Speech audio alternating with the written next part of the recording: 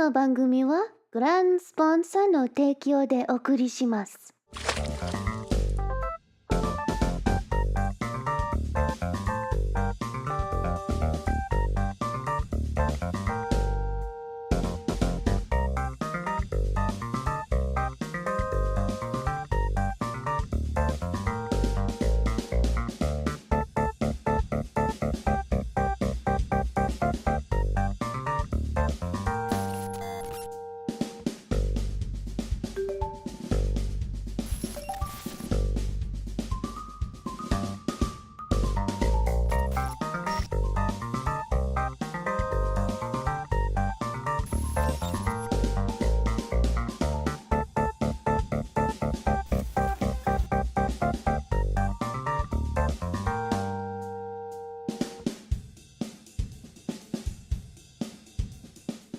この番組はグランスポンサーの提供でお送りします。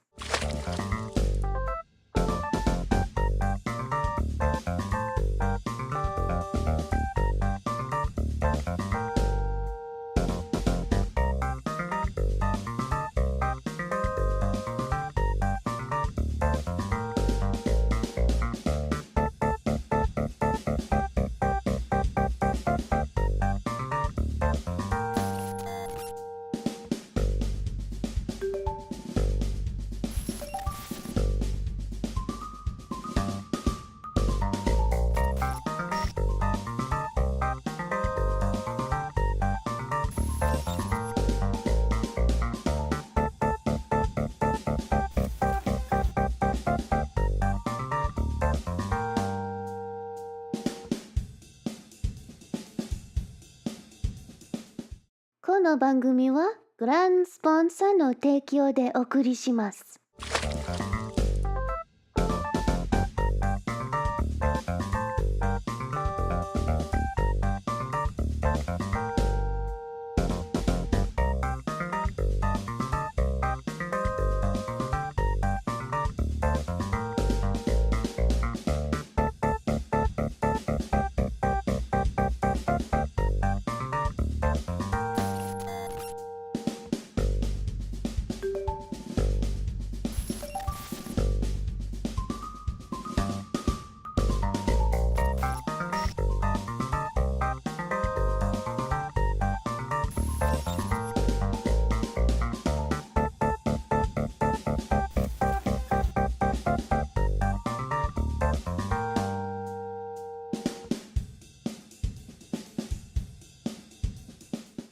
この番組はグランスポンサーの提供でお送りします。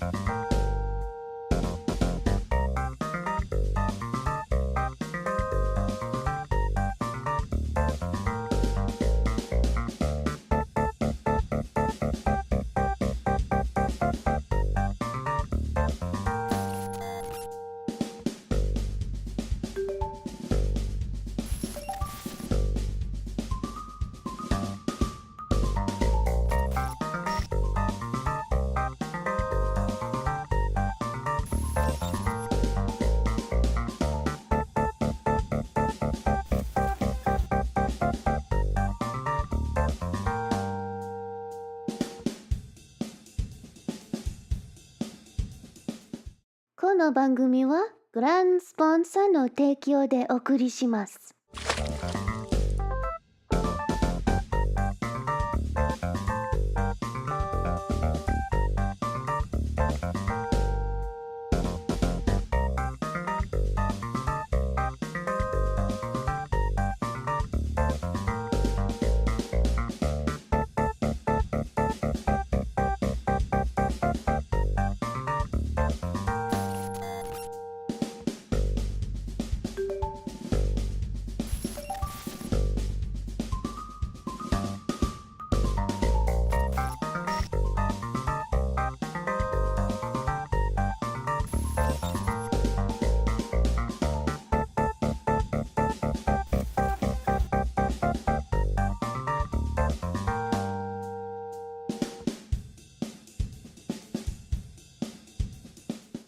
この番組はグランスポンサーの提供でお送りします。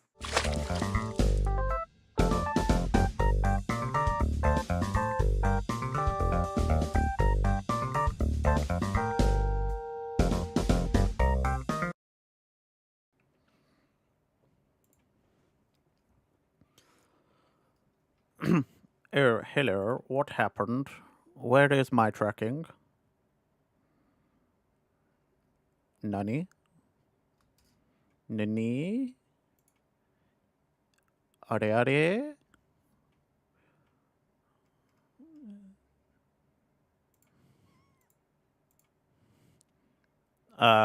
Seriously? Hello?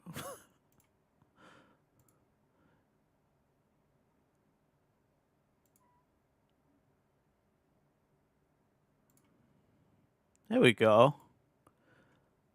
That was weird. That's never happened before. Uh, strange. Anyway. Oi, oi. How you doing? How you doing? Good to see you all. Welcome in, everybody. Excuse me, sorry. Drinking tea, you see, messes with my voice. I do it every time and I shouldn't, but whatever. Thanks, Mastermind. Welcome in, everybody. Good to see you all. We're back in that PowerWash ting. PowerWash Simulator 2. Good to see you, Ulysses. Thank you for the luck, EOS. Hey, Pitch. Hey, Mastermind. New level, man. I don't know if there's more than one level, though. So, I don't really know what to do for the rest of the stream if this does not last 4 hours. But you know how it goes, guys. It's today's just gonna be one of them vibe ones. I just want to play PowerWash because there's a new level that I haven't played yet. I will start the music soon. At least for those on Twitch. YouTube folks will have to just guess that I'm listening to music because I might just randomly burst out into song. But yeah. Miniature village. You guys can just barely see it because chat and whatnot. But yeah, I hope you're all doing well. I hope everybody's having a good day. I hope you had your lunches and breakfasts. Hang on a sec.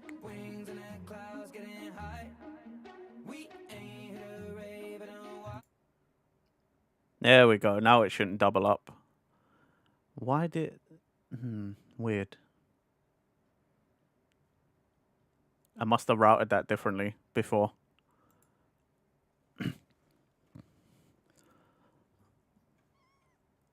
Let me make that a little bit quieter. All right. Once I get started, let me know about the volumes and stuff, okay?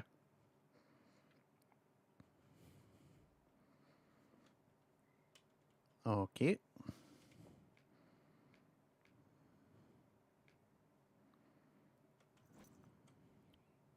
Okay, I got my tri-nozzle. That's good. That's good. Good.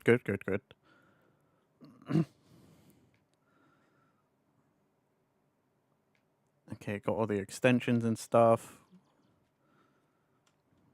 Let's have a look. Oh, cool. This is a miniature version of, like, almost everything we've done. Because there's the barn. Hey, yo, this is cool.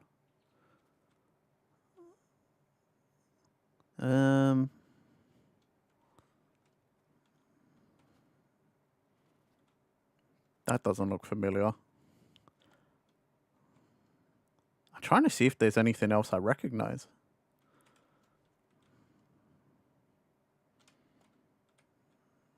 Toilet. Down there, probably. Oh, look, there's a little train going backwards. Whoa, this is cool.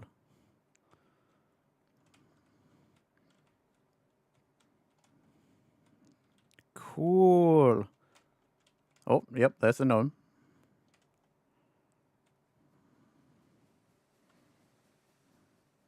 Wow. This is very cool. Okay. Right then, let's get started then, shall we? How you doing, Ulysses? How's the snow? I hope it's not too bad. I have to put it there for now.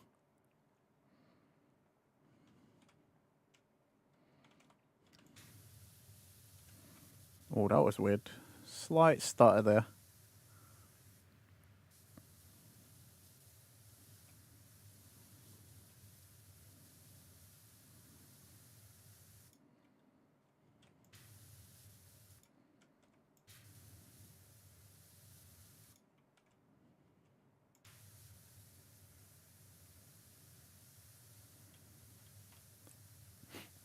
For those curious, we're listening to my personal playlist today, just because I feel like it. Feel like it's been a while, you know.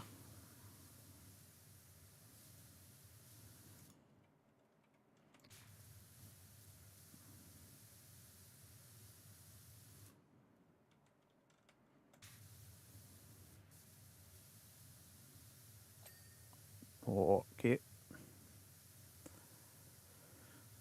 38-ish hours of no electricity, 3-ish feet of snow is pretty bad, but oh my god.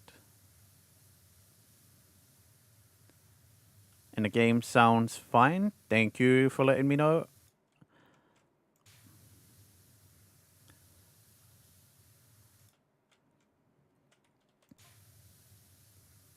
I thought something was up because I was like, I had noticed. I was like, didn't see Ulysses anywhere the last couple of days. Bruh, I don't know. I don't know that I could survive.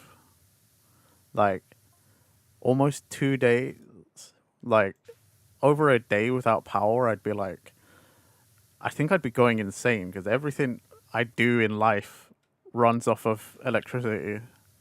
I don't think I have analog things to do.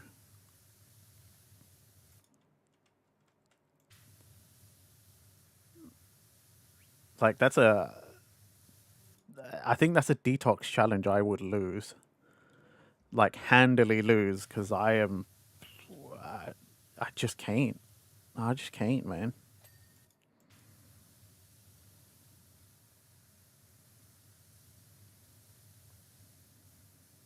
Hold my, hold my, hold my hand.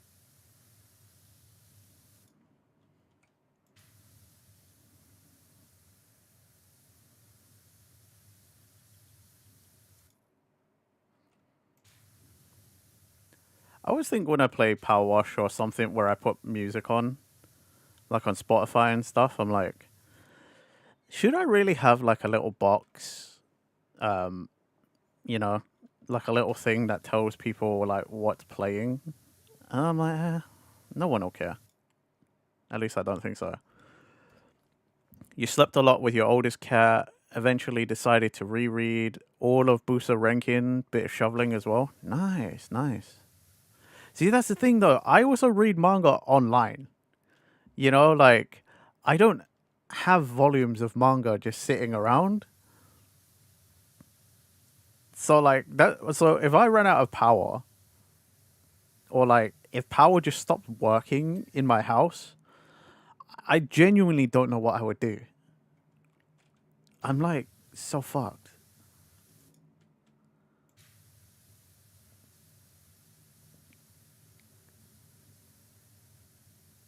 Yeah, like I literally am just like, ugh. I don't I don't know what I would do.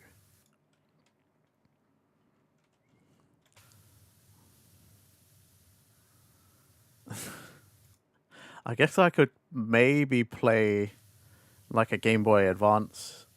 I still have my Game Boy Advance, like, or I got my Game Boy Color. I got stuff that runs off of AA batteries, I suppose, and we have some of those.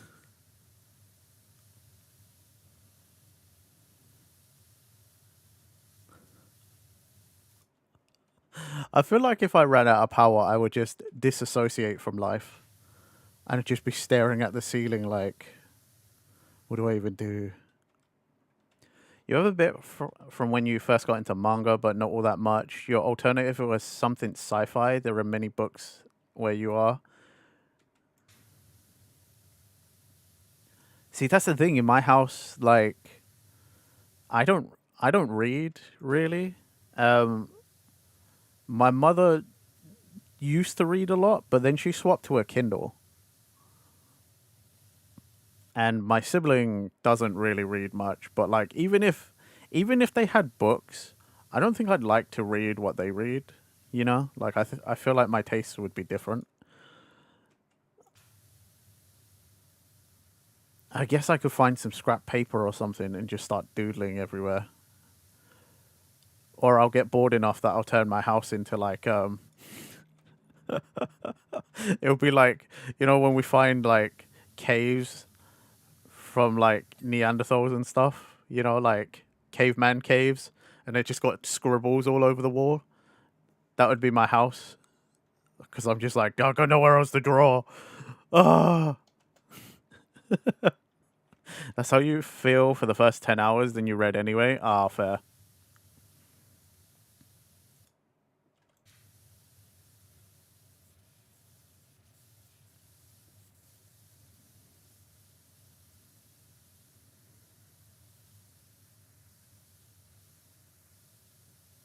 Yeah, I really don't know what I would do. We don't really have board games because my family aren't that kind of family either. I suppose me and my sibling could just play hours and hours of Uno until one of us decides to kill the other one.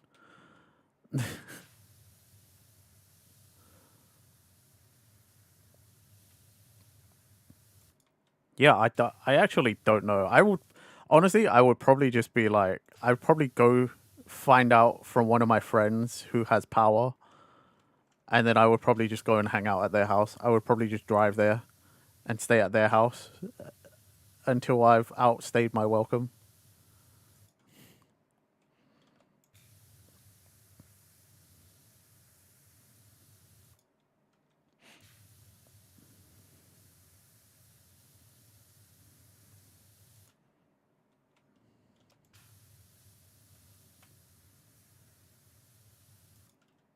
Yeah, I actually don't know what I would do. It requires there to be people with power and or the ability to travel. That's true. But the way, I'm hope in my imagination, the way this works is that just my part of the power grid is down in London. So I'm like, okay, cool. I could probably go and hang out at somebody else's house. Like I got fuel in the car. So, but, you know, there is also the realistic thought that like, what if the whole city just lost power? I'm like, well, then we're all fucked.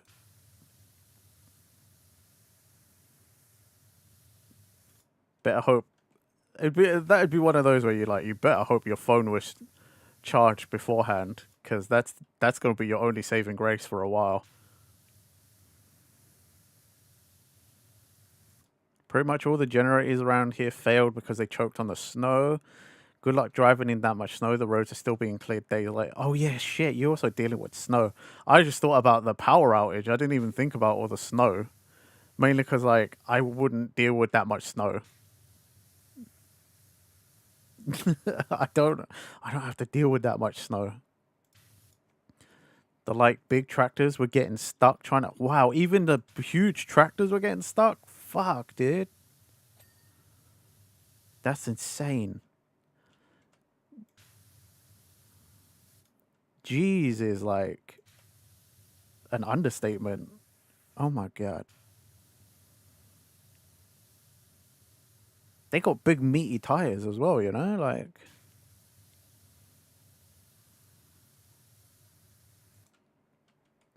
gotta get those Minnesota plows.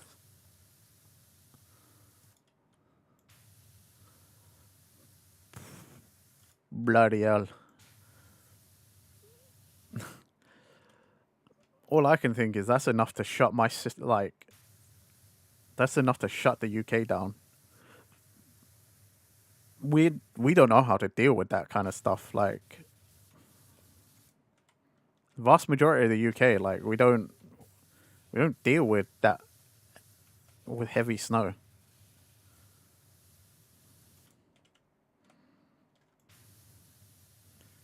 Dang, dude. Someone call Homer Simpson out. Mr. Plow and Barney. Mr. Plow and the Plow King. That's what we need.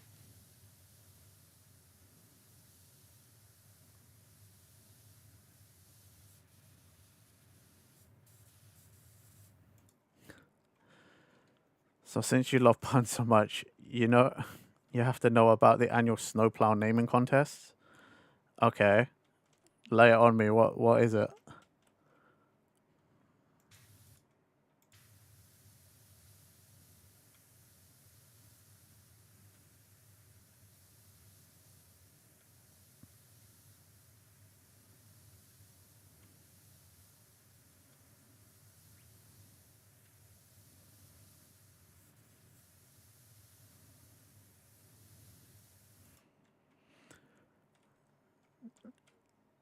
Minnesota is the big one you look up. Okay.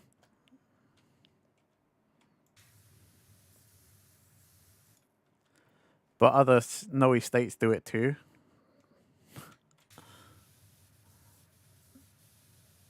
I mean, it makes sense, right? Like, if it snows a lot, you got to get rid of it. So like, it makes sense.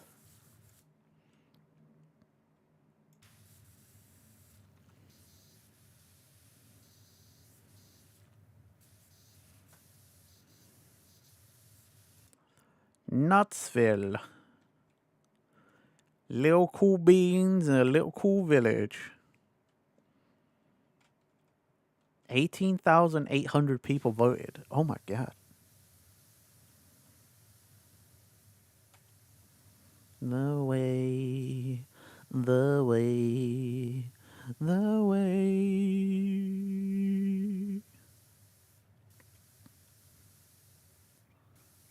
You're chasing cars. The way, the way, the way.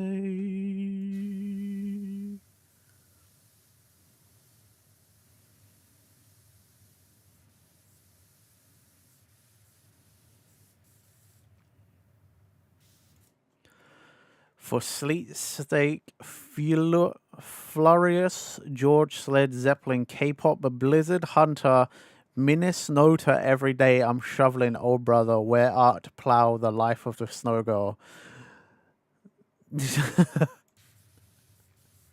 That did not separate the same way I thought it would either. Um,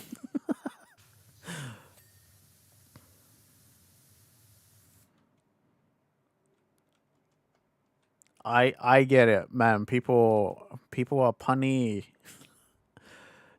Those were the winners for Sleet Sake, Florius George, Sled Zeppelin, K-pop Blizzard Hunter, Minnesota, every day I'm shoveling, oh brother, where art plow, and the life of a snow girl. Jesus.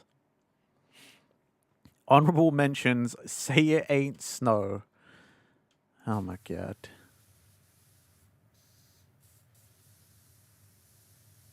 Also, speaking of K-pop Blizzard Hunter,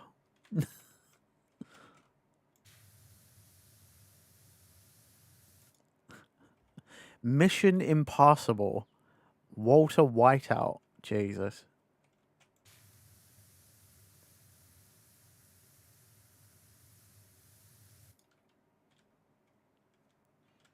AI Arctic Intelligence. Oh my god.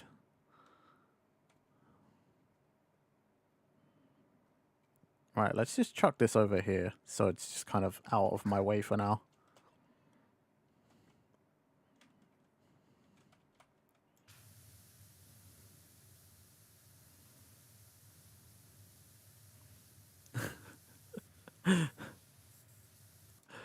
Thank you for your attention to this important matter. No, no, no, no. That was important. That was important. You know what?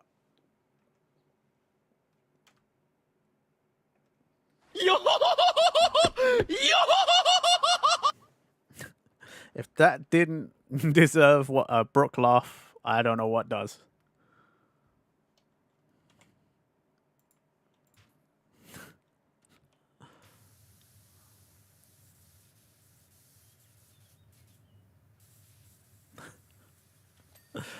You are welcome.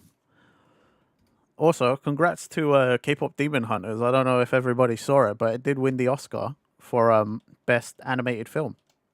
So that was cool.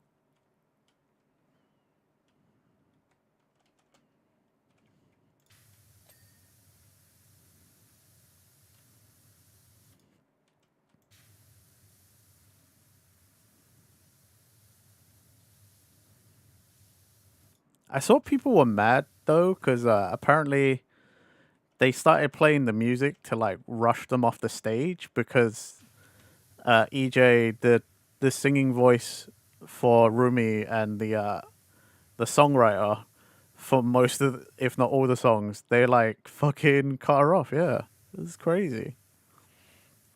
That's one you haven't watched and somehow seen almost nothing about. Re- really, Ulysses, you've seen nothing about K-pop Demon Hunters. That's wow. I mean, the next watch along's coming up next week. It's right pitch. That's what I'm saying. To me, that's a huge surprise because I'm like, wow, that was like, I feel like the internet exploded for that movie. Like, I feel like you couldn't have gone anywhere online without seeing it. It didn't matter what space you were in.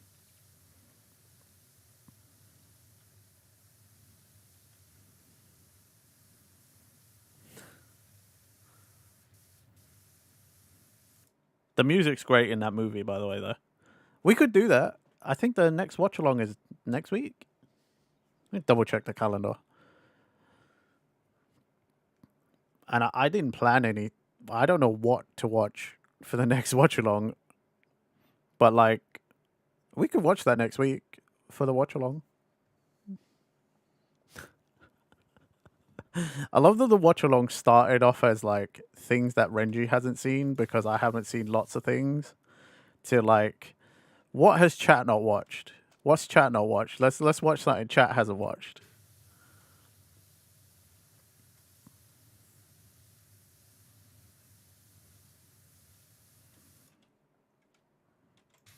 But yeah, I hadn't. I literally I haven't picked out what to watch next. So because we finished Arcane season 2, and then um we watched all of Delicious in Dungeon that's out. So yeah, like we could do a short one, watch a movie. It would literally be a really short one though, because it's like we'd be done with it like 2 hours.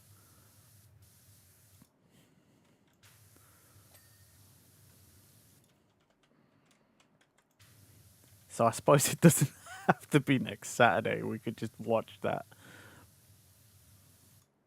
But yeah, I mean, I'd be down. It's not like I don't like the movie. It's a good movie. I like the movie. I've already watched it a few times myself. I think I've seen it. I think I've watched it at least 3 times myself. Because I watched it once with you, Fracture, once with my sibling, and once on my own.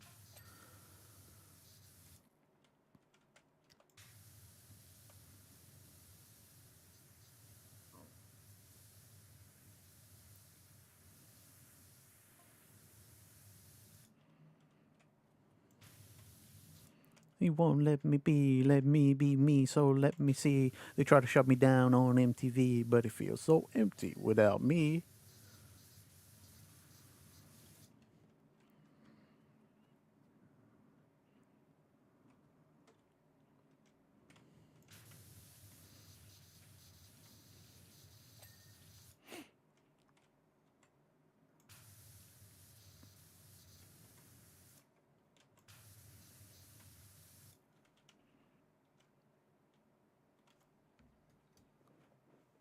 I'm looking at this and I'm thinking about if they did this in real life, this like lake. I watch a lot of stuff on YouTube and I'm like, oh, that's probably like a huge resin pour, right? And then I'm like, oh God, I can only imagine trying to watch someone pour that much resin. You get really cool results, but fucking resin pours are just. That shit is so unforgiving. It's really interesting to watch, but like, God, is resin like such an unforgiving thing. It's very temperamental.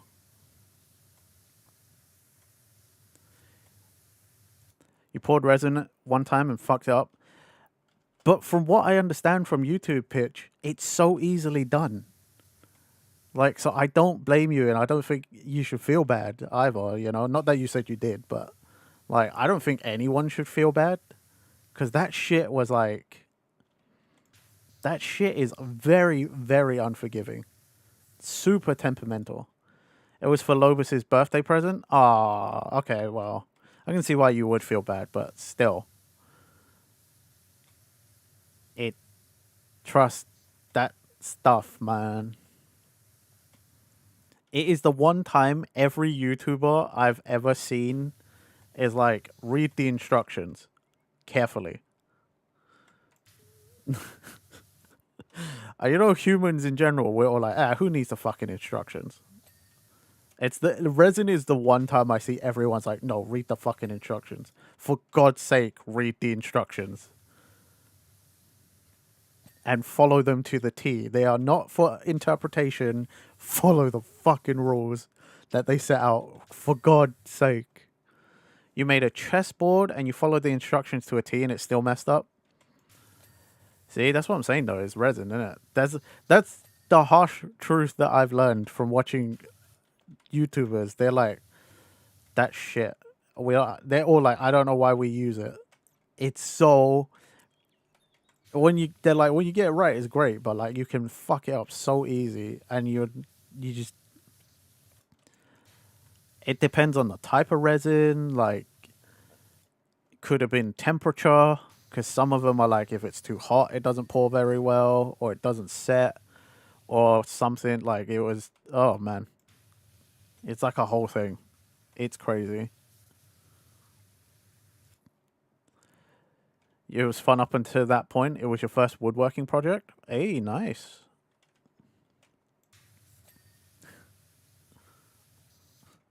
For people who haven't gathered yet, Pitch is quite a crafty person. Pitch does lots of crafts, and it's cool. And I am lucky to be a very happy recipient of one of those craft works. You know, I wake up and I look at that every day, and I'm so happy to see the Micmo. I'm genuinely like, I look at it, I'm like, God damn, that was so cool of Pitch to do that. I'm like, man. And the funny thing is, you know, we've only hung out like a couple of times. I've like heard myself and Pitch have probably heard of each other like for years on end. And it wasn't until like a couple years ago that we actually like met in person and hung out. And I'm like, I look at that, I'm like, good friend. That's a good friend.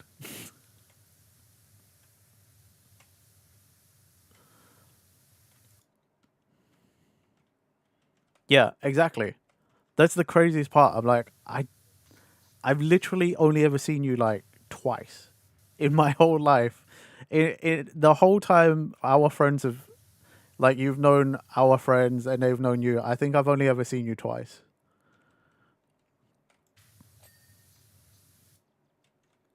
But, you know, I'm also not surprised because if you're friends with my friends, then that means you're good people. I trust their judgment, you know? It'd be a weird statement to make, to be honest. Wow, you've almost known Dan for a decade? Fuck, that's crazy.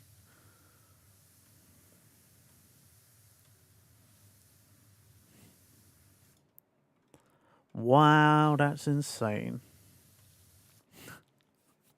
Well, actually, thinking about it, most of those boys I've known for like 2 decades now. Like, cause a lot of us we like went to school together.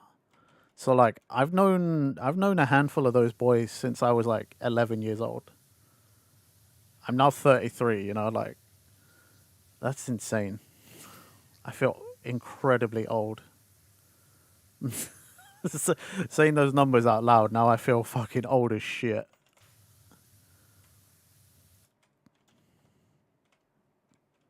That's crazy though.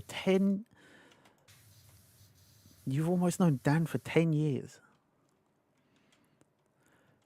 It's coming up 20 years with your best friend. That's awesome. Honestly, especially because like it's not that common, in everyday life that people have friends that long. I find like when I tell people, me and my best friends, like me and my brothers, we've known each other since we were like 11. Like I've known them since secondary school, like when we're still friends. Loads of people look at me like, whoa, you're still friends with them? That's crazy.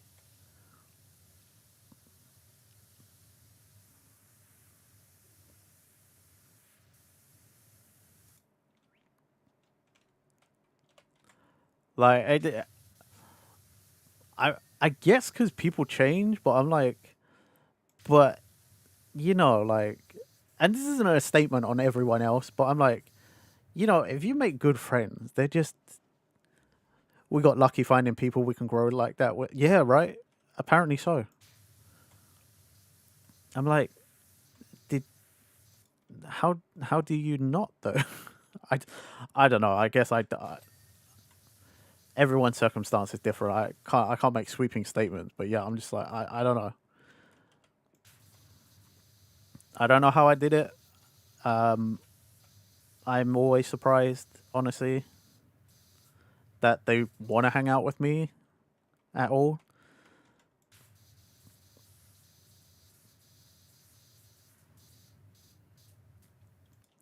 I mean, how long has it been since? I've almost known crab meat for 2 decades, to be fair. We met when we were like 16, 17. Like, that's almost 2 decades with knowing crab meat.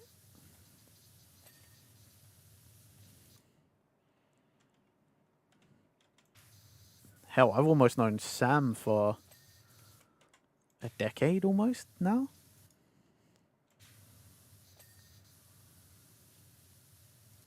Like, Mr. Wilder, when did I meet him? When was, I think it was whenever Battle of the Gods came out. So I was like mid 20s ish. I think I might have been like 24 ish. 24, 25. So yeah, like even that's coming up on a decade. Jesus.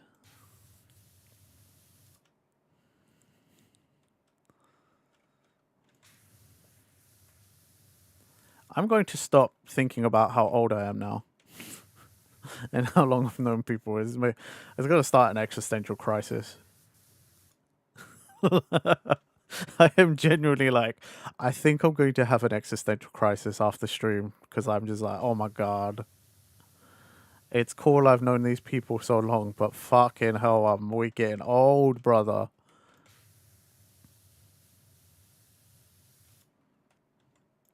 I mean, I know we're getting old because I know how old I am. I know how old they are. But it's just like, oh my god. Battle of the Gods came out in 2013. So 13 years ago. Oh god, that means I've known Mr. Wilder longer than a decade then.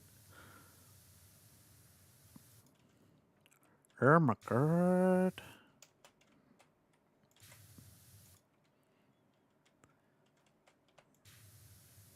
You met Crab Meat in only 2018. Wow, it feels like longer than that. That's crazy. Just went back in your photos and found it. That's so insane. It feels like so much longer than that. That's like January 20th, 2018.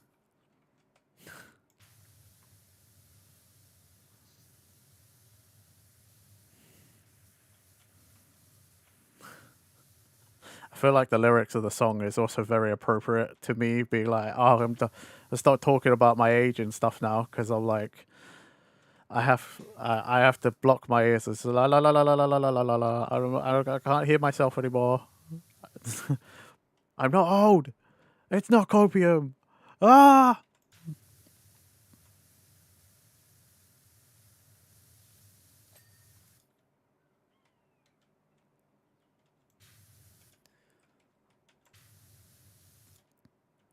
Wow, that's crazy.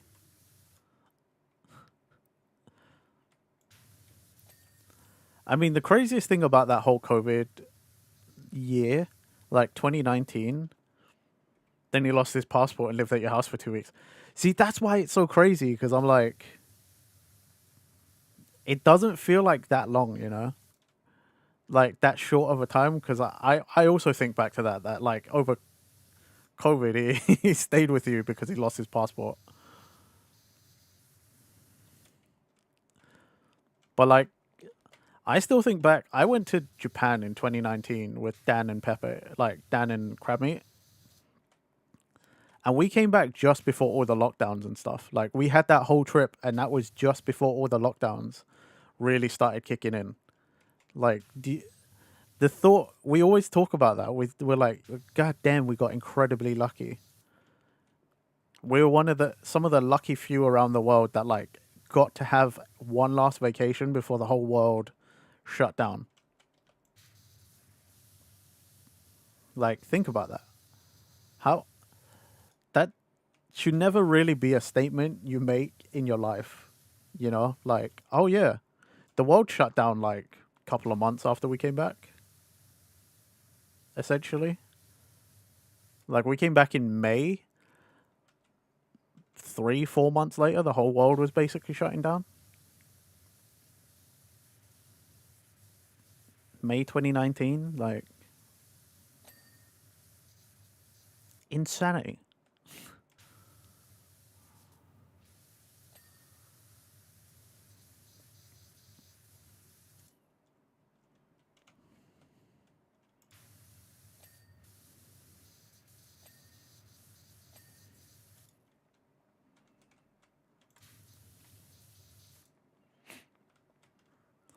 Also, guys, this is making me think back to my last Japan trip where I went to that miniature museum.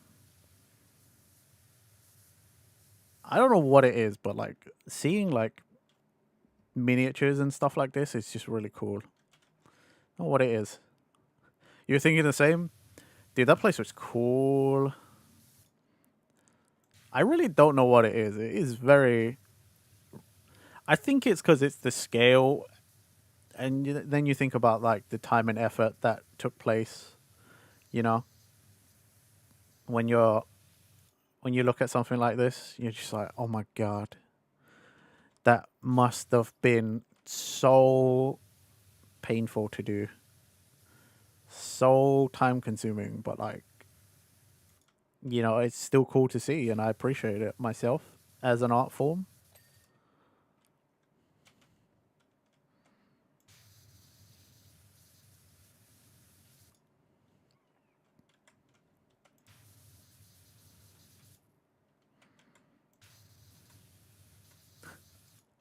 I'll tell you what, that's one thing I wish I would have. If power went out, I'd that's why I'd wish I'd have like fucking a huge Lego set or something, you know? Cuz that would drain the hours like crazy. Like I think obviously I was streaming it at the time, but like Bumblebee took 5 hours to put together. Hell, the just the Paul Walker Fast and Furious Skyline that took me what, 2 hours, 3 hours.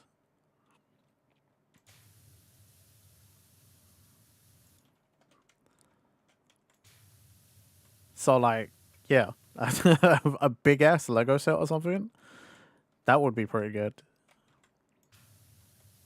I'm not one for puzzles, but I think there's some puzzles in the house left over from like an auntie or uncle or something.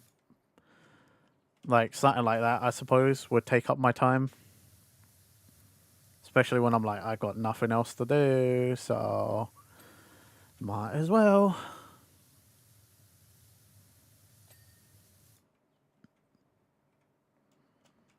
Because I can't even say like, oh yeah, I'll just do work. You know, like if I got nothing else to do. Because if there's no power, then PC doesn't work, which means anything to do with VTubing and work, I'm like, I can't do any of that.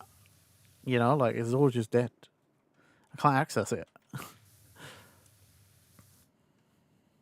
You went down a rabbit hole looking at old photos. So easily done. So easily done. I do that often too, honestly. It's nice, you know, the nostalgia of things. Sometimes you get teleported back to that time and place, and you're just like, oh man, good times, you know.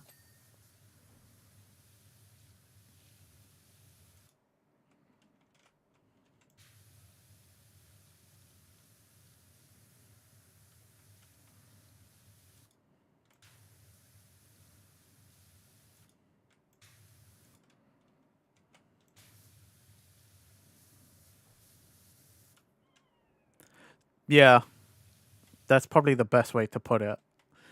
Looking at old photos, like memories, it is bittersweet because you're like, oh man, what a great time, and then you're like, fuck, sucks right now. Life sucks.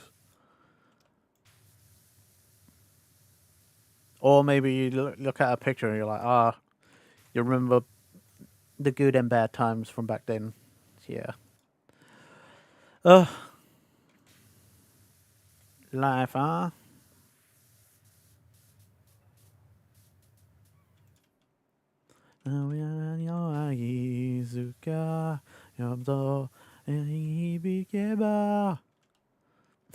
This song brings me back.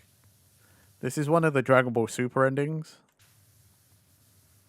I remember waiting ages for this song to come out because this band, it was part of the Dragon Ball Super ending, but this band hadn't released this album yet. I think this was their first like album as this band. So like I couldn't listen to this outside of watching Dragon Ball Super because it just wasn't anywhere.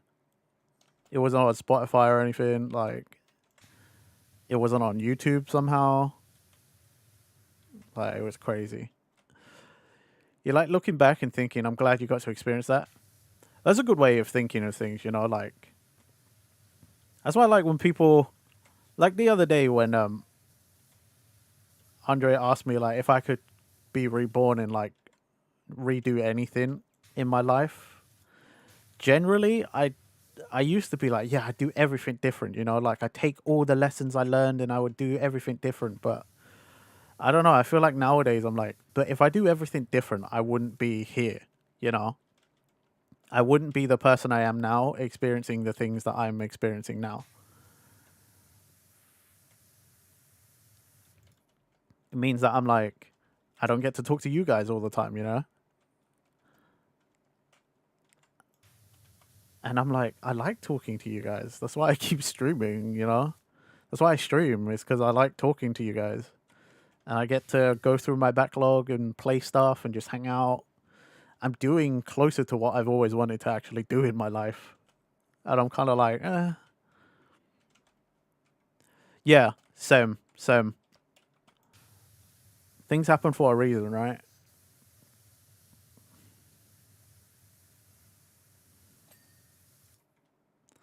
You will know the difference when I are so phony. Music cause they're lonely. Aren't you sick of the same thing? They say so and so is hugging, love it or they hate it, and it doesn't matter anyway, 'cause we're here tonight. That should set the tone. Just be limber, baby. Music should soothe your bones. Man, classic JT. Good stuff. You're a good girl, and that's what makes me trust you. Late at night, I'll talk to you. You will know the difference when I touch you.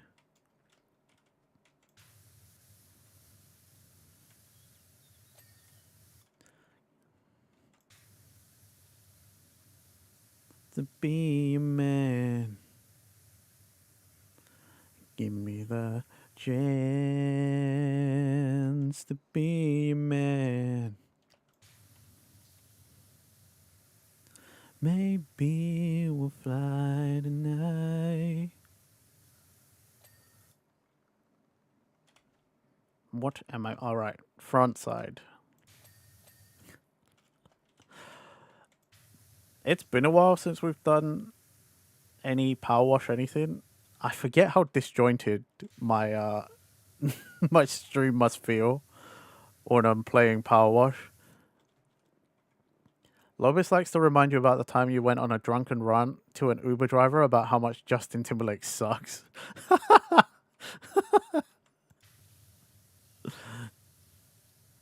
That sounds so on brand for you, Pitch. To just like, fuck that guy, you know? Like,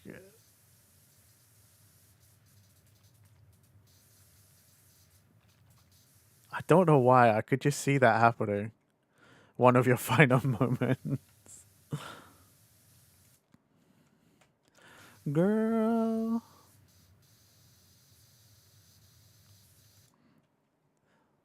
Like I do. Means just like I do. Hey.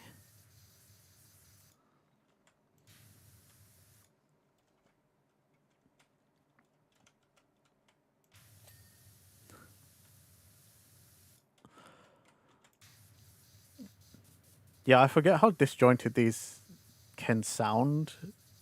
Like when I really pay attention to what I'm doing and saying, I'm like, one moment I'm talking to you guys, I'm compiling a thought, I'm going through what's in my mind, I'm trying to speak, and then all of a sudden I'm just like, hey yo, this song though, this part of the song, and then I burst out into song and forget everything that was happening before.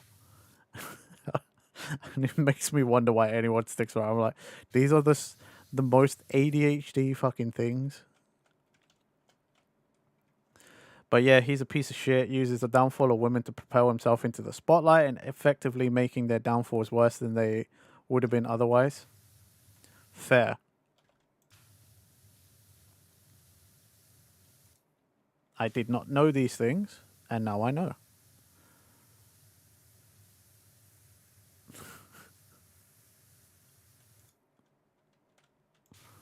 Dang. Like when him and Britney Spears broke up, he was bashing her to every tabloid that would give him the time of day. Yeah, okay, that sucks. Bruh.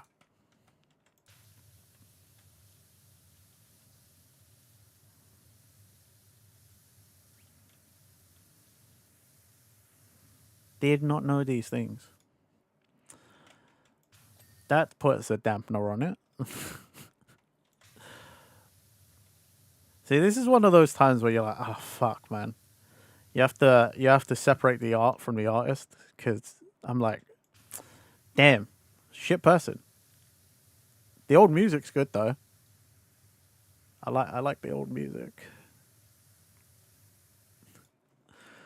The whole Super Bowl incident with Janet Jackson, he didn't defend her even once. Just let people bash her for something that was in no way her fault.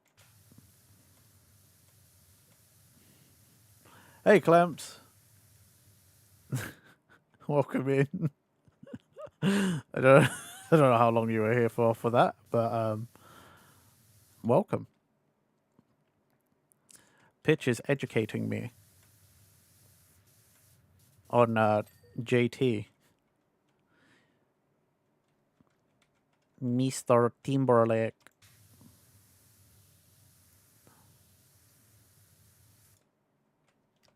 It's alright, anyway, he's washed up now. See, you seen clips of him nowadays? Like, dude's washed up as fuck. I think it was a couple of years ago I watched a clip someone recorded of him at a concert, and they were just like, what is Bra even doing?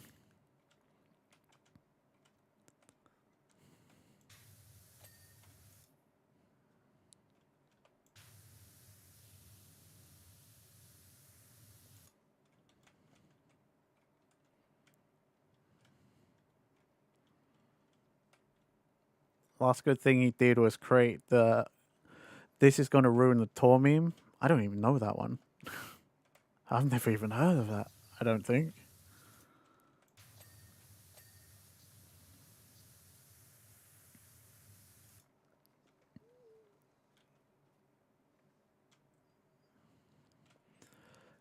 You always avoid knowing anything about people's whose music you enjoyed.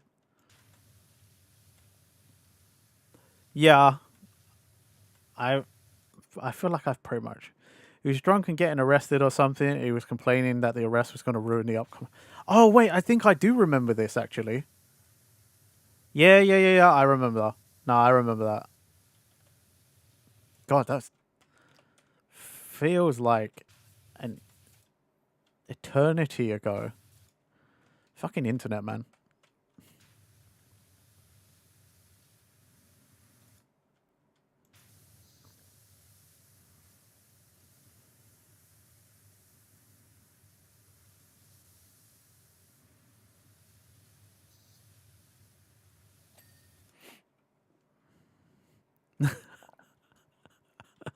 Good luck with your meeting.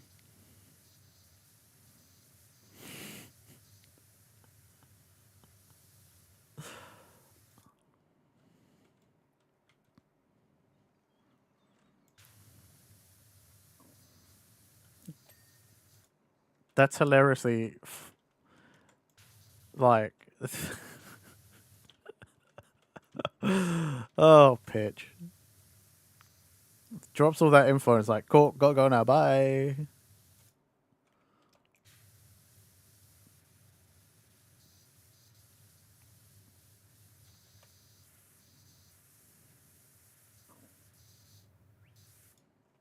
So what is this amazing trident unit you got? You feel like you can't go back to your BS pressure washer after seeing this? This is what happens when you play this game too much. This is the Pro Vista Pro triple nozzle. This is what got me through most of the first game. Well, actually, not really, because you don't get into like pretty much the end of the first game. You can, if you save enough in the second game, you can get this like about halfway through the base game. But I love the tri nozzle. Yeah, tri nozzle is much easier. I believe in the first game you don't get the tri nozzle until you've cleaned the statue out in the desert, I believe, which is like what I think that's like 4 or 5 levels from the end of the game, give or take.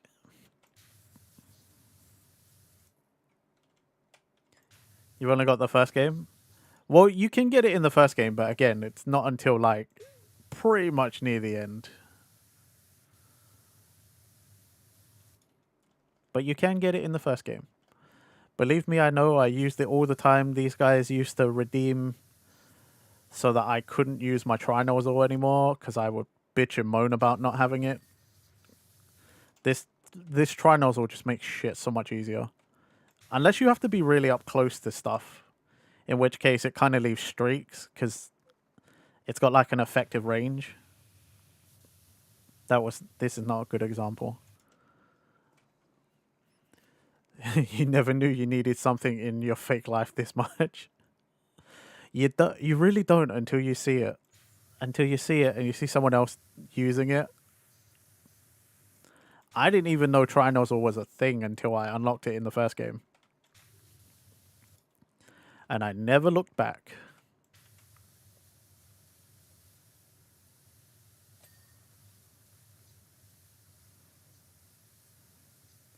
And then we'll take it slow.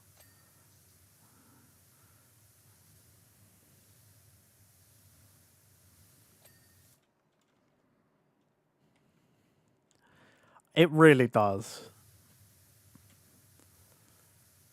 The Tri-Nozzle, you don't need to use soap because it's strong enough.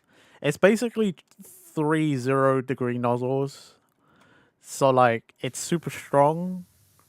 You don't have to worry about pretty much any stain at all, rust, any of that they try and throw at you to make you have to do things. Like, I need it. I honestly, like, even in this game where they make the soap free and it's so much easier to do things. Once I got Tri-Nozzle, I stopped using. I pretty much just gave up on using soap and stuff because I was just like, what do I even? Why do I even care? I have the ultimate in PowerWash power.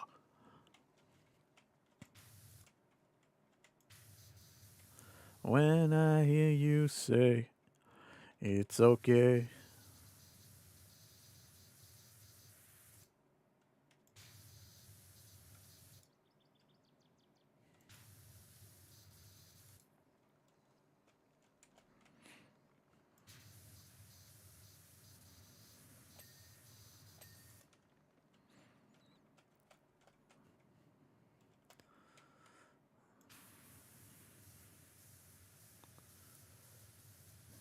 Do do do do do.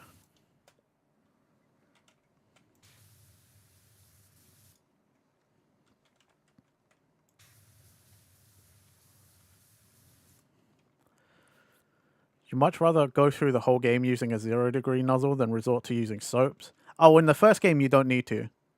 You can either use a 0-degree nozzle or whatever power washer you're on, just hover over the thing for like a little bit. Like, depends on the power of your power washer, whatever grade one you have.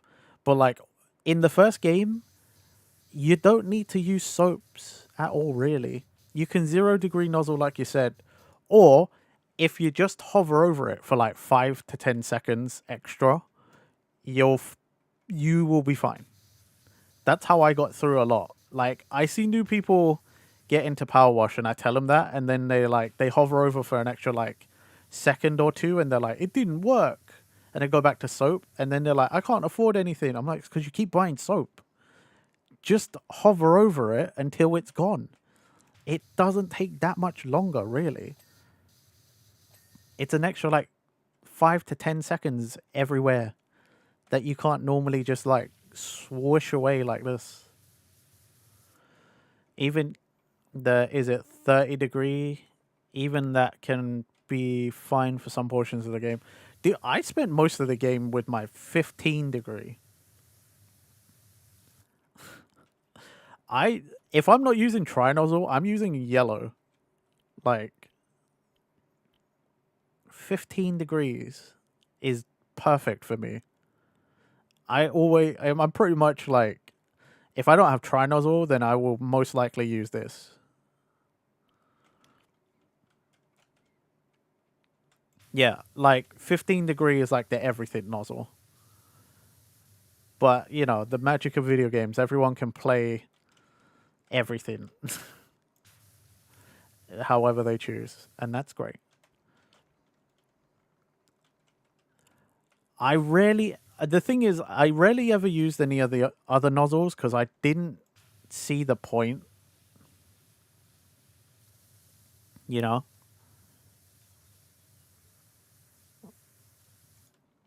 where where it was like, the 15 will do everything. I just have to take a little more time, a little more care. But I was like, the whole point of me playing Power Wash is because I'm just trying to watch the hours drain away whilst I clean. Like, so taking a bit of extra time because I've chosen to only use like a 15 degree, I'm like, it's not a problem to me. Cause then I know you still feel something for me.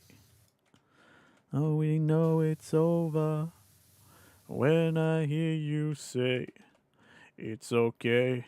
Hey, it's okay.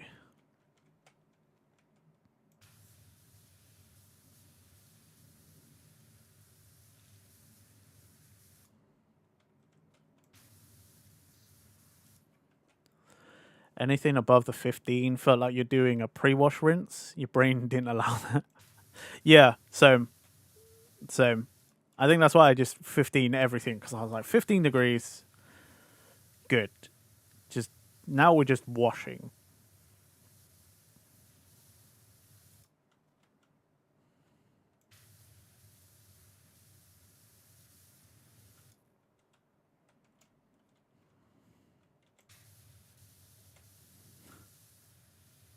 I think the other thing I always see that like new players to Power Wash don't realize is Power Wash Simulator is much more of a platforming parkour game than you would ever realize.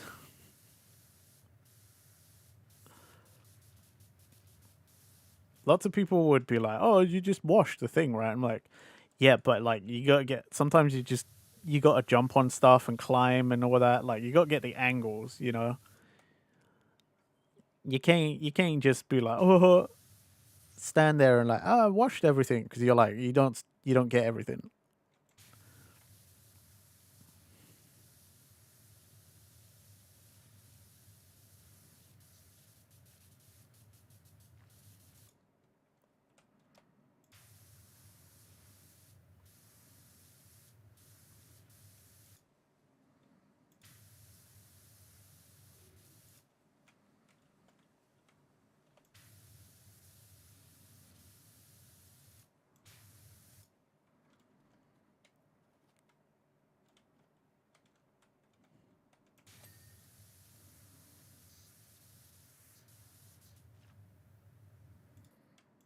If I'm walking on solid ground, 'cause everything around me crumbling down. And all I want is for someone to help me.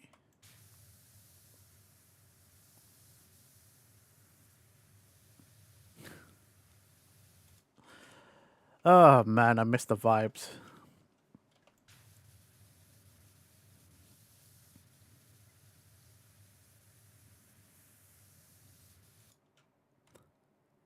So many people know me because of this game. This is what people associate my channel with, and I feel like I haven't played Power Wash on my channel in forever. Since I finished the game pretty much. Like the base game of 2. It's been a long time. Can't wait. What is it? I think it's like April 3rd or something. So in a few weeks, 2.5, 3 weeks, we'll have the Adventure Time DLC. We'll get more Power Wash.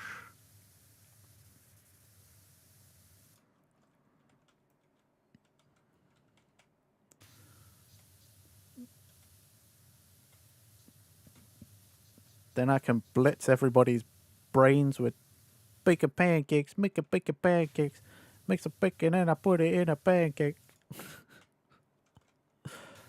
Just have that on repeat until we all lose our minds. It's like that time I killed all your brain cells with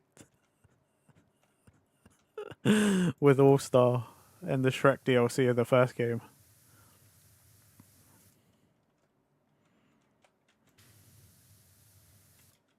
April 9th even? Okay. Close enough.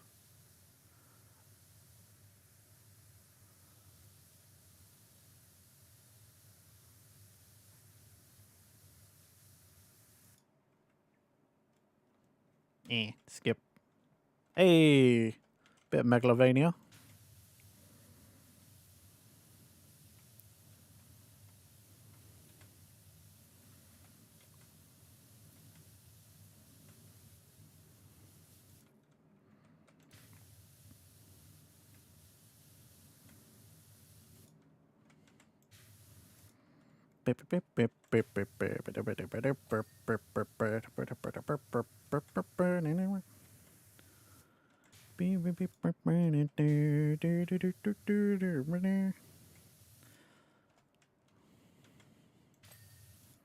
Oh, hey, look. It's a little easel.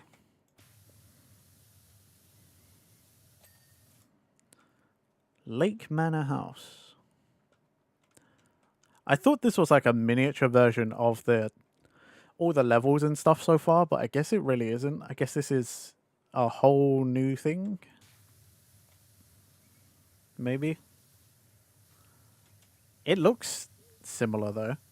Some things. We haven't washed a lake manor as far as I know. I don't remember doing that, but I can't. I only remember certain levels. I remember there was a church. Interior. There was the barn. There was a campsite. There was that ridiculous limo.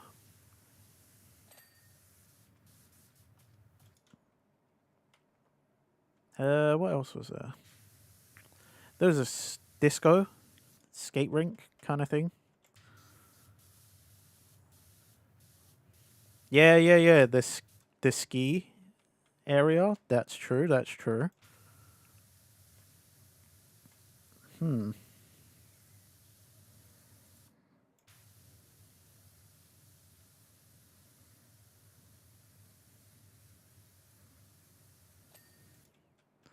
I mean, there was also like the standard like moving truck because it was related to my business.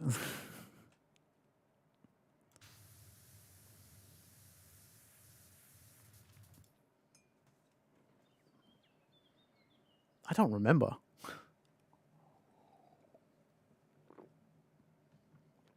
It's not like I couldn't also just do this and then go look through all the levels. Yeah, there was a toilet, the campsite, an Art Deco house. Right. That's cheating. Well, I finished the game before. The dog car, the billboard, the tea house, and the shooting gallery. Yeah, the road sweeper, gas station, bandstand, mobility scooter, the Nouveau house. That, oh my god, how did I forget the airship? Felt like that was huge. Never forget the barn. The barn was gigantic. That felt like that took forever. Cement mixer. Yup. Stone circle. Rock climbing park. Yep, the roller disco. Tractor. Temple interior. The car and trailer. Oh, I forgot about the theater. And the motel. Oh, mini roller coaster, yeah. Oh, and the solar cylinder. I remember this one. Streetcar. This was big. This was also big. The fun house, yeah. The theater has. Oh yeah, there it is. Ski center, yeah. The limo, the shopping mall. I forgot about that, and the futuristic bike, the 18-wheeler, theater set, the floats. Yeah. And then Mount Rushless. Dang, there was a lot of levels in the base game. To be fair, this is the second game, so there better be a lot of levels in the base game. Like, I don't want to make sweeping statements and stuff, but like, y'all already basically made this, so like, you know what makes a good level and stuff, so you better fucking have a got. If you've got the goal to be like, hey, we're gonna stop supporting the first one, we're releasing a second one, you better have the fucking levels.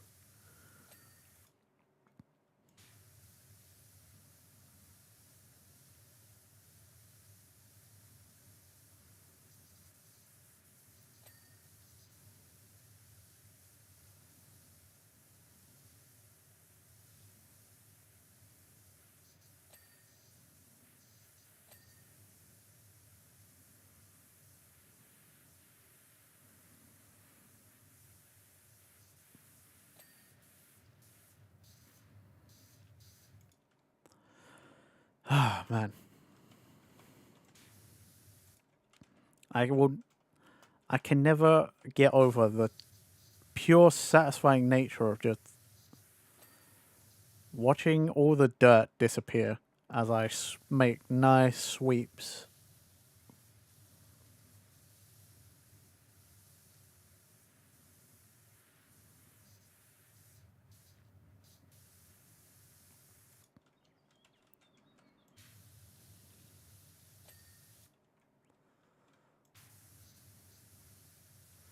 Like, I didn't need to watch those like clips on fucking like Facebook and shit anymore. You know, the oddly satisfying whatever. I'm like, I could just play this game now, do it myself. Got a whole game for that shit.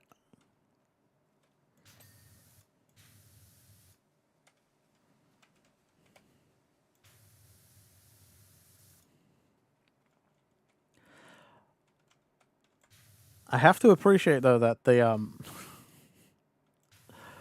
this miniature is so much easier to clean than I don't remember.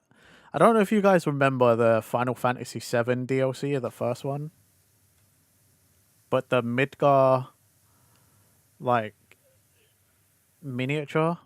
Oh my god, it was cool to see, but fuck me, did that have so many nooks and crannies for you to have to wash? We got DK punch and smash therapy, pressure washer therapy. Who needs anything else?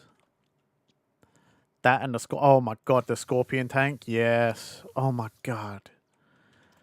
So much of that DLC was just like cool to see, but like so many small areas. Or like Seventh Heaven behind the bar, like you know, there's those like shelves and stuff where you couldn't really get the angle to get like behind the TV, down the side of like the fridge because there's a barrel there as well, and you're just like, oh my god. Where you want to get like 100%, but you can't because you're now like trying to like sequence break so that you can fucking see this tiny patch of dirt that equates to that 1% you've been looking for.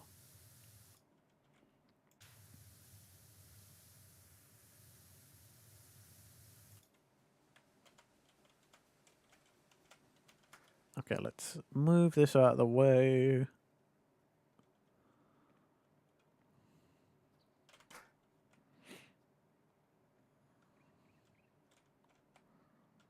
Okay, that was just a shadow.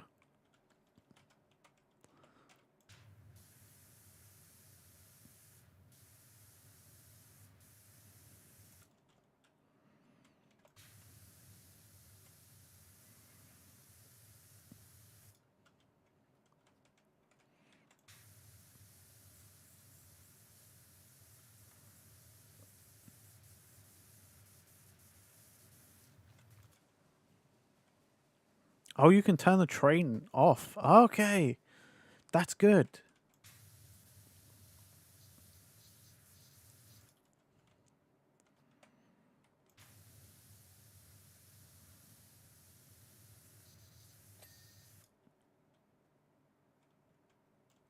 I was thinking about this the other day. I was like, what? Because we talked about it so many times when I was playing PowerWash 1 DLC, like all the things you would like to see, or the franchises you love to have a PowerWash DLC. I'm like, what if we like designed our own?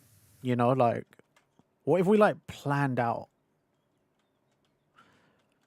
Forbidden for turning off the train, you got to clean it whilst it's running. Oh, okay. Okay, Clamps, I see you. Well, in light of that challenge, I will try to do that in that 5 minutes that I have then. It's not really the train I'm worried about, to be fair. It's the tracks that it would cover.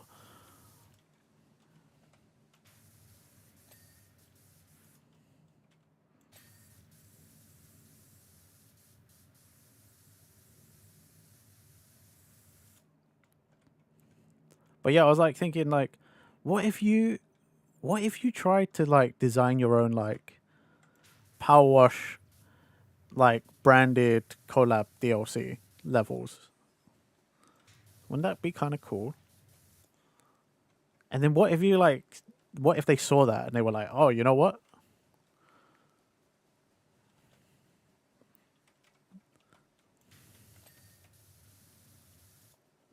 Sorry, I'm totally not jealous of that eye that try nozzle and taking it out on you, not at all. It's okay. I appreciate you've tried to do a different challenge. I, you know, you want me to clean the train whilst it moves. God knows Ulysses is just straight up. I'm pretty sure Ulysses and other people have just straight up been like, no try nozzle. They just forbidden me from try nozzle. The train pushes me.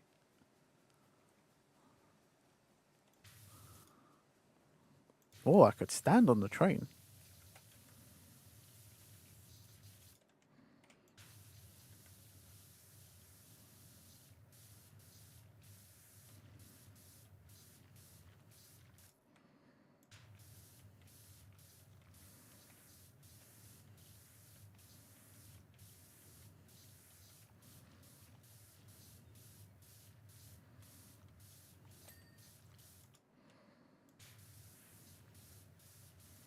No.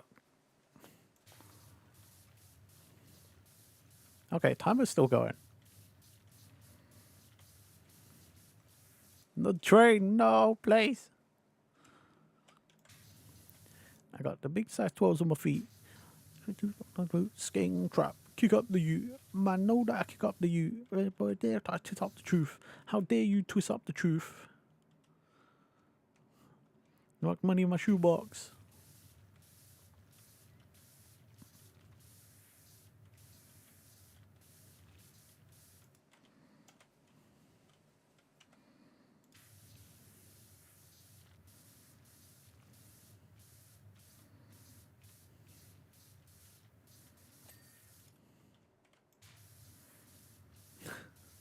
Ugh.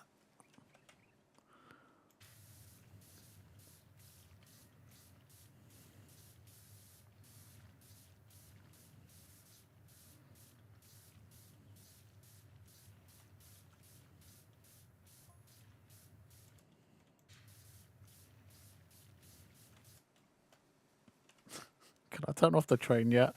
I want to leave it at the front. I want to leave it back there.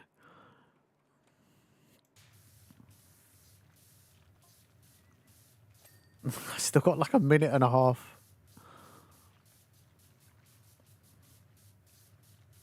I mean, like, I've almost cleaned the top. Ugh. It's not like the most inconvenient thing, but like, it's always like, feels like such a rude surprise every time the train sneaks up behind me.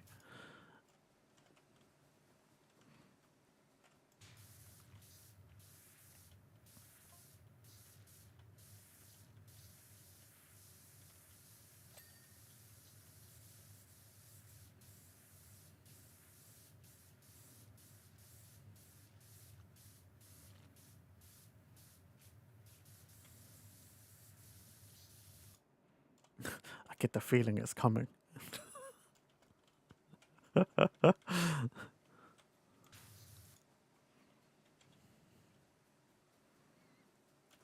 Dude, you saying the train, like the deliveries must continue, reminds me of like I don't know if you guys remember, you know, in the 90s they used to have those like battery battery operated toys that were like those like perpetual motion kind of machines, you know, like it'd have like marbles on tracks and stuff, and then like it would dump it in. It'd all be perfectly timed so like that it would dump the things into like the little train or the truck or whatever it is, and then the train would pick it up and then bring it to the end of the track and then do it all over again. Over here in the UK, you used to see them all the time in like these weird like gadget stores that sold you all sorts of random crap, for lack of a better term.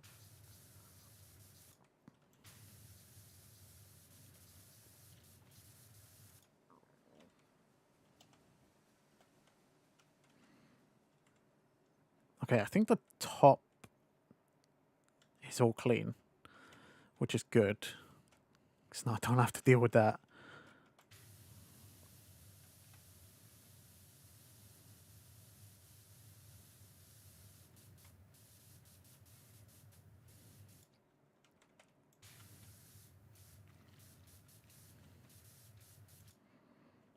Like going back to that toy, that the reason it reminded me of that is because when I was little, one of my neighbors had Thomas the Tank Engine, and like Thomas and friends would like, I think it was Thomas and Percy would like deliver marbles on this track, and it just kept going and going, and like, you know, as a little kid, you're just like, yo, wow, it works! Oh my god,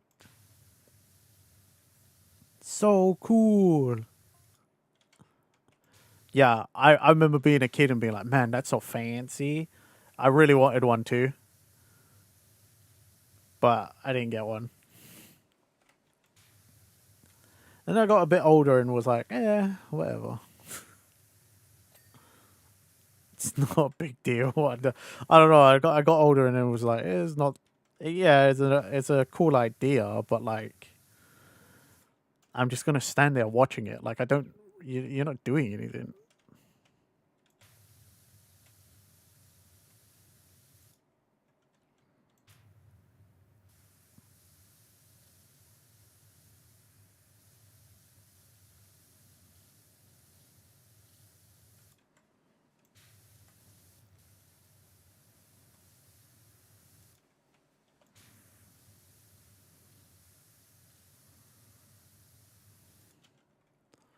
There was one I used to see all the time in those gadget stores as a kid. It was like penguins on a mountain, and they would go down the track, and then there was like a lift, you know, like a step lift elevator, and they would get put to the top of the mountain again, and then they would scale back down. I think there was a similar concept, and it was kind of like a marble run machine. They're there to make kids want them, so that they can nag the parents to death to buy it for them. Now you're an adult and you don't want to pay for any of that crap. That's so true. That's so true, Clamps. It's my money now, and I'm like, yeah, that's just tat.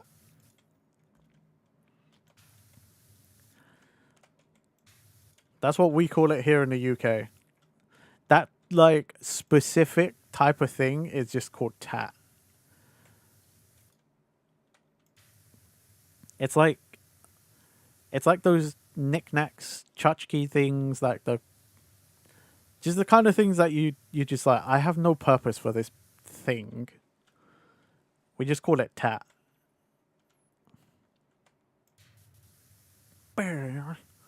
Oh man, Guitar Hero 3, good times.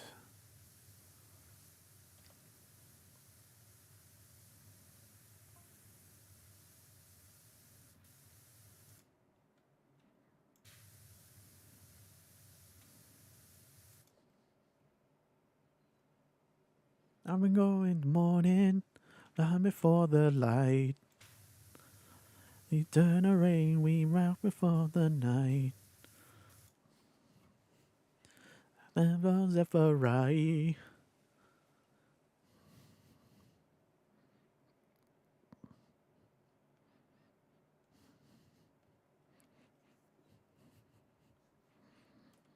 Then wasted on the shore. Okay, I have to turn this up just a smidge. It's too good a song not to. Flying, we're free, we're three before the thunderstorm. Hey, Gremlin.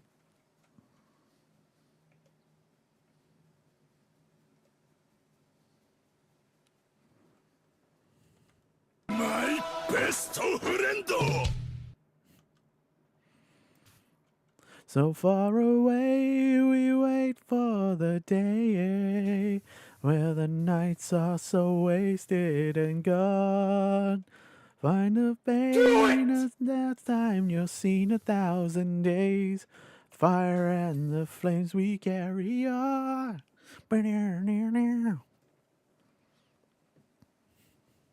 Thank you for the hydrate and stretch, Mastermind.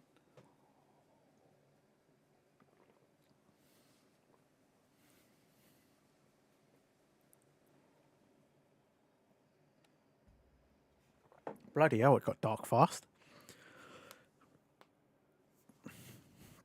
I'll turn the light on after the song. How you doing, Gremlin? The mid-morning night and the standing in my heart. Make me on the stars. The face of my life, with destiny is time to go. Work, rip. Don't know why you specifically being here reminded you, but you had a dream last night with me and you, Fracture. We all worked in the back at a restaurant. I don't think me and Gremlin could work anywhere together, like IRL physically. I don't think we get any work done. Feel the pain the last time you've seen 1,000 days. Through the fire and the flames we carry on. I feel like Ulysses would probably be the one covering me whilst I go to annoy Gremlin. Or same, I've already worked in a restaurant before, hated it.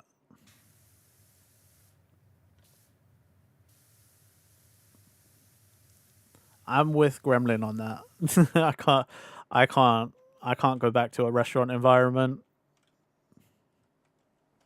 Felt pretty accurate to the dream.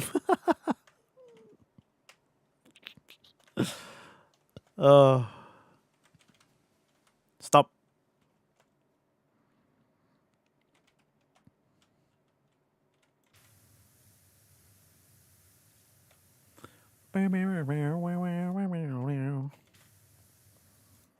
Oh man, I really want to play Guitar Hero right now.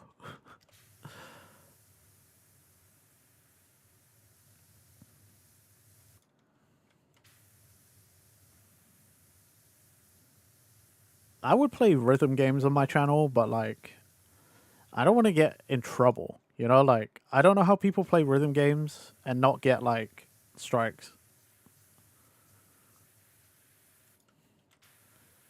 Like, surely that's just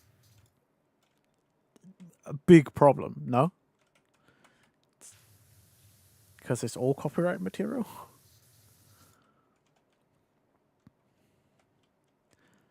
You think they unarchive the streams? Okay. No clips, no VODs. Depends on the game. I suppose it does depend on the game. But like, you know, when it's just like, I don't. It's a risk I'm not willing to take.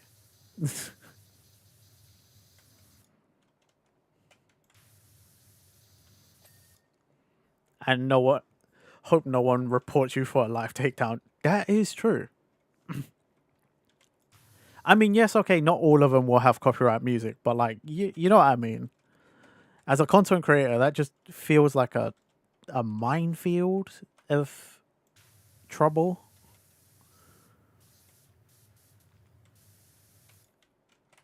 I'm not saying I'm good at rhythm games, but like sometimes you just want to play a rhythm game, you know? Like sometimes I just want to play a bit of Taiko no Tatsujin or something. Or I want to bust out an old console and try and play Guitar Hero.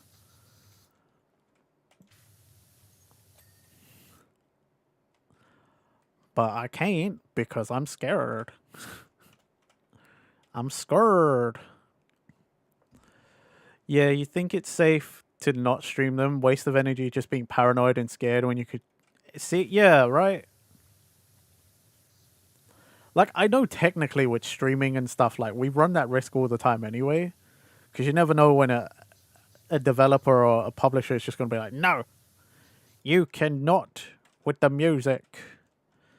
The music in this game is always going to get copyright, like Star Wars.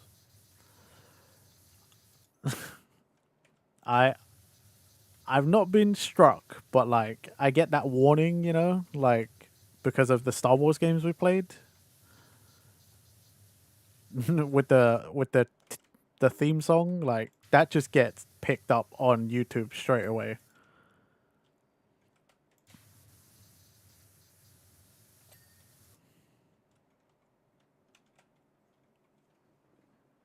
All right, I'll be back. I gotta turn on the light.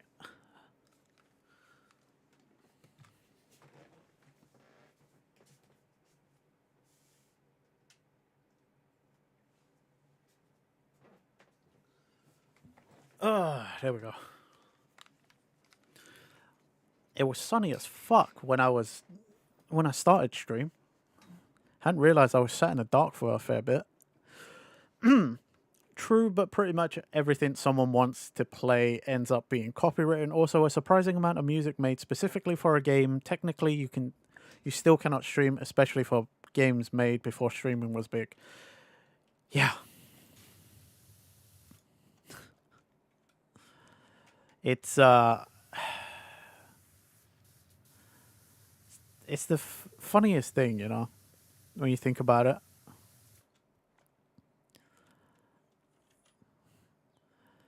Like, I just want to play video games online, you know? Like, I just want to stream. I want to play video games and I just want to hang out and have some fun. I'm not intentionally or maliciously trying to fucking steal somebody else's work or anything. Like, I'm just trying to have some fun. And it's like, yeah, but now by wanting to have fun in this specific way, I need to now fucking sift through the world's copyright laws and make myself a fucking armchair expert on fucking copyright law. And I'm like, I don't want to do that. You feel that way about karaoke streams? Yeah, same. That's why I don't really do them. It's not that I don't want to just sit here and like belt out a bunch of songs just cause, but I'm like, I don't know. I feel like if karaoke isn't the focus, I'm less likely to get in trouble. Like, which is why I often will do stuff like this, you know? Like, I feel like, oh, if I'm playing PowerWash, but I happen to be listening to music and I happen to sing along to the song, well, it's still in a gray area, but I'm like, I'm not specifically doing karaoke though. You know, like I just happen to break out into song. Call it a cover. It only works to a certain degree. You saw someone get struck just for their voice, no music. Dang.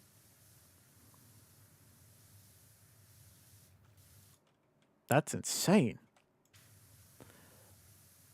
They must have been fairly accurate then. Like, if you can just get picked up from just your voice. It's a very strange backhanded compliment, it feels like. You know what I mean? Like, oh, you were too good at singing that song, so you got copyright. You got copyright. She sounded like Shakira. Oh, okay. I mean, again, it is a weird kind of compliment. Depends on how you look at it.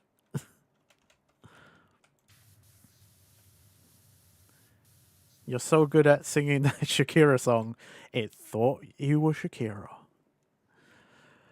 Renji's gonna make his own streaming service with blackjack and hookers. You know what? Forget the streaming service.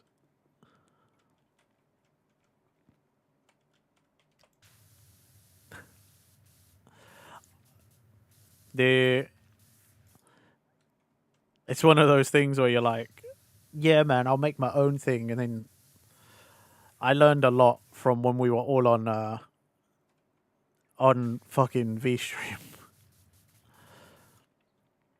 VStream was very transparent about things that were going on, and like they just didn't have the money for it. But granted, we didn't have a way to make money for them on VStream. Wild chat to come back to.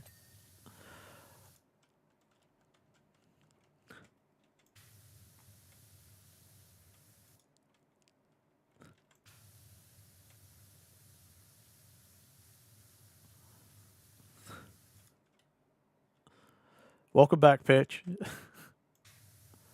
But yeah, like, I learned a lot. And I watch a lot of stuff. Yeah. I think everyone gets the Futurama reference. I'd hope everyone does.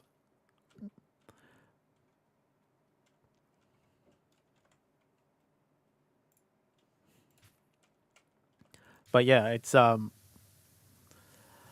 streaming websites kind of like streaming services, live streaming services like this kind of don't make any business sense. They are expensive to run. And like you can't really, it's hard to try and make money with this. Like even as a business.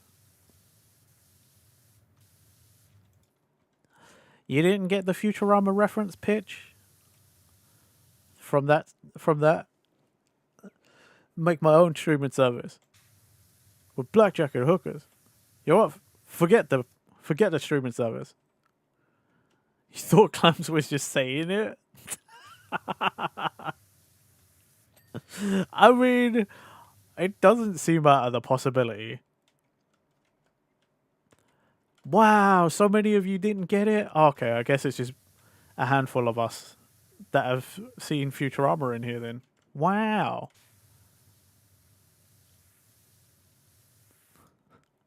Don't worry, Clams, I got it. I remember that episode with Bender.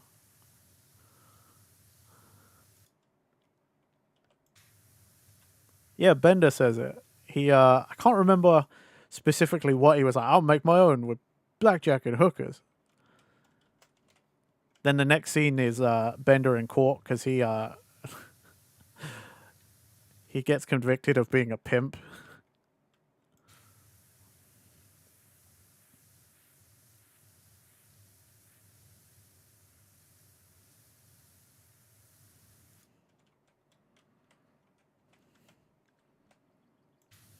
I want to say it was like Casino or something, maybe.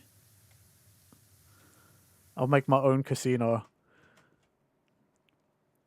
To be honest, you thought it was just a saying. You didn't specifically know it was from Futurama. That being said, you have seen that episode. Yeah, it's Futurama.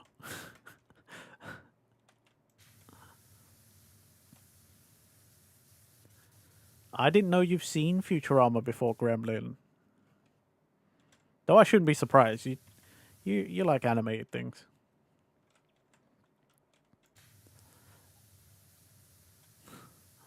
I mean, I watched Futurama when I was younger because I was like, oh, the guy who made The Simpsons made this show. Also because my cousins watched it. My older cousins watched it, so I ended up watching them with I watched it with them. That's the only way I could watch it. My parents didn't really want me watching it. Oh, Seymour. Yeah. That was quite an episode, to be fair.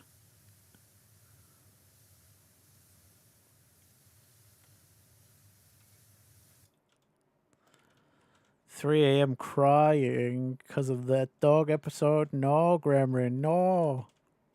I mean, it's too late for that now, but you know.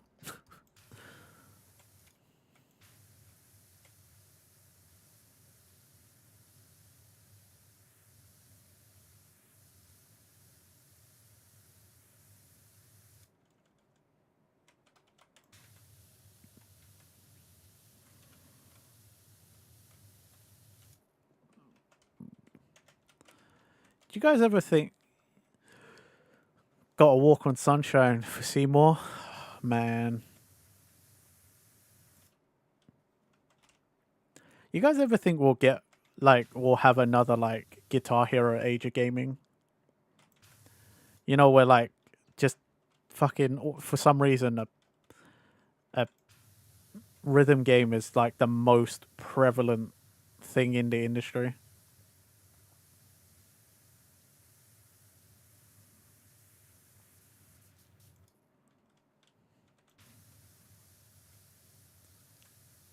It was an interesting time in gaming. People go physical media again for sure. I kind of want it. I kind of want that time back, you know, like the Guitar Hero Rock Band era of gaming. We could have, but VR's expensive. True, true. I'll have to live vicariously through my friend Ulysses, who has Beat Saber and VR, and I have neither of those things.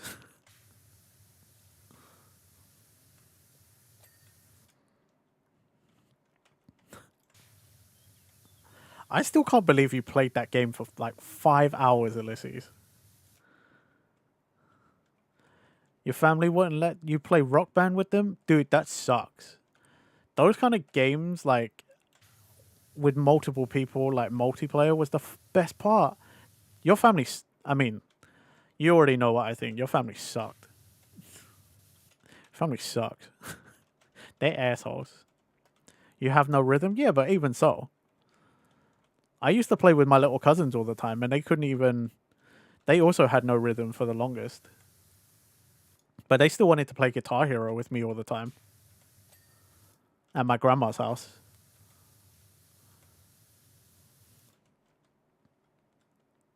They wanted to plat on extreme. Okay, well, I wasn't that.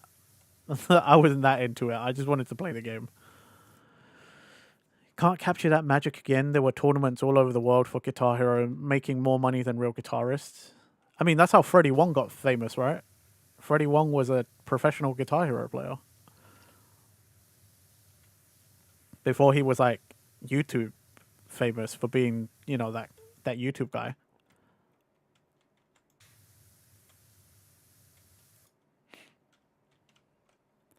Dude, professional Guitar Hero was crazy. No, yeah, he was a professional Guitar Hero player. Before all the CGI stuff. It's crazy when you think it, when you hear it. But like, yeah, legit, he was a professional Guitar Hero player. He's like one of the best in the world. He like won loads of the tournaments and stuff. Like, that's the norm for you playing the game. First hour is bad and the lenses steam up. Next hour is sore muscles and 2 or 3 hours of fun. Then an hourish of different sort of muscle soreness and cooldown songs.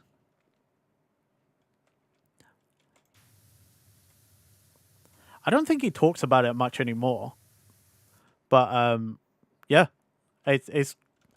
I remember when I learned that, I was like, wait, what? That's when I learned Professional Guitar Hero was even a thing. I didn't know that when I was a kid. I didn't know Professional Guitar Hero was a thing because I always thought, well, like, yeah, it's a game, but surely you would just play guitar now, no? He makes ceramics now, does he? Freddie Wong makes ceramics now? I did not know that. I know he went back to doing like filmmaking and stuff. Because he was trying to crowdfund another project, which I was excited for because like I liked his stuff, like Video Game High School and all that, Anime Crimes Division. Like I liked Freddie Wong's stuff.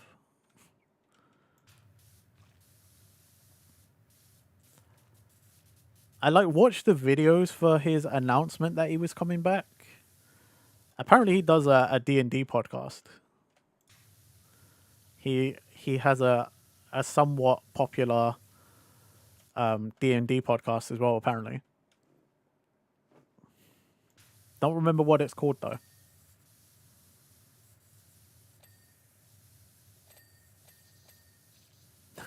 Hey guys, look, a little band set.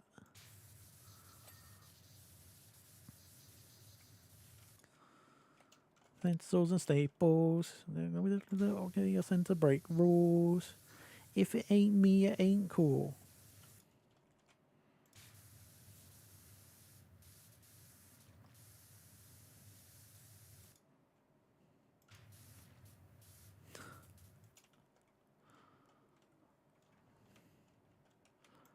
Wow. I'm still can't believe. I'm like, Freddie Wong makes ceramics. If hell, people can do all sorts of shit. But you know, sometimes you just read a thing and you're just like, that is, I don't know why that surprises me so much, but like it does.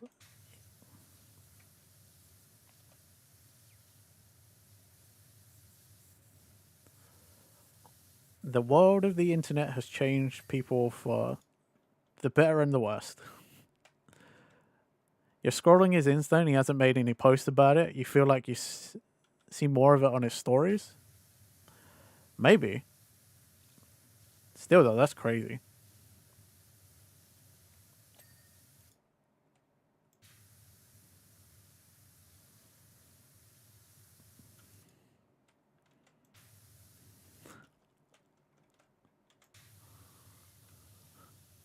See, it's a silly reason, but like, I used to be really into Freddie Wong stuff because I was like, that was around the time like representation of things started becoming like the topic, you know? And I was at that right age where I was like, you know, I don't see many Asian, like Chinese people doing stuff on like the Western media. I was like, that sucks. And then I found like Rocket Jump and stuff, and I was like, whoa, these guys are Chinese and stuff. I'm like, yo, they represent us, man. It was a huge thing for young Renji.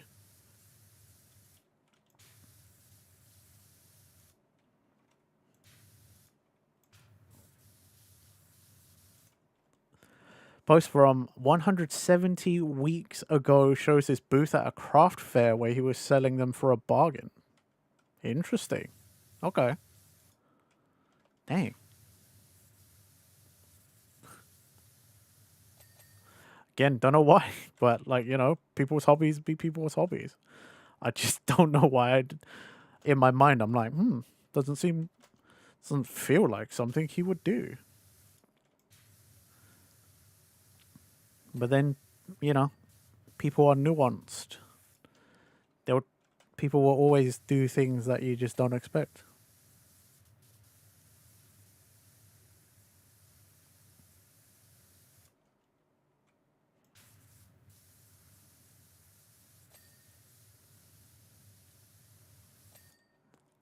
Okay, here's a define bargain. Here's a question for you guys. If money was no option and you didn't have to worry about anything, what hobby would you get into? Like what would you pick up and do if you didn't have to worry about anything and you can just go off and do this thing?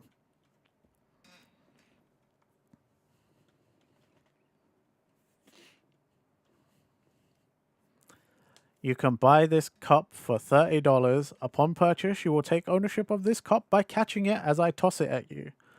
Whilst I promise to toss it gently, the moment it leaves my hand, it's yours. If it breaks, it's on you.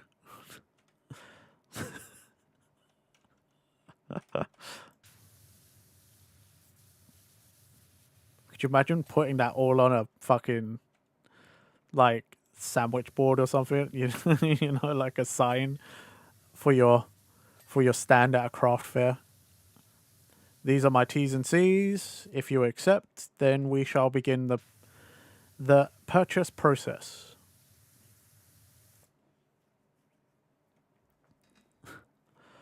$40, but you agree to destroy this Unami 1 year from the date of purchase. You'd spend more time doing what you already do. Fair enough. Fair enough. That's a pretty valid response. I feel like that would be you, Gremlin.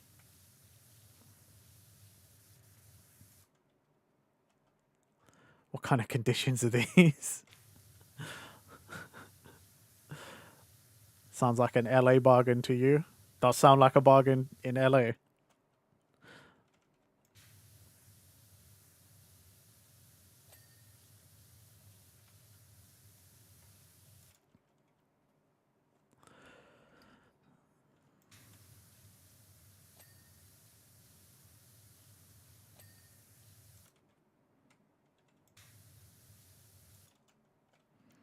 How would you feel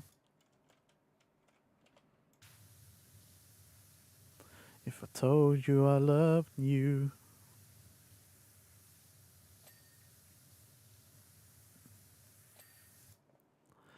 You may own this jar outright for $1,000, and you may subscribe to its ownership for the low cost of $30 a year. You may cancel your subscription at any time by physically destroying the jar. Clamps would restore cars and motorcycles and race. Okay, me and Clamps are definitely like very same brain cell. Oh my god. I would also be restoring cars and doing a lot of driving and stuff, like restoring cars, making drift cars. Like I would just be doing car stuff. If money was not a problem, car stuff, 100%. What was the prompt again? If you didn't have to worry about the money or anything, if there were no concerns, what hobby would you pick up? What would you do?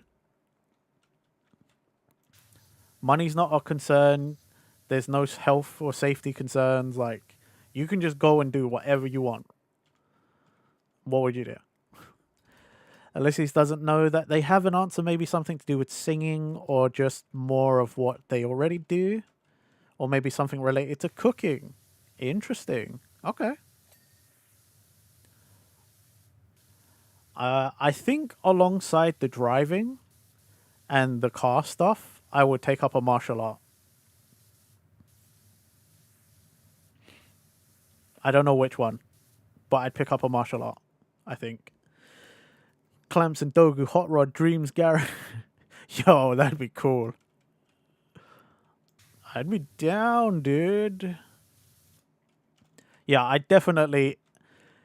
If I didn't have to worry about a single thing and I could just do the thing, learning to wrench on cars would be like the number one.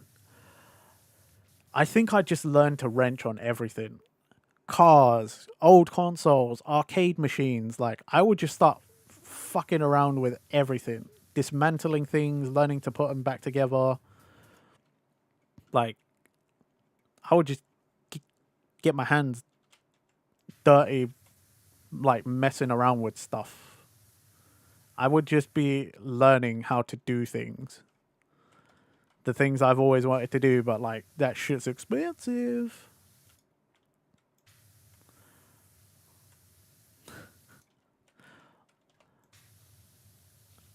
It's like Gremlin sent me that game that's coming out, that indie game where you can repair old cartridges, you know, like game cartridges. But I can't do that in real life because I'm like, I don't want to break my one copy of this game. I don't have the money to replace it. But like in the scenario I presented, hey, money's not a problem, you know?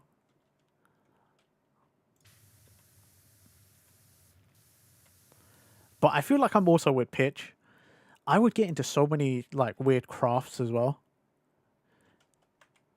Pitch, get into yoga. Okay, interested. Like, I would get into 3D printing and stuff as well, because that would also help with the cars, you know? That would help with so many things. You could probably 3D print all this stuff that you can't get remade or whatever. Bye, Gremlin.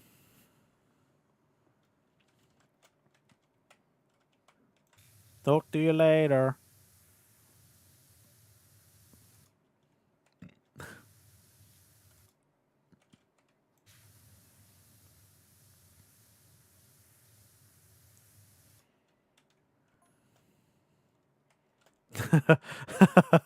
Clams's yoga would be picking up weeds in the garden.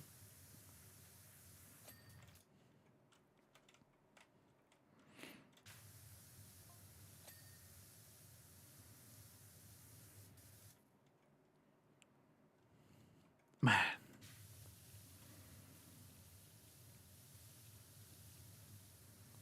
I never really got into motorcycles. But I'm sure it's just a slippery slope, you know?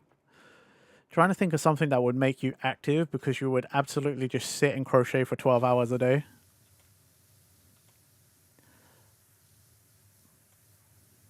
See, the thing is, though, this hypothetical, you know, it's easy also to be like, oh, yeah, if you could do anything right now, like someone's going to pay for you, you don't have to worry about anything, and you could do it now.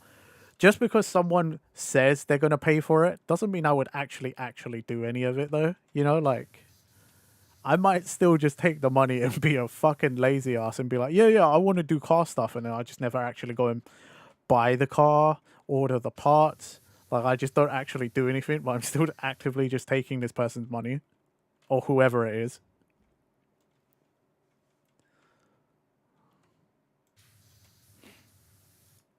If you've never had the itch for motorcycles, don't bother trying to getting into it. Okay.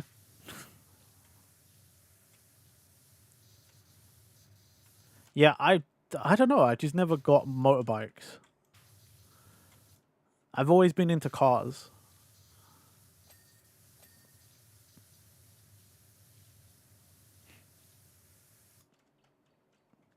Don't know what it is.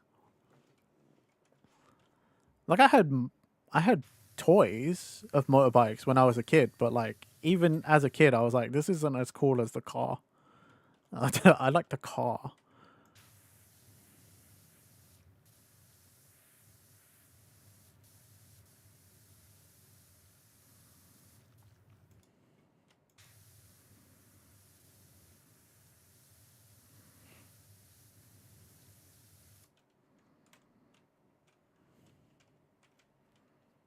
You never had the bike either, but you've ridden them and you have a license. You just knew you had the itch for anything on wheels since you were a kid. Fair, fair.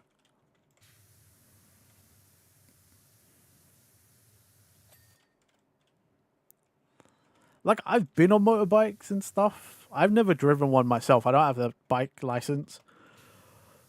Although in the UK, I am legally allowed to own and operate I think a 50cc or 100cc bike just because I have a driver's license. Again, I have no interest in doing so, though. I mean, the amount of people that almost fucking kill me and I'm in a car in the UK, like, I cannot imagine being on the roads on a bike. Like, fuck that. People are awful drivers nowadays. Like, there's so many bad drivers out there. It's amazing.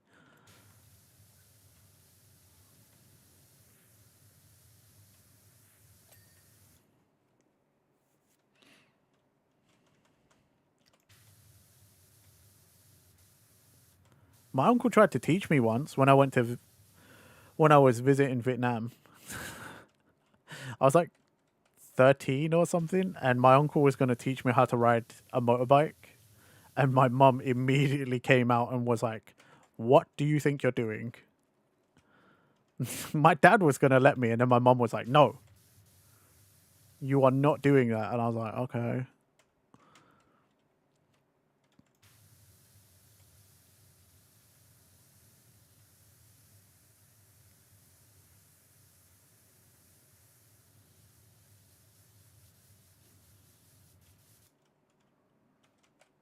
How the...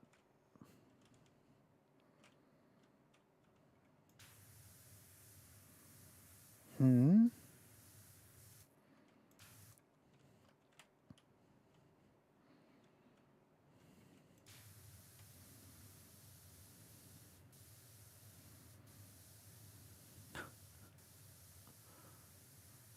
Guys, I don't think I have to worry about this level not taking 4 hours.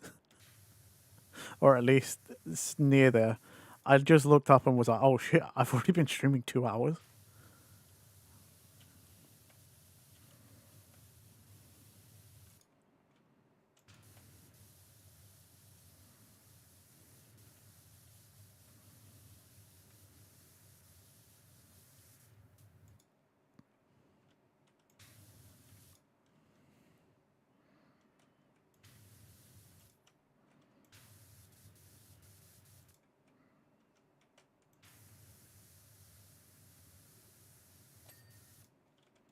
Lovely.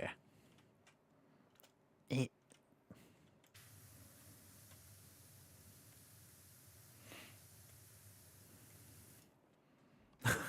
And this is where you learn this is the smallest of a 3 or so long map pack. I don't know. So far, all I've heard is this is the newest they've added. I think this is like the bonus missions of the first one, you know? Considering this locks me into certain equipment and stuff, but I have to admit, this is quite generous with that.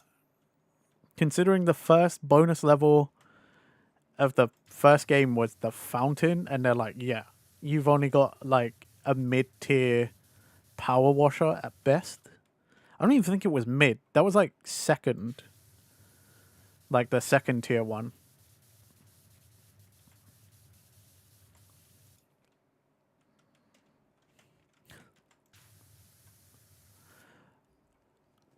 Oh, I forgot to say it earlier.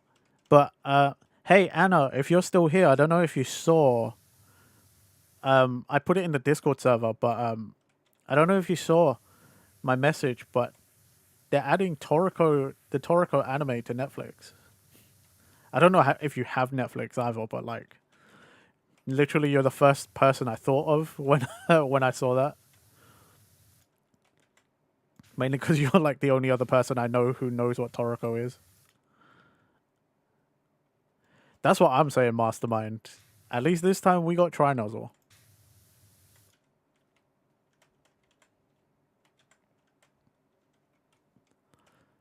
Because again, you saw it. Sadly, you don't have Netflix. Too expensive, but it's fine. You have it locally on your PC? Ah, I see.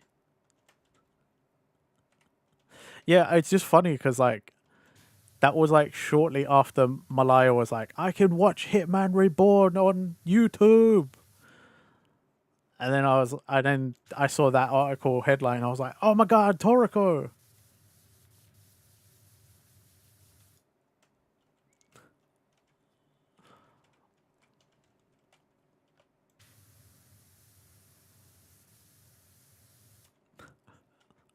I was just going to message you directly, to be fair.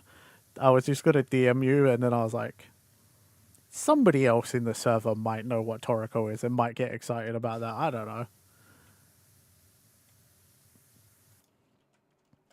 I was like, I don't really know who does and doesn't know Toriko, but you know, I'm sure someone else knows what we're talking about.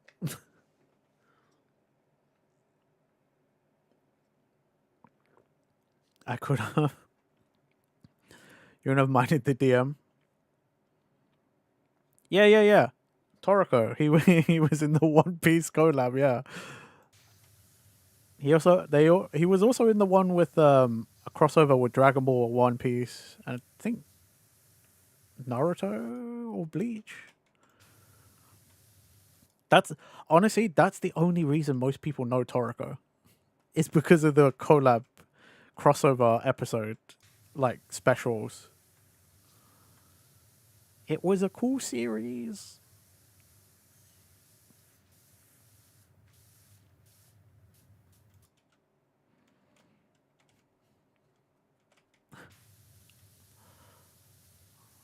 I'll remember that for next time, Anna.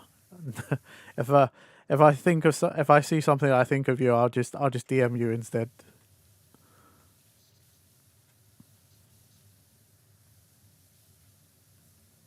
Again, I don't tend to message people because a lot of the time I just feel like I got nothing to say, and then I also feel like I'm just bothering people, so then I don't send out the message. Yeah, they had a few episodes with a collab with One Piece. They were fun, and there was that movie OVA where One Piece, Toriko, and Dragon Ball collab together. I remember that was a really big thing, that the Dragon Ball One Piece Toriko crossover, because somebody downloaded it on the uni's Wi-Fi, on the uni's internet, and we watched it at the end of the day in my class. A few of us were huddled over someone's laptop so we could watch this episode. Because we were the anime nerds, even in a game design course that was like, oh my god, Toriko and Goku and Luffy. No spoilers, can't stop me, the cake is a lie. I thought you were going. I thought you said you had other things to do. What are you doing?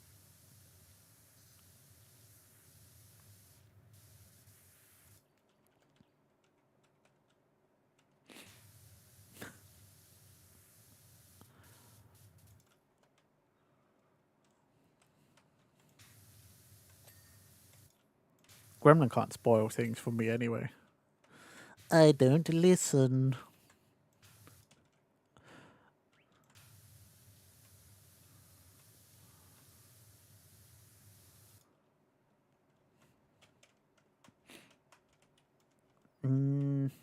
Yeah.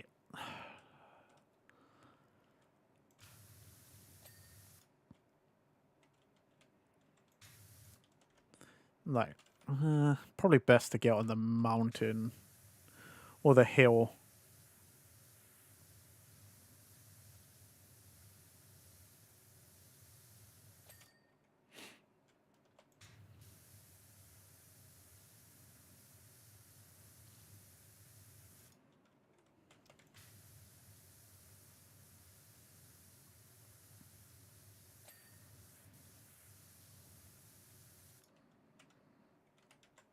I swear I saw it. There it is. Saw it. I saw it.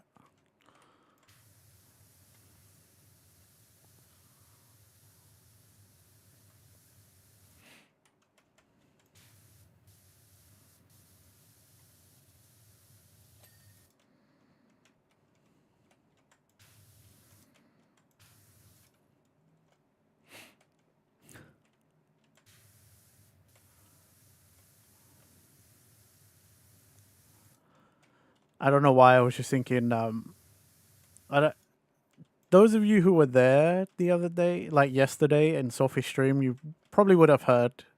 I hope you did, because it was an announcement of theirs. But Sophie's doing a collab with someone new on Friday, and I was like, after they said that, I was like, huh. Thinking about it, I haven't done a collab with anyone in like, let alone someone new. But I was like, I haven't done a collab in like, I don't even remember.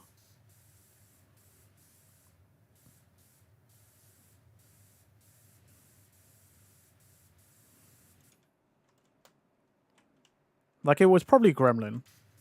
Let's face it. I was probably playing something with my best friend. But I was like, I haven't I haven't done a collab in ages. Feels like. And for a while I was I had the appointed nickname, although I was collabing a lot back then. For a while I was like the collab king. I only had collab series running.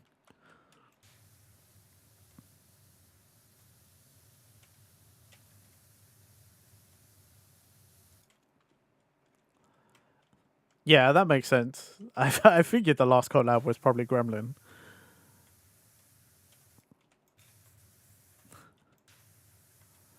Nowadays, no one comes looking for old Renji. I just hang out with my best friend, pretty much. What do you mean, rest in peace? I'm not dead yet.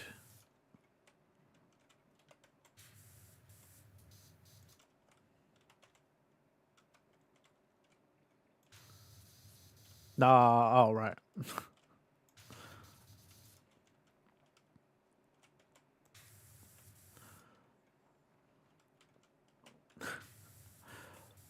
Also, Gremlin, to your question, someone new?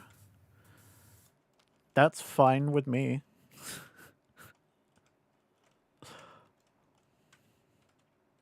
If you listen close, you can still hear the...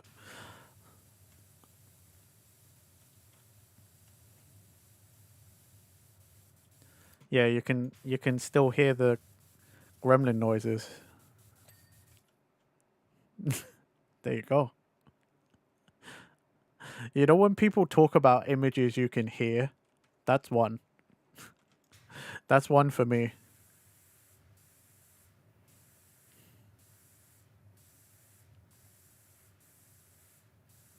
That's just my ear ringing.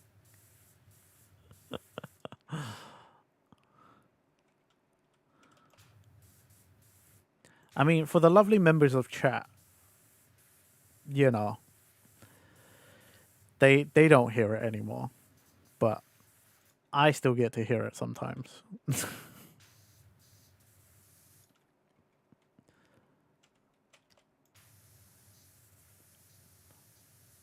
Although recently, me and Gremlin we've not really been gaming much. We're more in our watch anime or something. We're in our watching phase right now. We're in a consume media era instead of play games.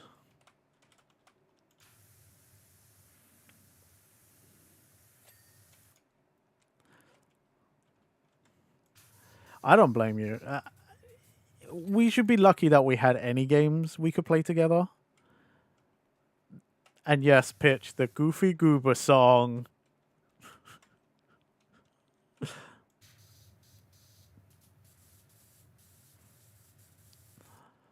But yeah, we should be lucky we found anything, to be honest, Gremlin. Our taste in games is quite different.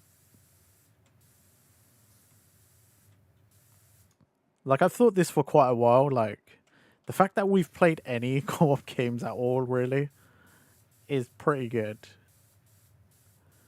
Because again, you and I like very different things.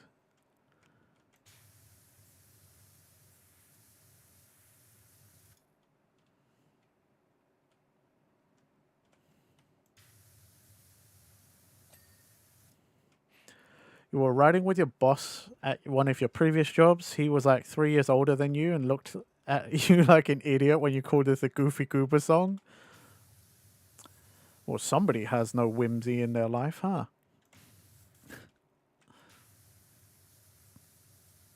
They're clearly not a Goofy Goober.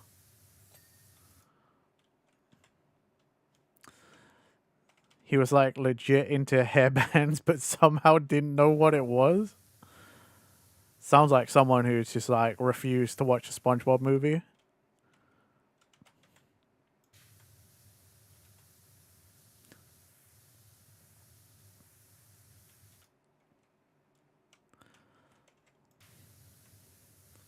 I haven't seen the SpongeBob movie in ages either, actually. Maybe I should do that.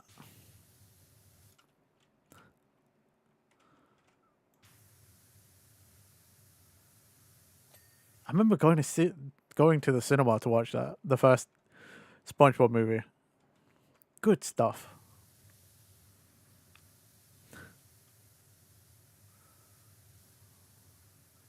That was back when my mum was like, "Oh, we should go and do stuff as a family." So she tried to make us go and watch movies and stuff in the cinema more often as a family in the evenings and things. You've seen the most... What is the most recent one? There's too many SpongeBob movies. I lost track after a while.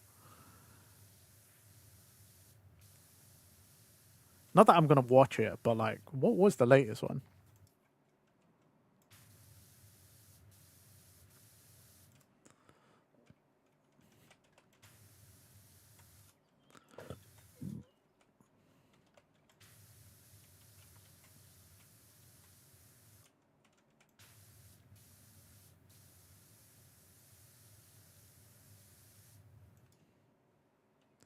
And I'll find a way to turn you into a monster.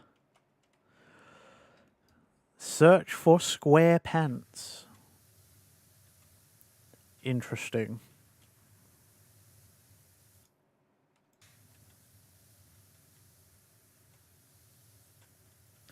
Oh shit, I just remembered I was supposed to be doing I was supposed to have gone and looked for somewhere to watch all of the Fast and Furious movies so that at some point we could do like some movie marathons. It's fine if you have like 2 hours to kill, but it's not a must watch. I find that's fine. I mean, it's a SpongeBob movie, you know. I'm not expecting. If I decided to watch it, it probably is because I had some time to kill. It's not because I actually am like, I need to watch the SpongeBob movie. Did I stutter? SpongeBob movie. Yeah, I forgot. I'm sorry, guys. I was meant to go look for the Fast and Furious so that we could do a Fast and Furious marathon at some point. Hey, yeah, I forgot about the new emotes. Thanks to Gremlin. Thank you, Bestie. You Fracture for the animated emotes. That's actually my favorite one, Ulysses, of the new animated emotes. The little Renji with the steering wheel. There's a Lurk one. There's a Bonk one. Will it pose danger to Manifold? Of course. Gremlin, you forgot the crowbar one.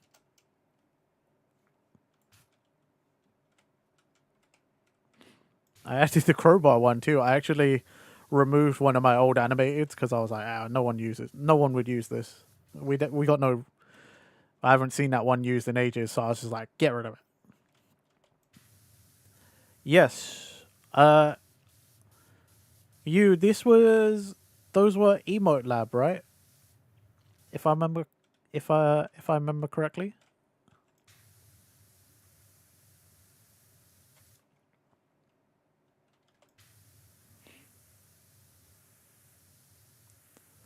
Emote Lab, yes. Yeah, it's hard to see it, but the one Ulysses posted, he's holding a little crowbar. I'm holding a little crowbar.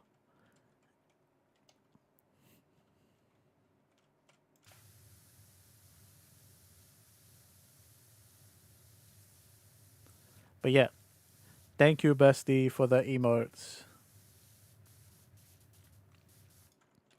Then obviously for those who may not have seen it already, although I doubt it by this point, there is the new static Beefeater Guardsman Renji. British AF as requested. I am William Sheeran, took my name and then we were one.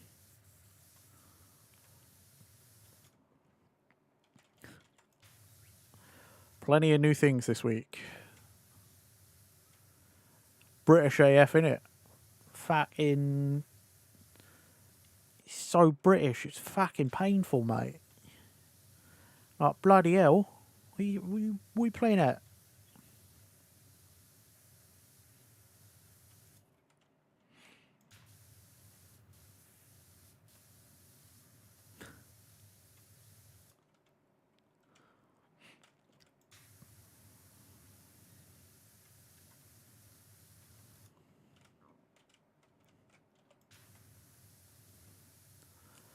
Gremlin, I realized why I've lost my natural accent. I was thinking about it the other day, and because I started streaming and stuff in an attempt to be more comprehensible, more understandable, I cleaned up the way I say things, I pronounce things. So now it's just like ingrained into my brain. So I over enunciate. I actually pronounce a lot of my syllables rather than the way I used to do things with my natural accent, which is why I sound different than all my friends.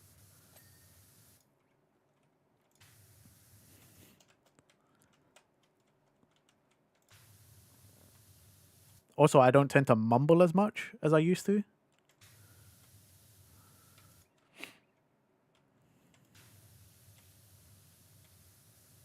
You detect that, and you also that sometimes.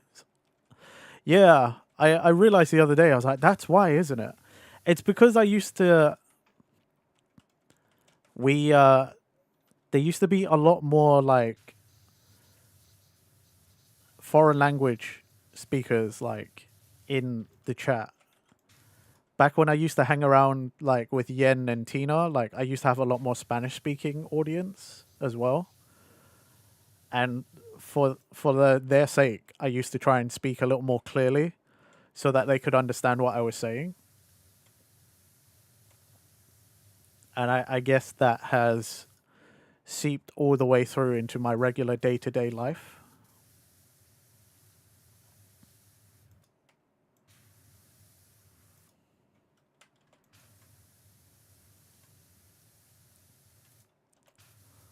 I do miss my... They they had their own nickname and everything, like their own like subsection of the fandom or of chat, the Rengicitos. I miss the Rengicitos. It's okay, buddy. You have an accent in every language, including your native now. Dang.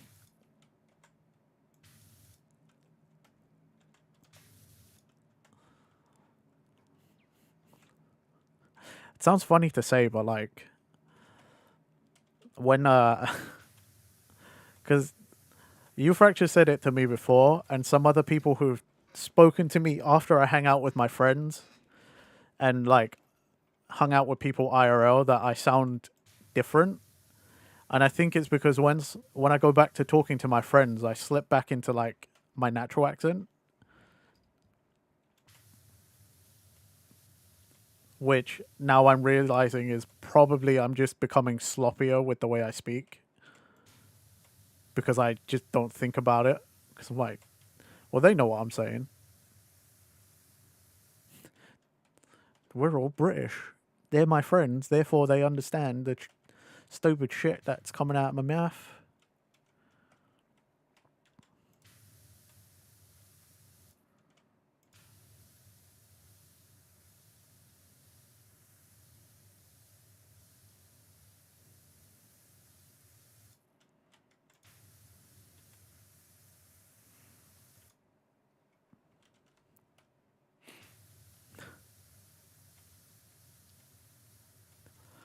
I don't think I'd be that like nonsensical if I used my natural accent, but like I don't think I can do that anymore.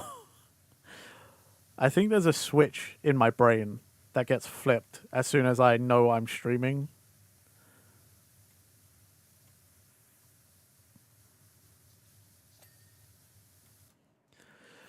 You went back home last year and your childhood best friend says to you, damn, you sound American. You couldn't speak for 5 minutes. You were stunned at the realization.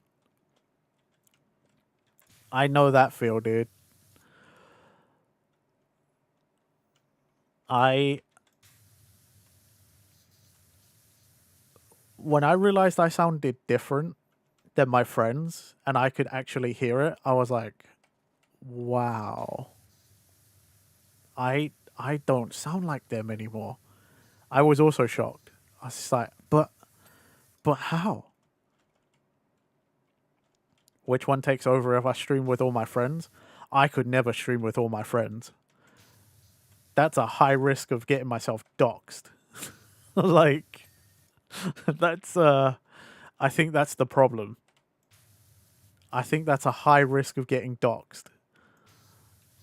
Because at some point they'll forget to call me Renji and they'll use my real name. And then I would just respond. Hypothetically, what do you think would win? I think if I streamed with all my friends, I think my natural accent would start slipping out.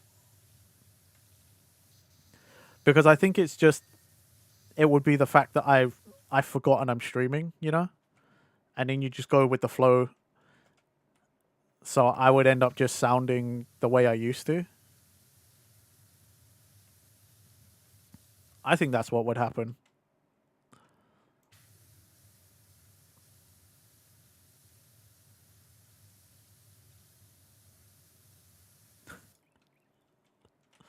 Lobo said he noticed the difference when we played Repo with Crab Meat. It doesn't take that many people. But again, I think it's also because I wasn't on camera or anything, you know, like I wasn't on, for lack of a better term. What are you? Somehow a New York accent got thrown into the mix? Hey, you're walking here. I mean, you are Clamps. So, New York, you know? That's what it is. Clamps, you're role playing too hard.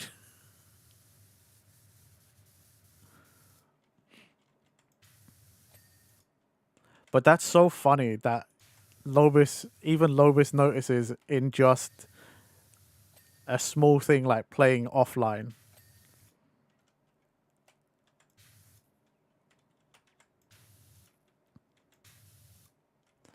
I think it's just who I'm talking to, you know? Crab meat is definitely one that I'm like, I've definitely slipped back quite easily.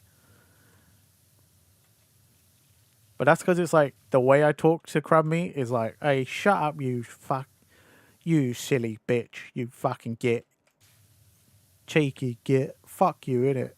Like, it becomes very like British.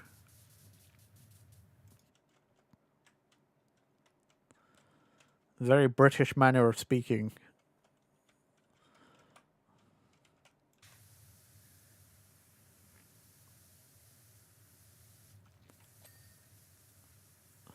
Again, I didn't even really realize it was a thing for a while. Until like you Fracture pointed it out one time. And then like I think it was at one of my friends' weddings where I was like, I didn't notice everyone had an accent before.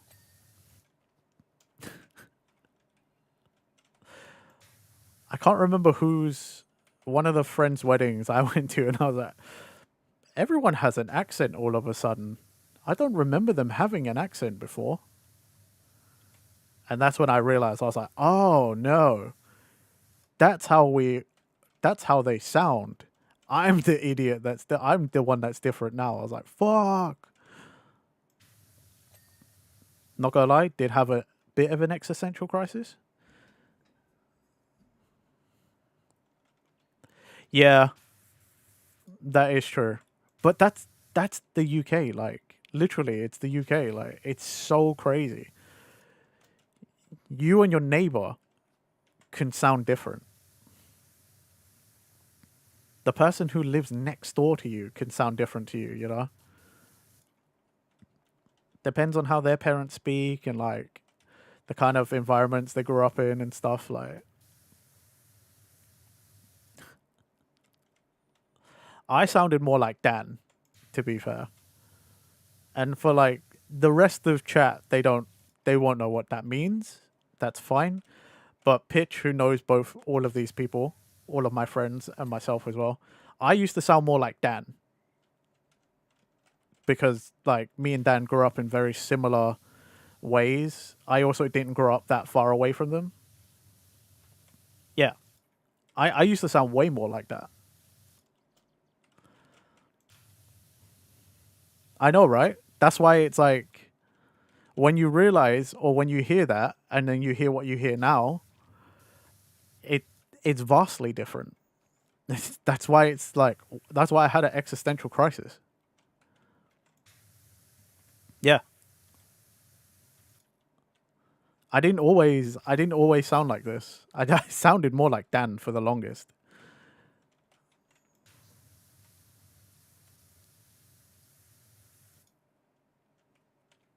I don't sound like not anymore. I used to sound way more like that. Like way more. I think I also had more of a mix of like a fucking typical Londoner in there. Like I think I probably had a bit more like fucking roadman in there.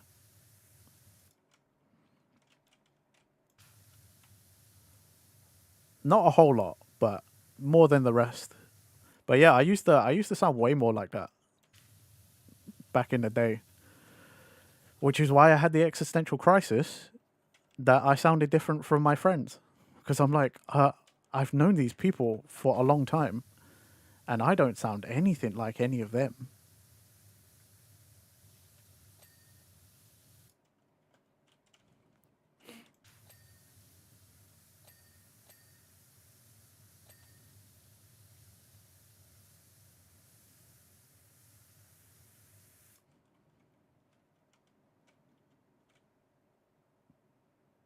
I don't know what kind of ritual that is.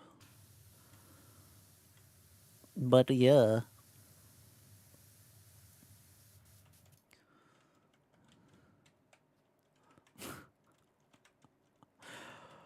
Oh, man. Accents is funny, eh?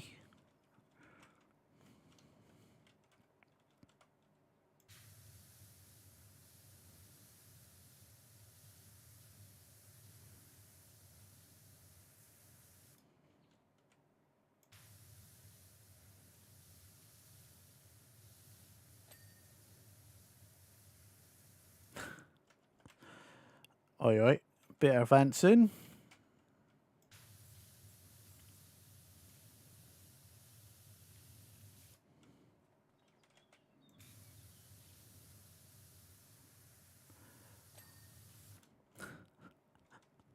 I remember one time I looked up the lyrics to this song and I was like, I cannot hear it. Half of these words. You ever done that? You look up a song that you've known for a long time and you're like, oh, they have actual, there's like real words, but you're like, I cannot hear a single one of these words. I think it's fake news that they're saying these, supposedly saying these things. That's Ulysses in 80% of the songs.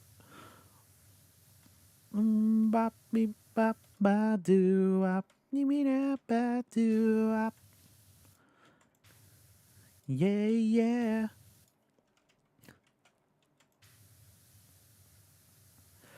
That's kind of crazy, Ulysses. So, like,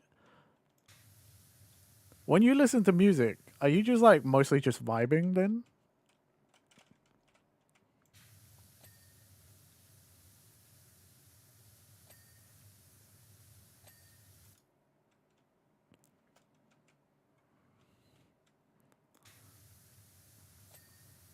Whoa.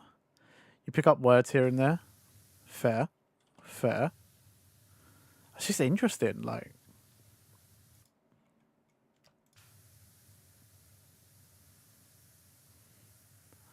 I suppose listening to music is more of a, at least in a day to day, it's probably more of a passive experience. So I can understand why it's harder to like pick out words and stuff because your brain probably isn't like fully active on the activity of listening to it, you know, like you're just kind of feeling out the beat and stuff. Anna sometimes just vibes, and sometimes you sing along. Dude, that's that's these streams. That's Power Wash streams. It's just me like jamming along. Right. What was day?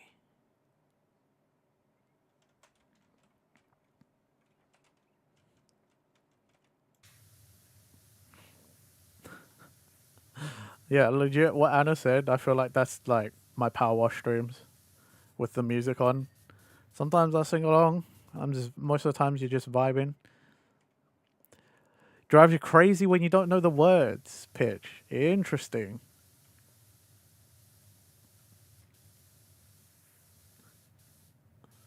I think it's sometimes. I think it's funnier sometimes when you don't know the lyrics, because when you look them up, that's when you're like, "Oh shit, that's what it was." I've always been hearing like something completely different. I was talking with my sibling about that recently. I can't remember what song it was, but like, I always heard something way different from what the lyrics actually were. You looked away for a moment and you got confused how I shrunk down in a level for a moment there. And I think I was crouching to try and see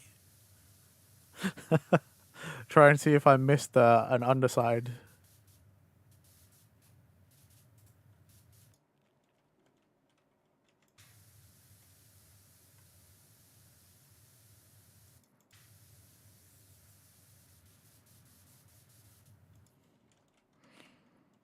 Yep.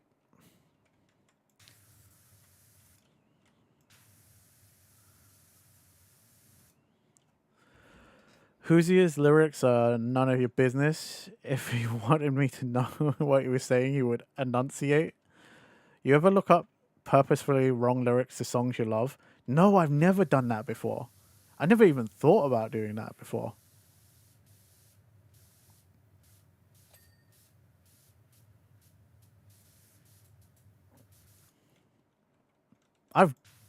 Wow. You've really just blown my mind there. For some reason, like, that thought has really, really blown my mind. I've never once thought about doing that.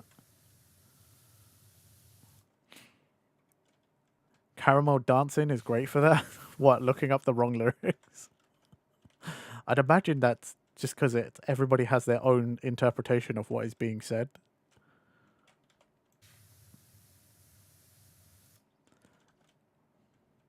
I was looking up the lyrics to One Piece fans. This is for you, really. I was looking up the lyrics to Binks's Brew yesterday, last night. Totally wasn't rewatching season 2 of the live action or anything.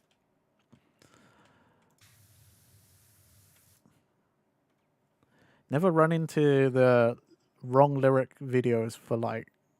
No, I actually haven't.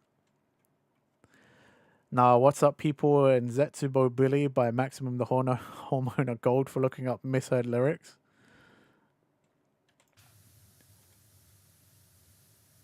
Yeah, the thing is, so because I'm a nerd, I know in Japanese it's actually called Binks's Sake. So I looked up Binks's Sake at first, and then I was like, wait, I'm hearing something different. There's different lyrics. And then I had to look up Binks's Brew because obviously to make more sense, there's two versions. There's like the Japanese version and then the Binks's Brew, which is the English version. But you are correct, Ulysses. It's a really good, it's actually quite a catchy song. It's quite a nice sea shanty in its own way. And you're like, this came from a manga.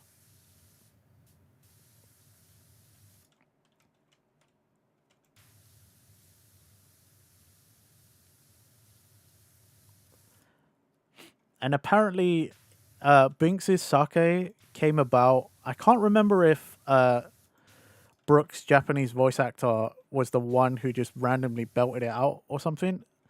But he like heavily inspired Oda, and Oda ended up just using it or like writing a song based off of it or something like that.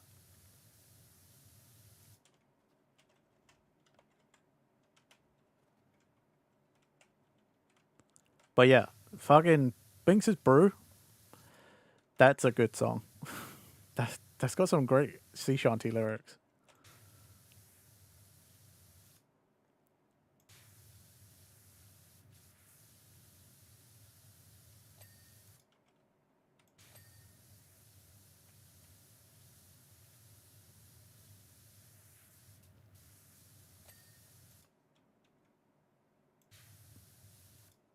That's probably what it is, isn't it?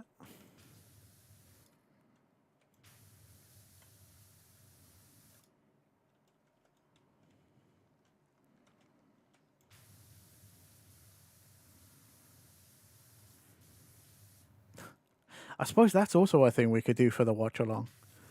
If people are interested. I obviously I have access to Netflix. So if people wanted to, we could also watch some of One Piece season 2. It's quite long. So like that would be like an all-day thing if we tried to watch it all in one sitting. But I suppose that's also a thing we could do. We could watch some of that. Unfortunately, Pitchfork can't join us because I think Lobis would be a bit upset if you ended up watching some of it with us instead.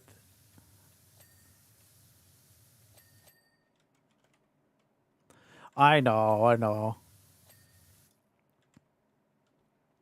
But then you would also get a better viewing experience if you watched it with Lobis because you guys can just watch off of a TV. The only problem with watching shit on Discord is you can't, when you full screen, you still don't get like the full actual screen. And because I don't pay for Nitro, you watch it in 720p. You know? It's not the best viewing experience.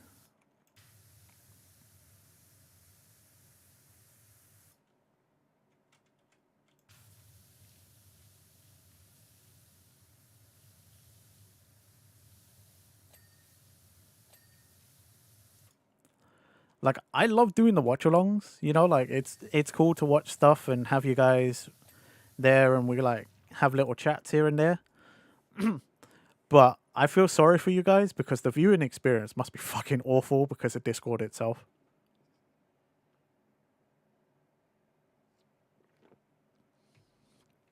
And I don't know that there's a way to fix that.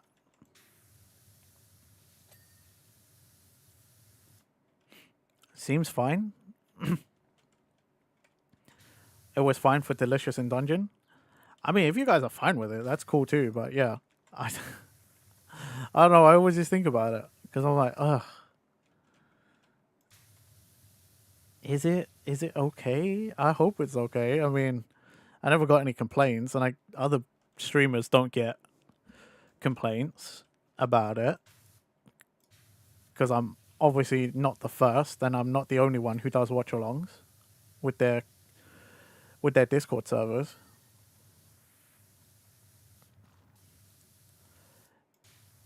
I'm waiting.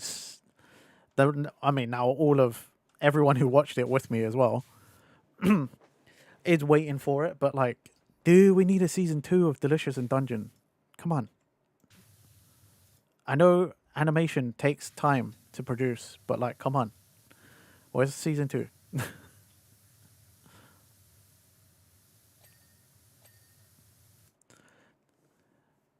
It reminds you that you're upset none of the theaters near you showed Beginning of a New Era last month. Beginning of a New Era? Is that animated movie or is that just what is that? Uma movie? Ah.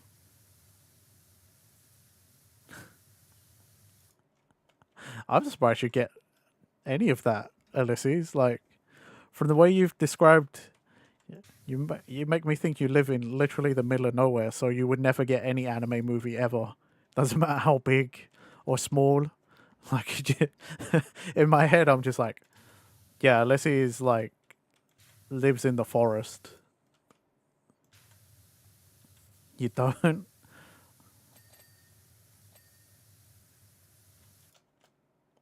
See, that's what I thought. From the way you've described things to me before, I imagine you're like You know, like in the TV series and like animes and stuff, they're like, there's like there's a hermit who lives in the forest. You know, deep in the forest. They're only There's only rumors that they actually exist, and it's Ulysses just out there.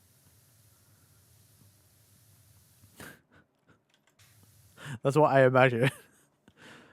There's 2 theaters within an hour's drive, give or take. You were hoping one of them would have it. You didn't expect it, but still, fair enough.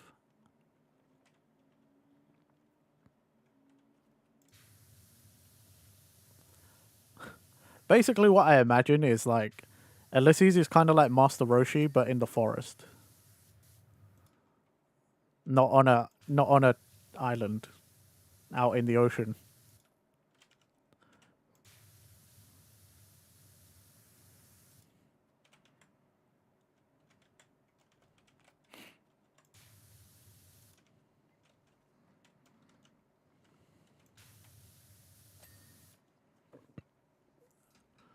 Roshi doesn't get enough animals. I mean, he's got turtle and oolong.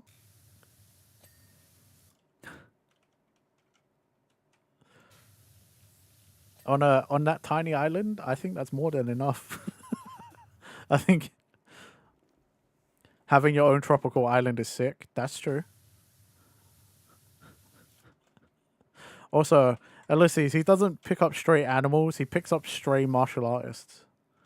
He gets Krillin and Yamcha and Tien for a little bit and Chaozu for a bit. Goku for a little while. Then he houses Krillin and his whole little family for quite a while, like 18 and Marin.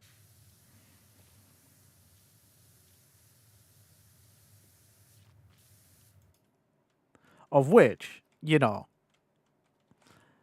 I'm sure, being his master, Roshi would be somewhat respectful. But, like, if I was Krillin, I would not marry 18 and live with Roshi. That does not seem like a great environment for me and my hot wife. Mostly because of my hot wife. You know what I mean? Like, that just seems like a dumb idea, Krillin.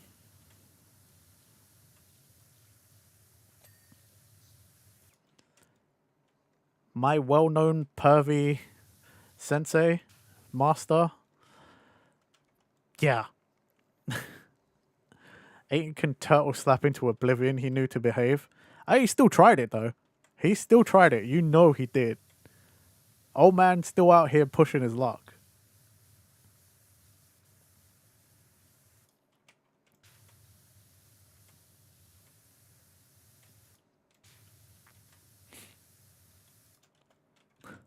Also, they could have afforded their own place sooner than later. The amount of times that 18, like, fucking made like a deal with Hercule to let him win tournaments and shit. Like, they totally could have moved to Hercule City, Satan City, or Orange City. Like, she could have scammed a house out of him.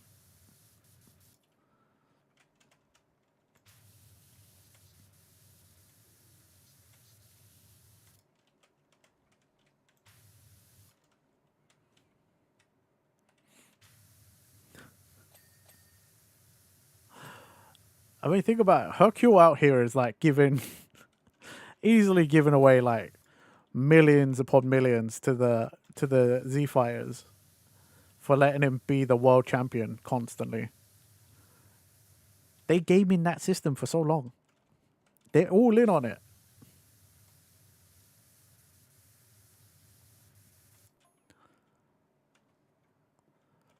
Or for old time's sake, Krillin could have been like, hey, yo, Bulma, you got any old, like, house capsules, that you don't want? Or that are being discontinued? Can I just have that?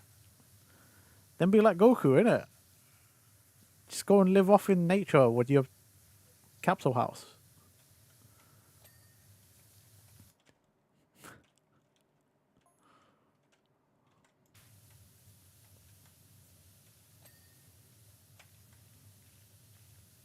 I mean, Marin would be safer than safer than Gohan. Krillin might have made a bonehead move living with Roshi, but he didn't. He didn't put a Dragon Ball on the kid's head as a piece of their clothing. The truth is, they loved each other as roommates, a dynamic we may never understand. Apparently so.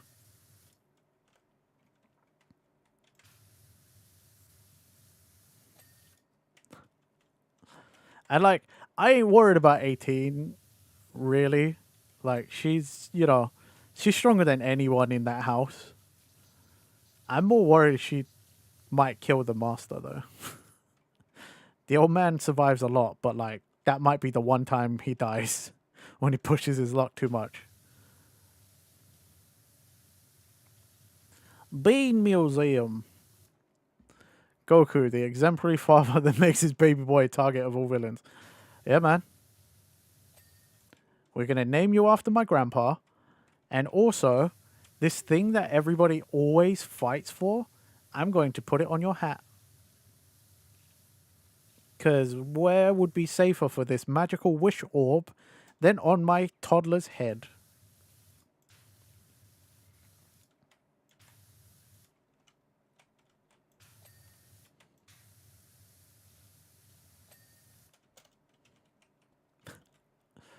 But I digress.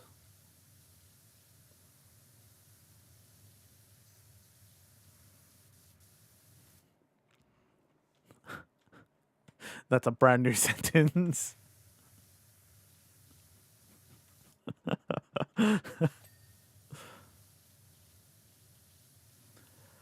What can I say? Streaming and video games makes you say some crazy things.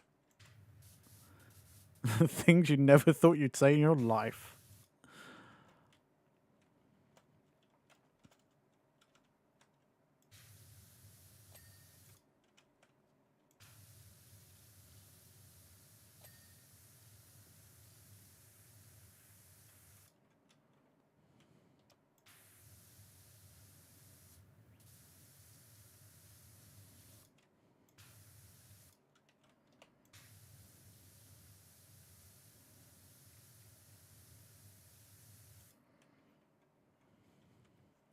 Who needs alcohol to loosen the lips when you just need PowerWash Simulator music?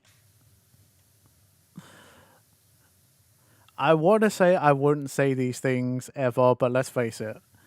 If someone started talking to me about Dragon Ball and we kind of naturally got to the same point, I probably would have ended up saying it anyway. I don't need these things to make crazy statements. I just use them as an excuse.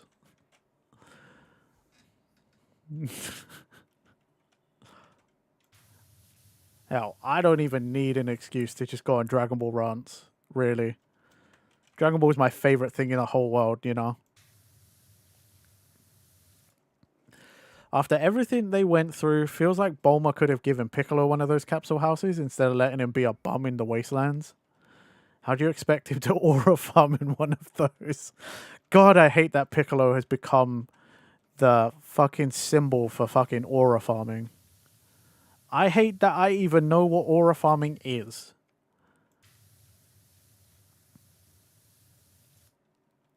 Like, the whole thing I hate. I just hate it. Also, the fact that motherfuckers out here, that's their content. Just fucking aura farming, dressed like cosplaying as Piccolo. Just standing there, like, fucking doing nothing.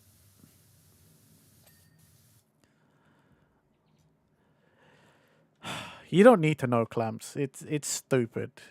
Then again, it's the internet, so what isn't stupid?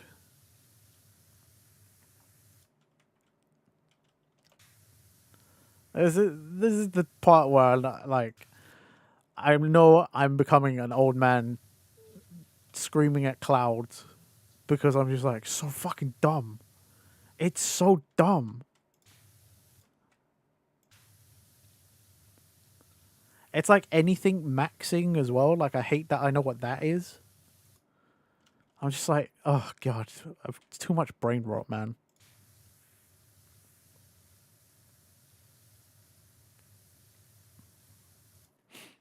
Piccolo, Shrek, the ladies love a green man. Hey, I mean there is that the kindergarten teacher in Dragon Ball Superhero, the last movie. Everybody was like, "Oh, Piccolo and this daycare teacher, Janet, that's his girlfriend." People were shipping those two just because he knew her first name.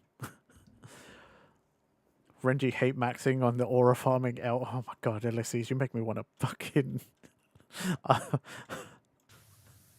Sometimes, Ulysses, you bring me really close to timing you out with your knowledge of these fucking brain rot things. You get really close. I get really, really close sometimes. From what Anna understands, is people who have little aura, aka charisma, farm for it to get better at it, and it's just them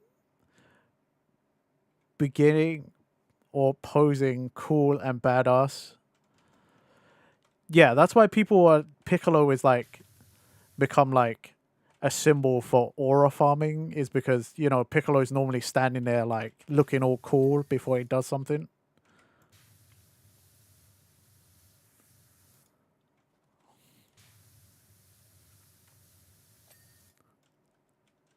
You meant being. Either way, that it's stupid and I hate it.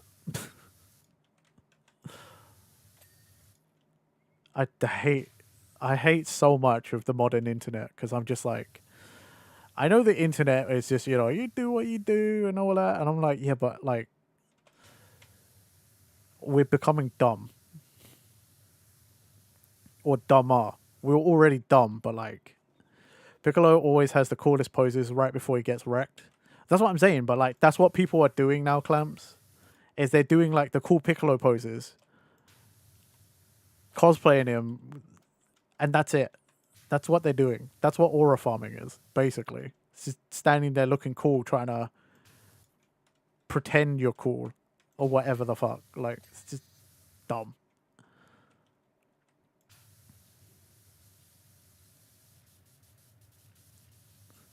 I think I'm more just an old man that's grumpy about it because I'm like, don't call up my childhood for your stupid shit. Hey man, cosplay takes time, effort, and money. The ones I've seen though, they don't even paint themselves green. They just have the outfit that they probably bought online. They didn't make it. I'm not shitting on cosplay either. Cosplay's hard. But like, you know, fucking it's one thing if you did paint yourself green, but from what I've seen of clips, like people don't paint themselves green. They just buy the outfit online and then fucking stand in an empty room with a fan blowing at them, and then they just stand there and fucking pose like Piccolo. That's it.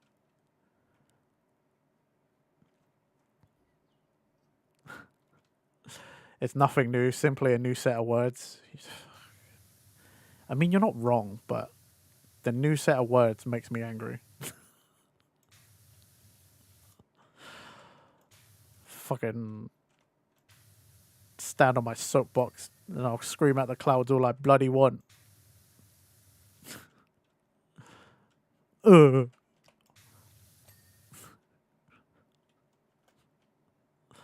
I'm old, okay?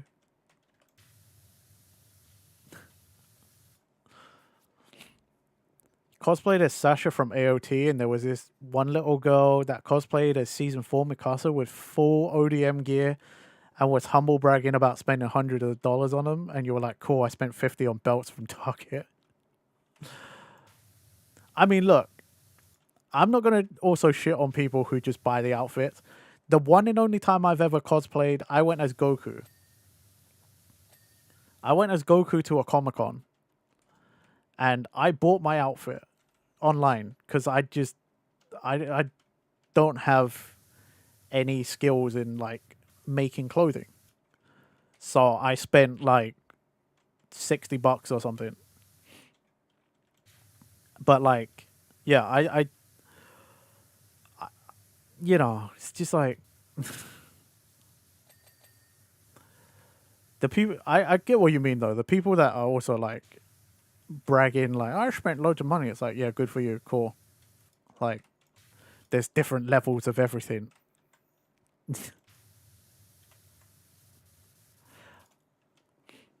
You won't shit on anyone for buying, but don't brag. Yeah, I know, right? Don't be bragging just because you got more money than other people. Don't be a dick. But I remember as well because I people that was also around the peak of like it's over 9,000, and I had like the worst time as Goku because like people would just come up to me and be like, Goku, what's your power level? And I'm just like, it was funny at first, and then I had to do it like 50 more times that day, and I was like, God, I hate you all. Unless you're repping the artist that you bought from, but she was like, I got him from someone on eBay. Dang. Ain't even gonna rep no artist or nothing.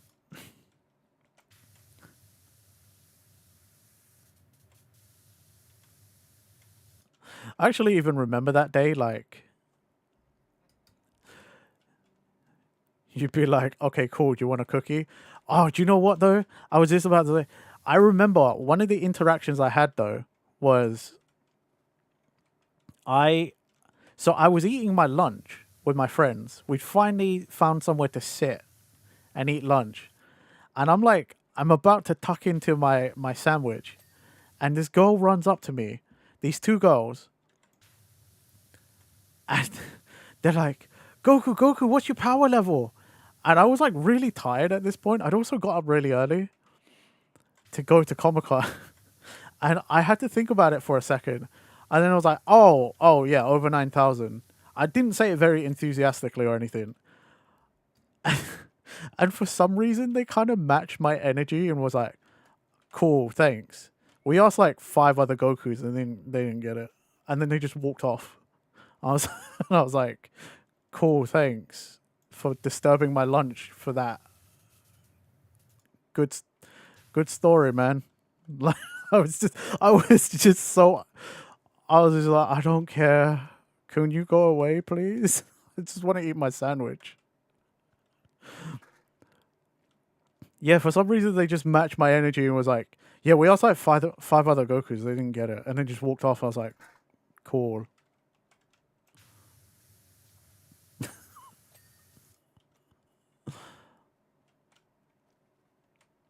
And yes, you are supposed to ask that to Vegeta because Vegeta is the one that says it in a mistranslation. But you know, I didn't see any Vegetas that year.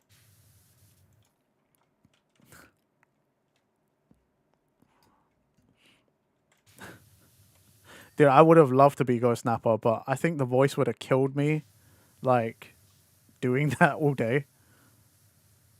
Because that's like a voice I have to put on, and it's just like that would hurt. I mean, you can hear it. I don't have that kind of voice naturally.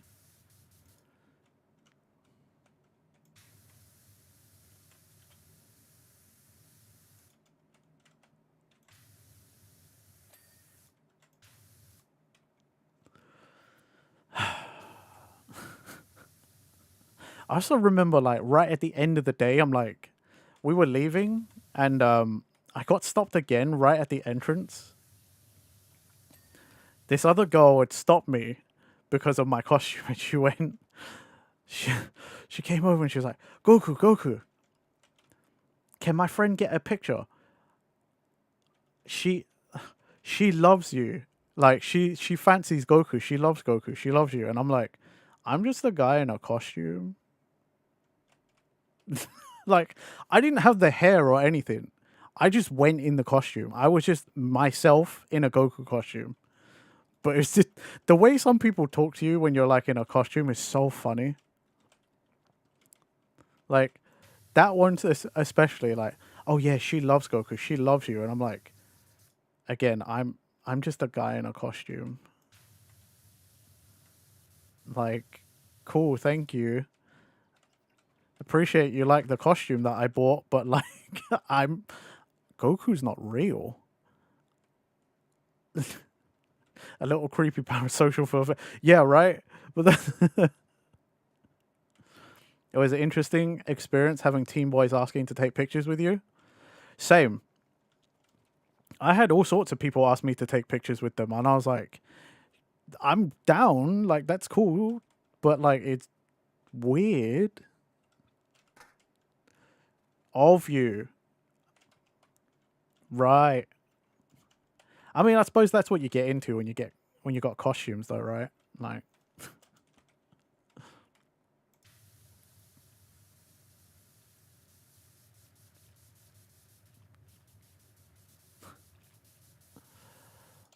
I mean, I guess to us when we're just like, yeah, I agree with you. It's still a weird experience, though.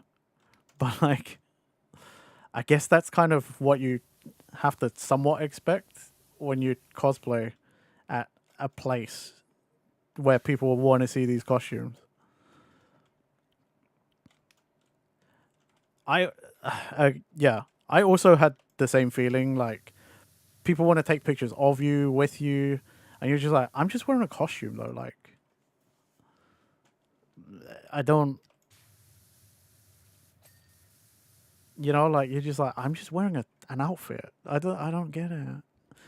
Especially since they weren't like professional con photographers, they're just randos. Yeah, but randos are the ones that are most likely to do it. Like the pros only want a picture of you if you've like got a crazy costume, because they're there for something else. They're there for work. Like. Unless you've homemade your own thing and it's super crazy costume.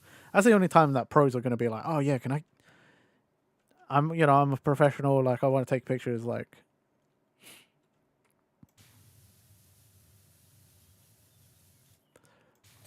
but to be your first con as well, I could understand how that's super weird. Con environments are like a very strange environment to be sucked into at first. It's like you kind of can't ease yourself in. You just kind of get thrown into the deep end with cons. It's just something you're there. You experience it all. That's all you get. Like you can't. It's not really something that you're like, oh yeah, I'm just gonna sort of dip my toe in. At least that's my opinion. That's what I found going to cons and stuff. It is a bizarre world indeed. It's cool you went with a friend she was dressed as Historia. Nice. One year, me and my friends wanted to do a group cosplay. We were all really into Assassin's Creed, and we wanted to go as a group as like assassins. But they wanted to hand make the costumes, and I was like, yeah, I don't want to do that. I was like, I could work and raise some money and buy the costumes. And they're like, no, we got to make it. And I'm like, yeah, no, I ain't about that. They're like, I'll show you how to do everything and it'd be fun. And I'm like, it doesn't sound fun to me. Like, I don't want to shit on your idea of fun, but I'm like, that's not my idea of fun. Like, I'm down to hang out for months on end, but not because I'm there to make a costume. I'm like, I'm gonna hate this thing at the end of it all, because I'm like, whoa, we spent ages making this fucking costume that I didn't actually want to have any involvement in the construction.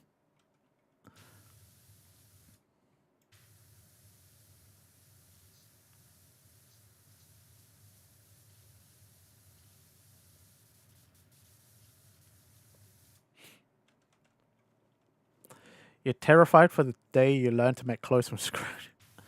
Dude, it's so...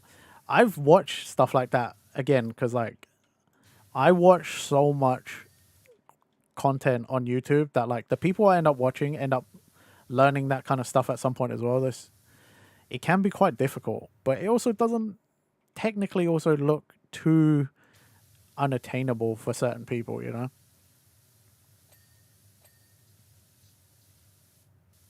I think you could do it.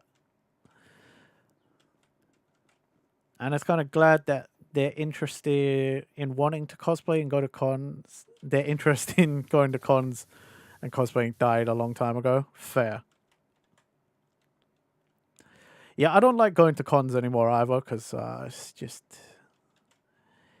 especially Comic Con over here. Comic Con has become exactly like in the US. London Comic Con is exactly like San Diego Comic Con now. It's awful. Says the one who made a kick-ass. I think Pitch could do it pretty easy with some tries. Considering you made Micmo Clubho without anything, like you said, you didn't have like a stencil or guide or anything. Micmo turned out perfect. Yeah, I know it's different, but like at the same time, it shows you have an aptitude for like crafting things, you know, and like being handy and crafty. Like I think you'd be fine. It's like the next step, really, if you think about it.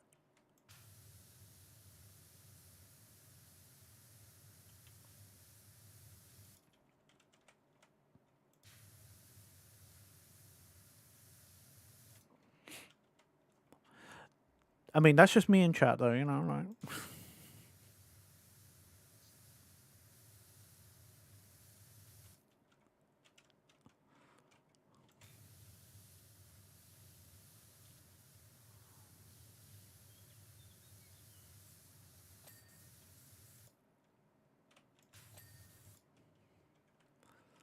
The last thing you need is a new hobby, but you will be keeping your own. So.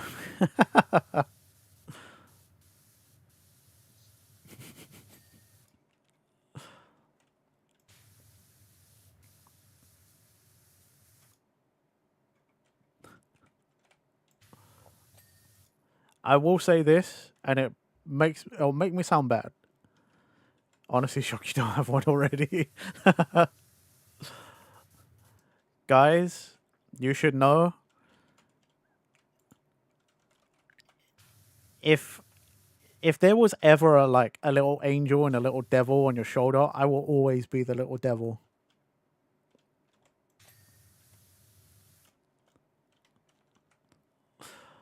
When people need convincing of things, I'm never the voice of reason. I'm always the one that's like, yeah, you should buy it. Like, what's the harm? Like, just, you know, you should do it. You know, buy that thing. You don't know how many of my friends I've managed to add on to their, like, impulse to buy something, and they've done it because I'm like, yeah, you should totally do that.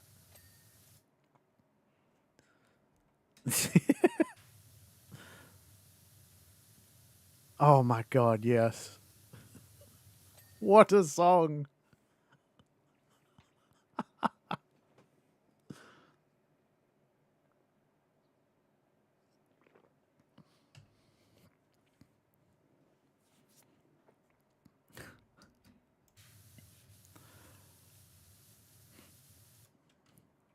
You did buy one for last Halloween. You needed to alter a dress, but the machine was dirty and crappy, so you sold it for what you paid for it? Ah, okay.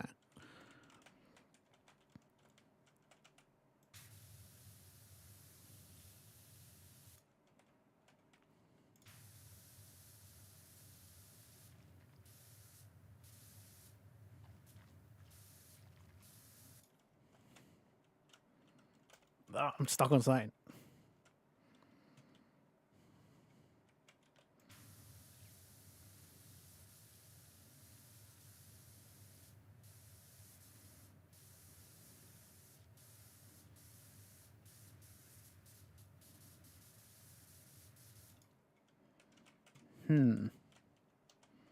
Nope.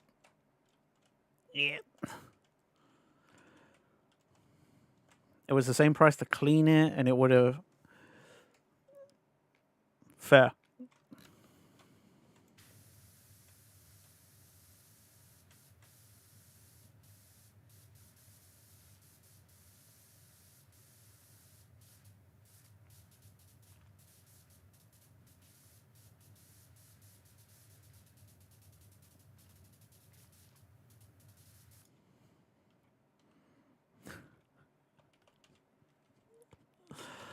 Welcome in, Maddie. I'm sorry you don't feel well.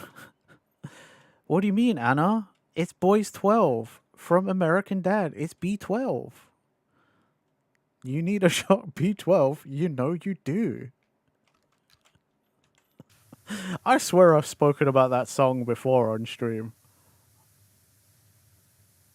I've definitely talked about that song on stream before. I have to have. I fucking love that song. It makes so much sense now. Yeah. Dude, it's like it's a song that just goes so hard for no reason. It's so good.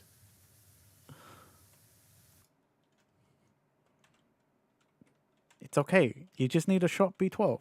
You know you do.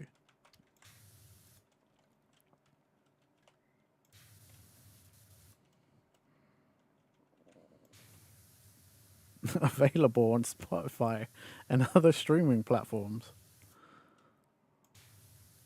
I'd imagine. I don't know. I'm on Spotify, so at least that's where I'm playing it from.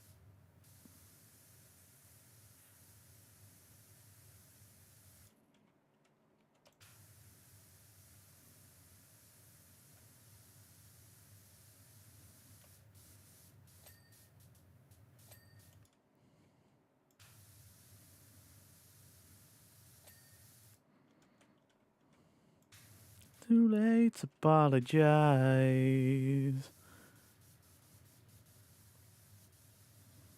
Said it's too late to apologize.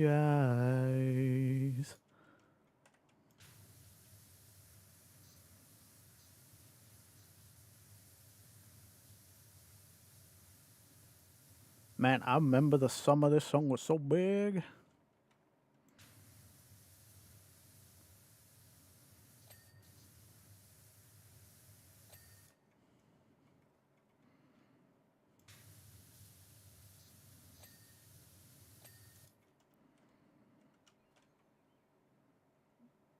How is this not dinged yet?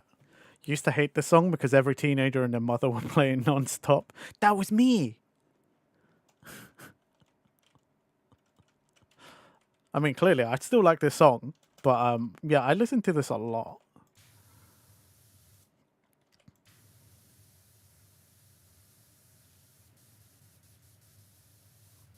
Holding on your own got me 7 feet off the ground. Midtown Bush, Castle Keep Tower Flag, Castle Sanctum.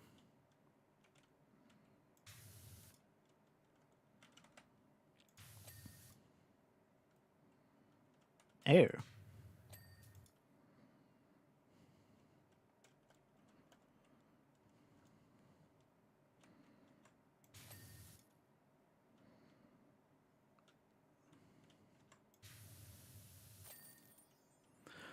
Wow. Now I need to find something to do for 35 minutes. That's what my playlist is, really.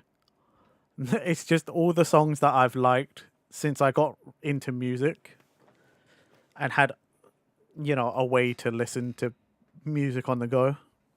Basically, since I got my first MP3 player, sort of. So there's a lot of throwbacks in this.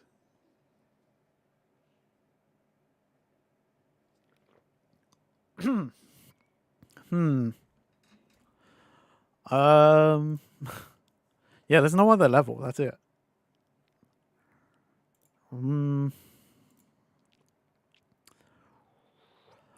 What to do now? I don't know.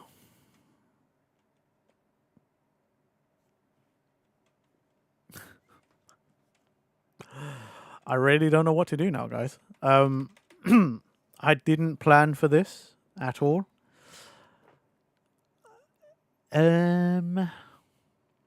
Achievement check. Yeah.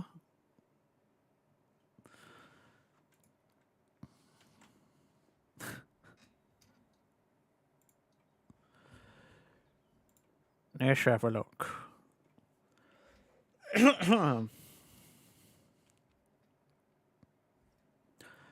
In the home base, select a job using the job map. Apparently, I've never done that. Okay. I guess yeah, I've never done that. I've never bothered to look at this. Also, pet the 3 cats in the home base.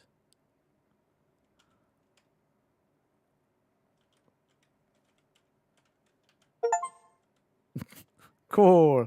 Yeah, I just got an achievement. Pet with the cats. Forgot about Ulysses. I broke my... Oh, yeah, I did. It's quite easily done. How do I do the map thing?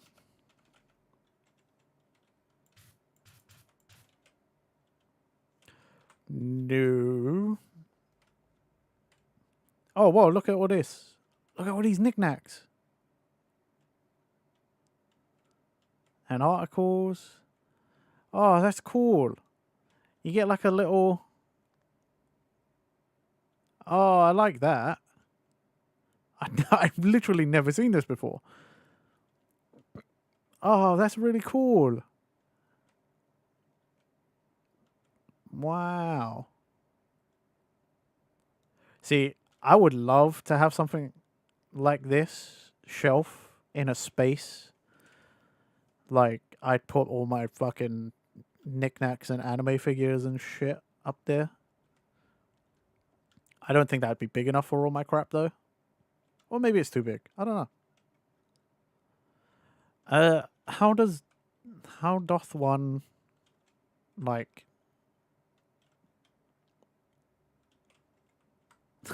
I don't know how to...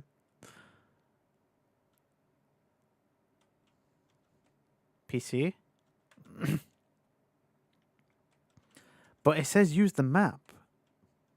And this is it. This is the map. I just don't know how to access the map.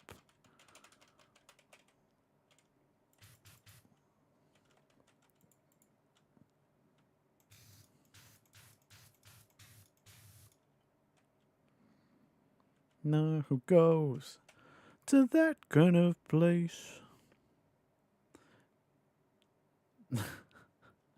I don't know how to do the thing. Ah!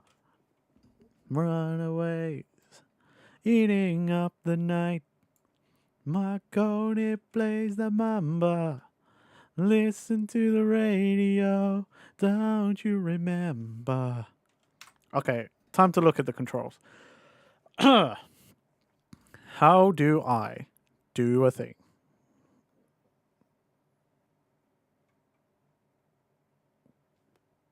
I don't know. Doesn't say.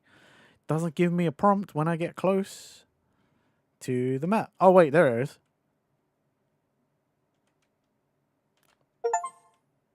Hey, got the achievo. Right, what's next? In the home base, examine an item on Harper's pinboard.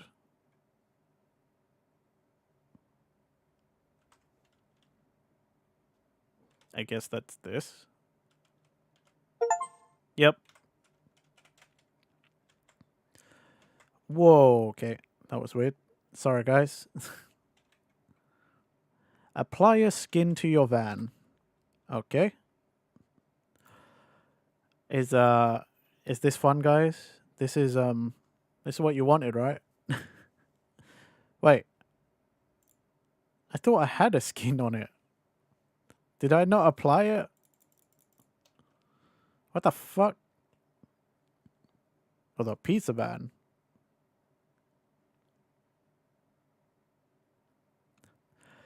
Okay.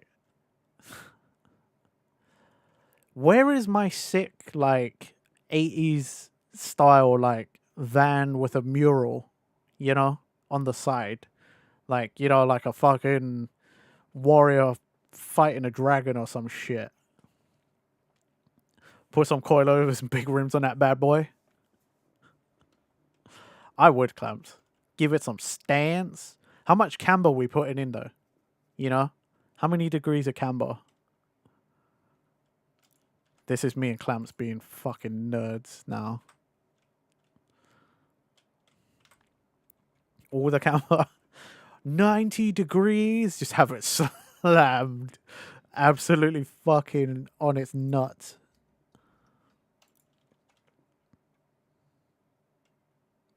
Don't you remember? Okay, there you go. Apparently, I did it just then. Next achievement. In the home base, find and pick up the hidden gnome. Apparently, I need to apply a skin to my power washer as well.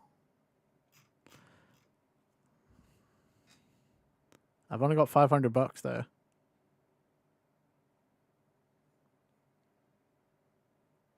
I don't like any of these colors though.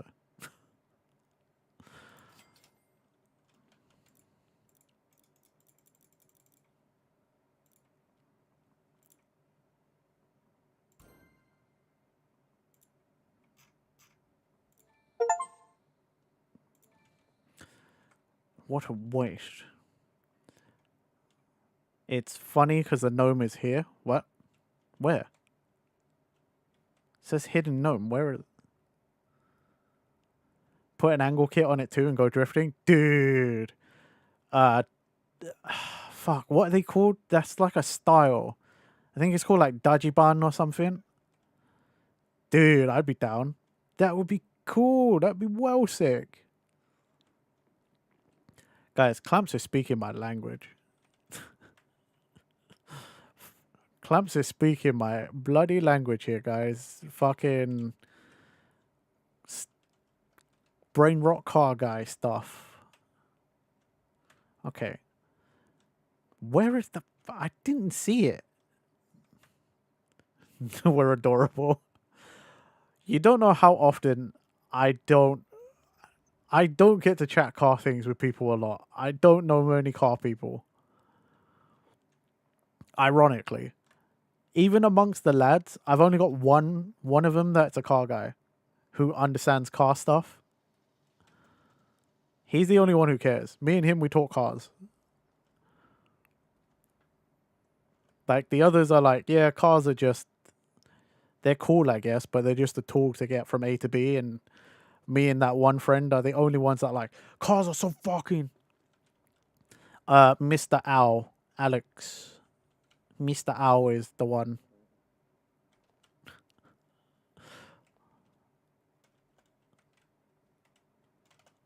Luckily, you know, that's the name, but very generic name, so good luck finding an Alex. There's plenty of them. The other one, not the tall one. Oh, I see it. Cheeky bastard.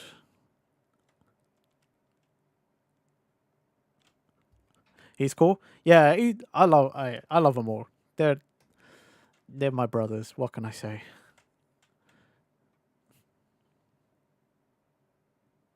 They're both cool. They are.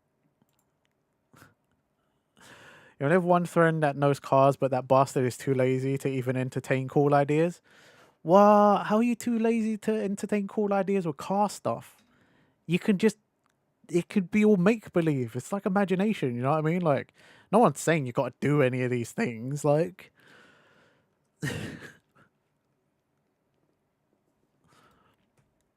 That's crazy. Too lazy to entertain cool ideas in the car world. That's insane. Alright.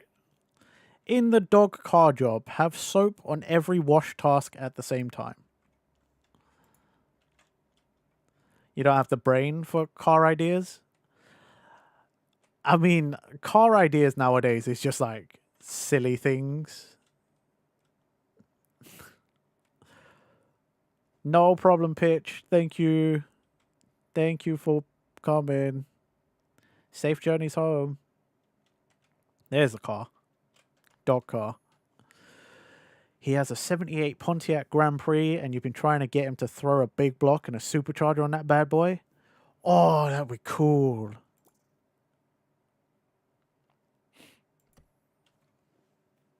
See you next time. Yo, a big block and a supercharger? That would be sick. Why not? I mean, I get it in that sense. It's like, oh, it's a lot of work in it, but like... Alright. Absolutely cover this fucker in soap. To get the Chivo.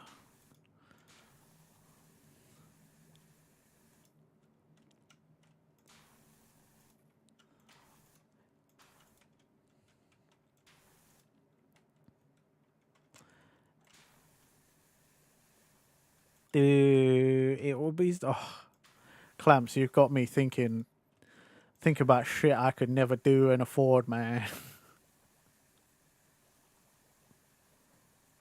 A supercharger on a fucking big block, though. The noises that would make. Oh. Naughty.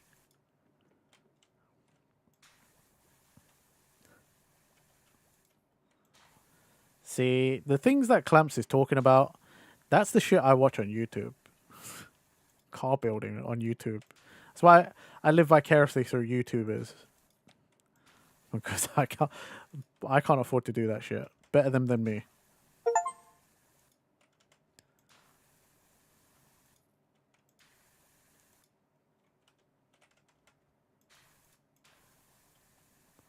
Alright, sick. I got the Chivo. Might as well finish the job whilst I'm at it. It's not like this will take long.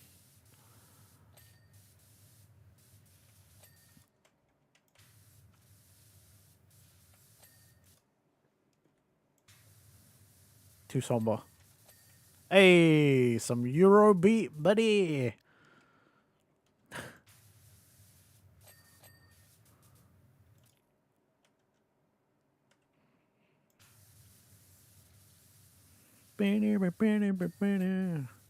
Gas, gas, gas.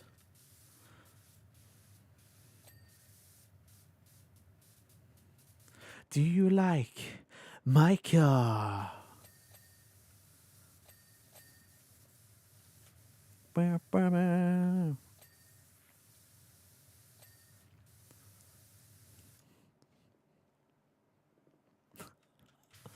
Don't worry, guys. We're not getting raided. Even though I'm pretty sure that... I don't remember. Gas, gas, gas is the raid song, I think. I don't remember. It's gonna be so exciting. It's my friggin' stream, and I set all of these sounds. I don't remember. He had to replace the engine anyway because it blew the seals and seized, so you even found him a junkyard big block for him to rebuild with a manual trans. And he's too lazy to do the intercooler piping. He's an aircraft mechanic and a mechanical engineer. He knows how to do it. He's just lazy. Wow, he can do that stuff too, and he... Brother knows how to do the welding and everything. I know intercooler piping is going to be a bit of a pain, but like... As long as the run isn't too crazy, you don't need too many pie cuts or whatever, like... Oh, you know what? Welding is... To that question from ages ago, like 2 hours ago, I would take up welding as well. I'd learn to weld. I think it's cool.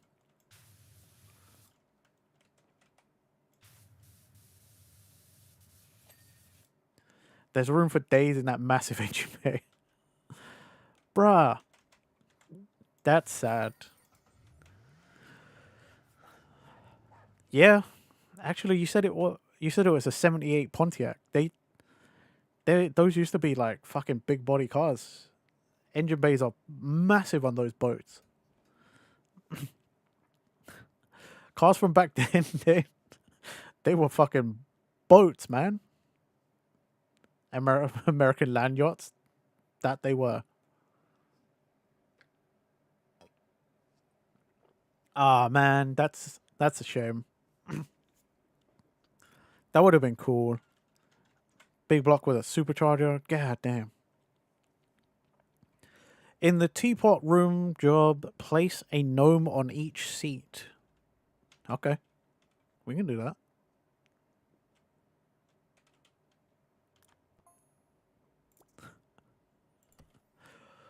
that. Do we? Oh, I guess there might be enough gnomes.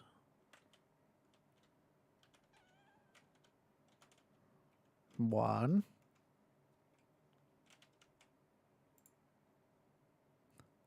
Okay, I was gonna say don't fall.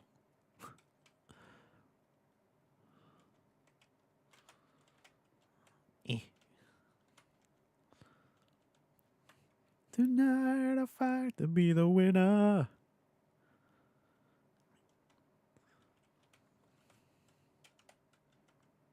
Gas, gas.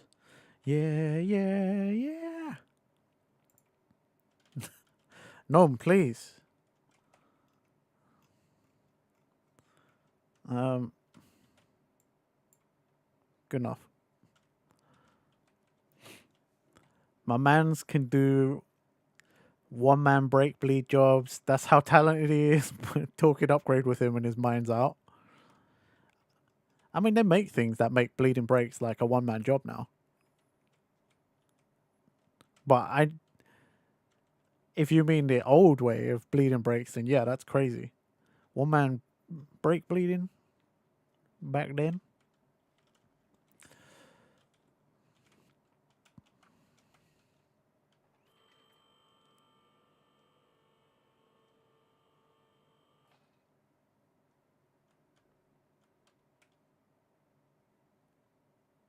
Where's my Chivo? Oh, right. With a gnome on it. Fuck. Okay. I was gonna say. Okay, if it's the old way, yeah, that's impressive. That is impressive. Ain't nobody gonna fix me.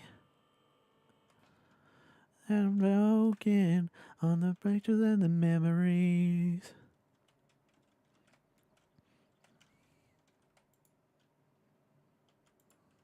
I'm for help. I'm broken. Ain't nobody gonna fix me. Yeah, you broke me into tiny pieces.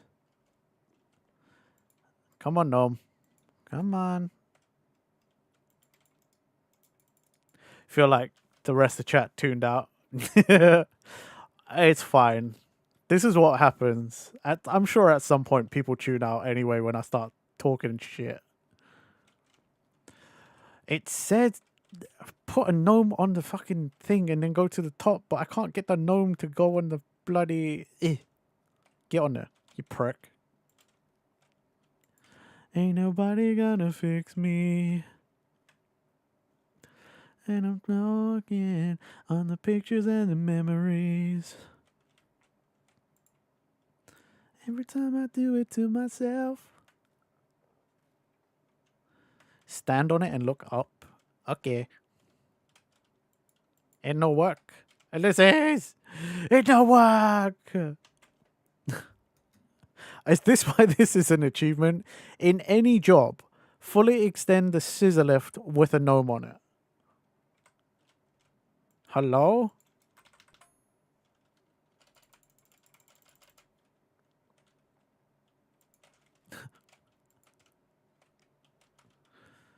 It don't work. Fuck. Broken. Ain't nobody gonna fix me. And I'm choking on the pictures and the memories. Okay, I just popped an Achievo and I didn't even... Oh. Yeah, you broke me into tiny pieces. Cool, I just popped 2 Achievos right there. Lovely. Good, good, good. Let's have a look. What do I drive? I drive a very normal, boring 1.6 liter Hyundai Tucson. Very, very dull, very common, very boring. I don't drive anything fun because I can't afford a fun car. Also, if I had a fun car, I'd get in so much trouble. I'm a bit of a boy racer, you see. So, when I got my license, I used to drive a 1.3 liter manual Toyota Yaris. And I would race everybody. I used to speed so much. Do very much like my racing. But I drive a sensible car now, so I can't do anything. It doesn't do anything. But it keeps me out of trouble. Kind of.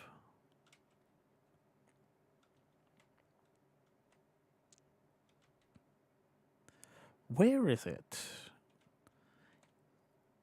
Petrol station level. Where are you? Art Deco.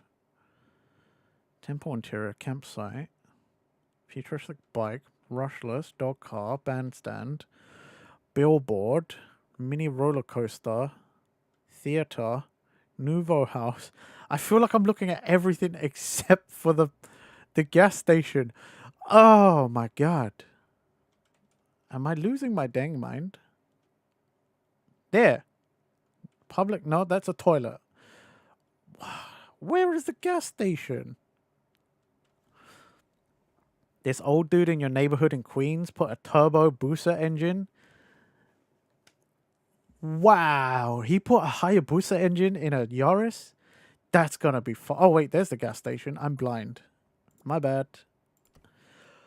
Ooh, he put one of the craziest motorbike engines in a Yaris with a turbo. That little fucker must have flown. Shit.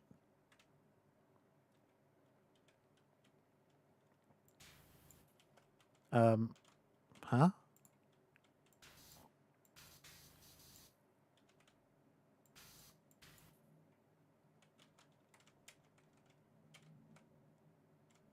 Hello? Uh-oh. The ball is just stuck in my hands now. I can't do anything. The ball got stuck in my hand. It sounded so, I bet it did. I bet it did. Roll the ball down the slide. Yes. Let's try.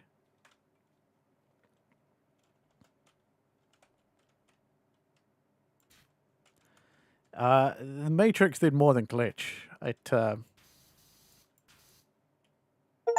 that not count? Oh, it did. There we go. Popped. A. In the funhouse job, hit all the giant piano keys in order from low to high. Okay.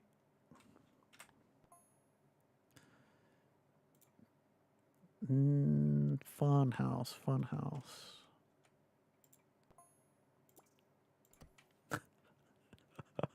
This is it. This is all we're doing. I'm checking an achievement list that you can't see because it won't capture. And you're just watching me pick out my achievements that I need to do. Okay, from low to high.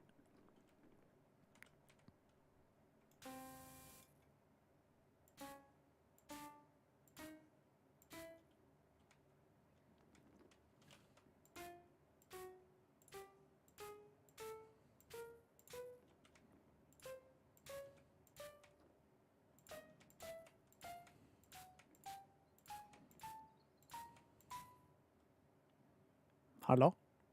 I did it.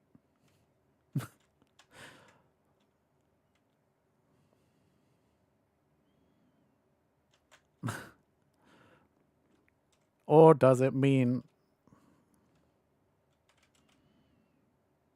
Do I have to, like...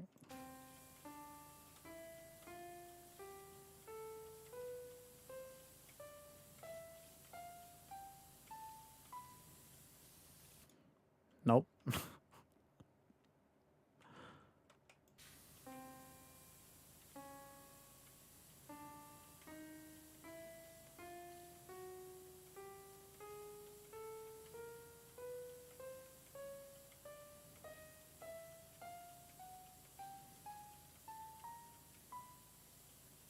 No.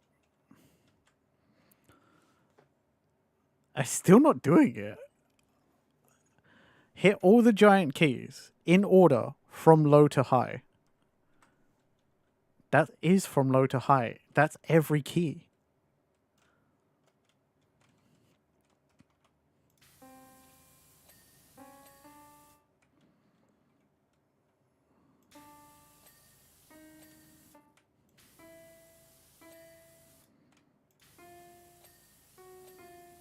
I'm just going to try this real quick. Maybe it...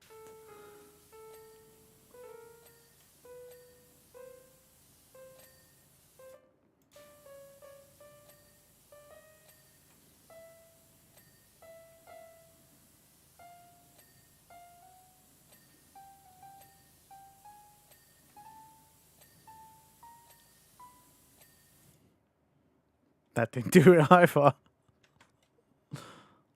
I thought you could just walk on it. Unless my game is busted.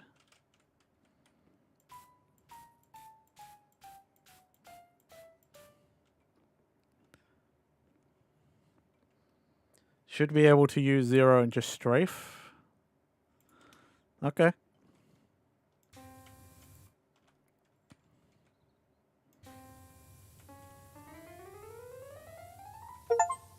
There you go. I think it might have been a speed issue. Because it popped just then. Don't ask me why, but it did. In the theatre job, clean the entire front row seating first. Okay.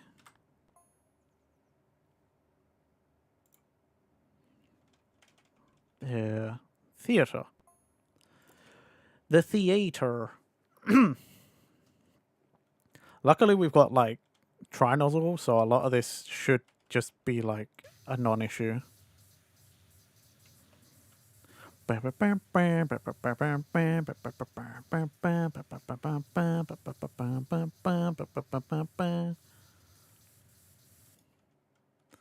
Laptop addicted when it's in dig. You're gonna win big. Oh.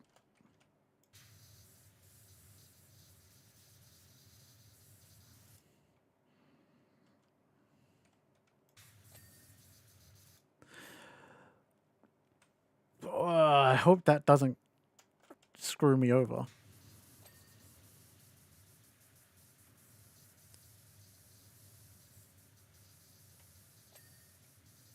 Do it! Thank you for the hydrating stretch.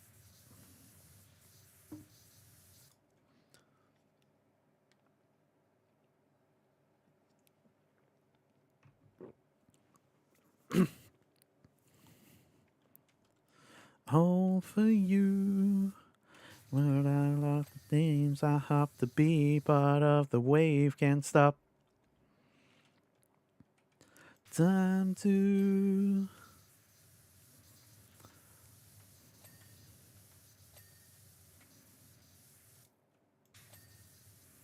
Okay, well, if it's the whole class of everything that's like front row, then we should still be safe.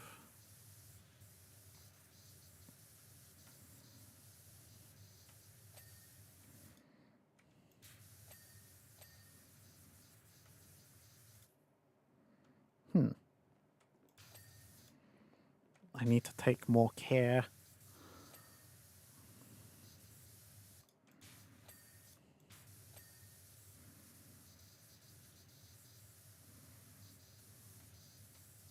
I'm kind of like rushing crap. All for you. Things I have to be part of the wave can't stop. Tell me when it's time to Wait a minute, I'm passing out, win or lose. Just like you. Far more shocking than anything I ever knew about you. Then more reasons why I need somebody new.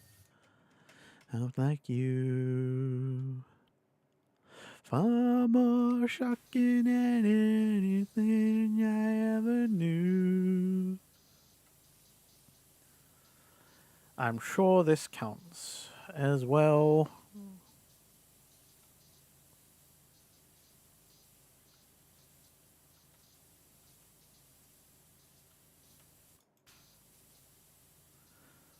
But no, they're gonna win big. Not the life of innovation. The life with elevation. Oh, hello.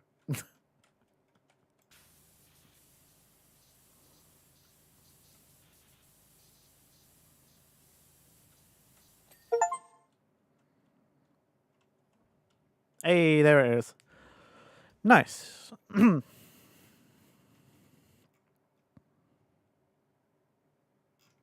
Oh, I scrolled down a little bit. Oops. In the shooting gallery job, complete the Bigfoot target first. Okay.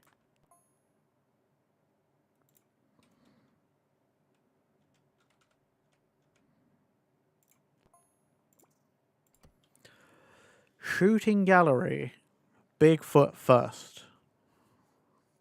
Remember, chat. Now, which one's Bigfoot? Guys, which one's Bigfoot? I know how to.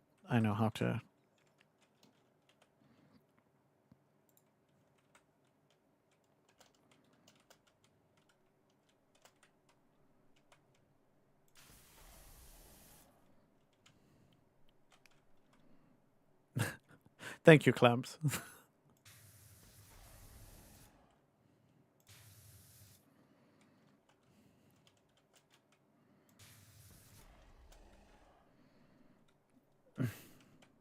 How did I jump up there before? I know I've jumped up there before.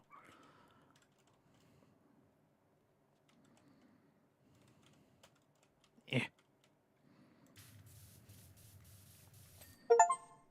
There we go. Think we got time for another Chivo. In the rock climbing park job, clean the pterodactyl first. Okay.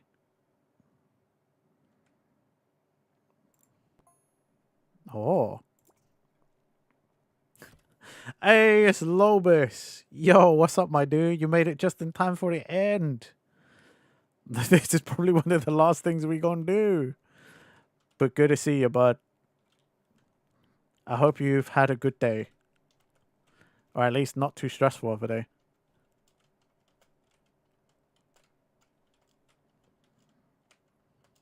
It was just a fling, but I really don't regret a thing, 'cause it was crazy, babe.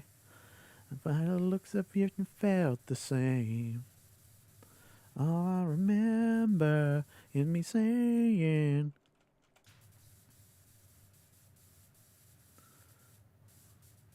now I'm barely sober, caught in a love hangover. Ah, shit.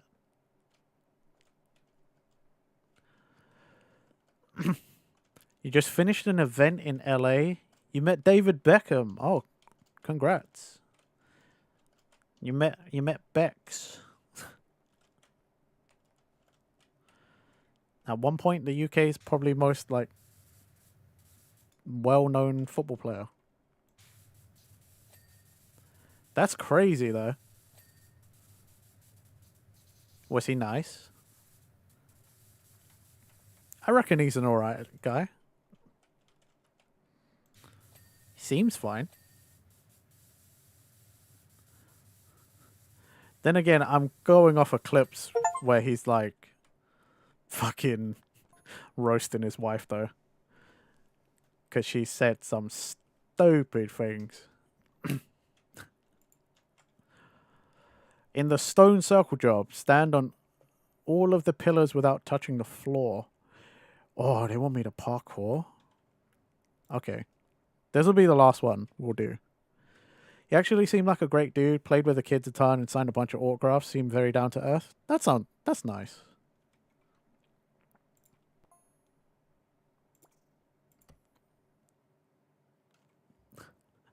Yeah, I've only seen clips of him like roasting his wife because she's like, yeah, we grew up very working class and stuff.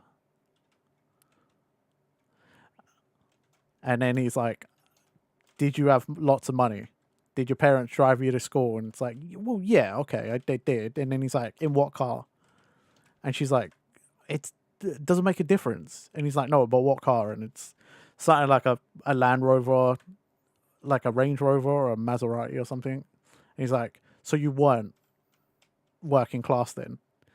And she's like, okay, no.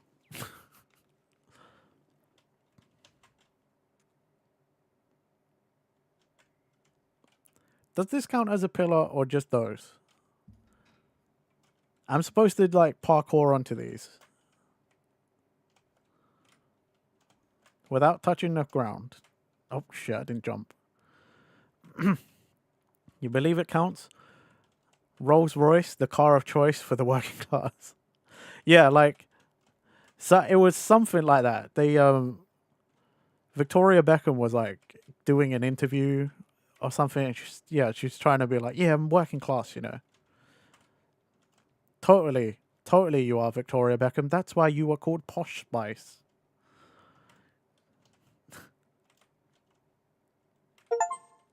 Yep, that counted. Hey, we did it. Parkour.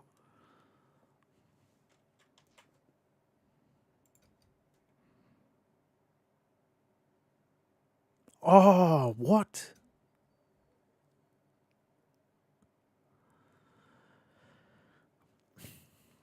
Okay. I'm gonna do one more. I don't know. I'm now just kind of like, let's just do these achievos.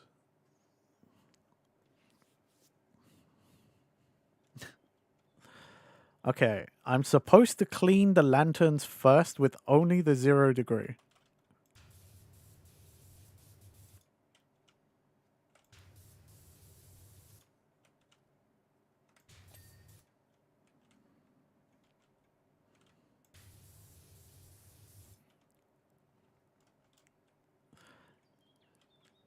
You jealous, Clamps? Beckham is one of your childhood heroes. Nice. You grew up watching football or something?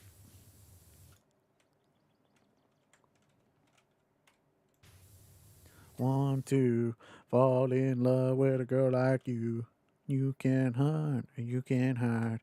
Okay. I think that one and that one should be the last, I think.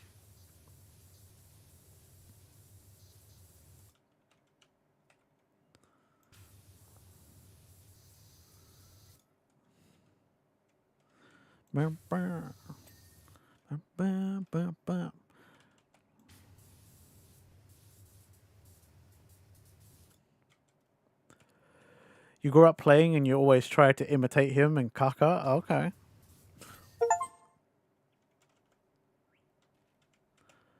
Nice. Did that one. In the roller disco job, clean the glitter ball first. Okay. You know what? Screw it. My dinner's already pre-made and everything. Like, and I'm not streaming tomorrow, so fuck it. You know what? Let's just see how many of these Chivos we can just like knock out right now.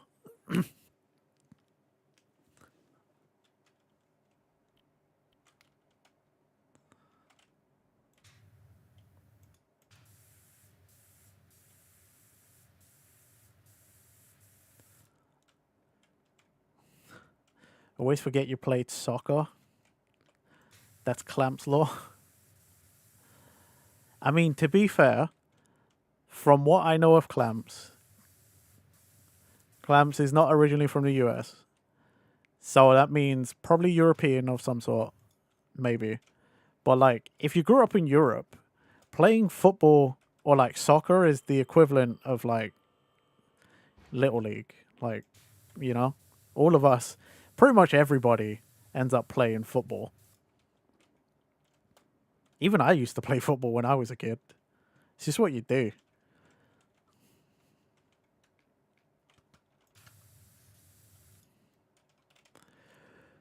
Can't tell from how you look now with the but yeah, like I pretty much, yeah, everyone plays. There's not that many other sports people are willing to play.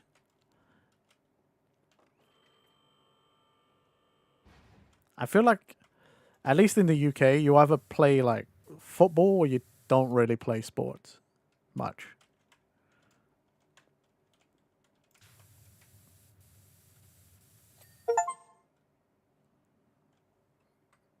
Hey, there we go. That's done. In the car and trailer job, clean the satellite dish first. Okay. Where is it? There it is. You know the space room is one, somewhat long, town float is somewhat long, motel is somewhat long, don't remember any of the rest? Okay.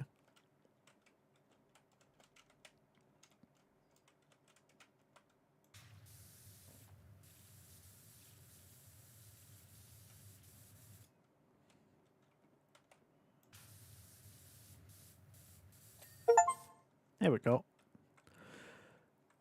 Yeah, Renji, you're from the Balkans. Everyone plays at some point, got really into it for a few years.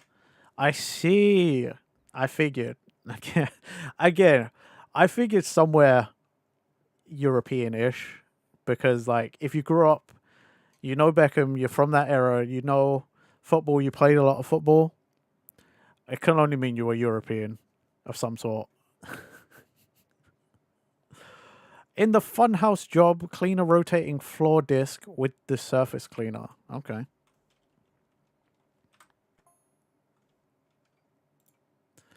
Funhouse again.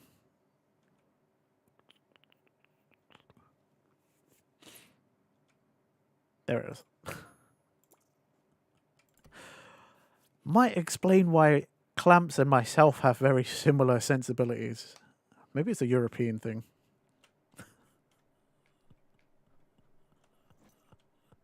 Maybe it's a European thing. I don't know.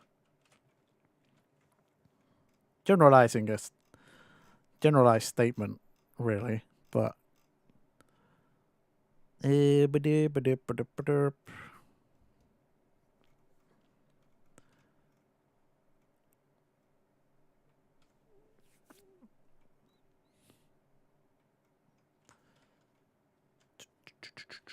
so it wants me. What's it want me to do?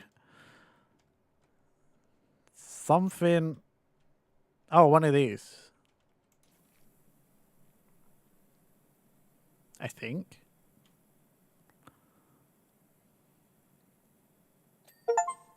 Yep. There we go. That's done. Bandstand job. Clean the hatch last. Not doing that then. In the motel job, clean all the room doors, door handles, and door numbers first. Okay. Complete any job using only the Urban X double turbo nozzle. Fuck, I don't have that. Shit. Okay.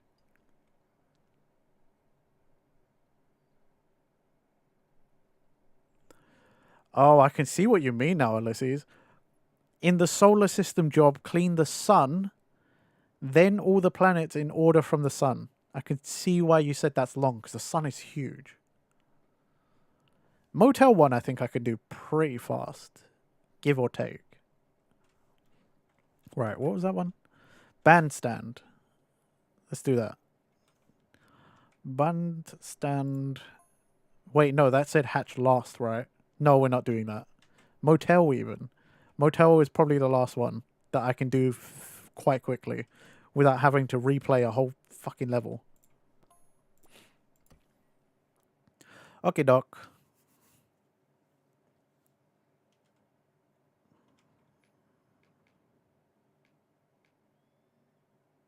Do I have it? Oh, I do have it. What? That's probably why I got no fucking money. Okay. Doors, door handles, door numbers. You'll write some words in British English and it drives your American girlfriend nuts. So, like, real English?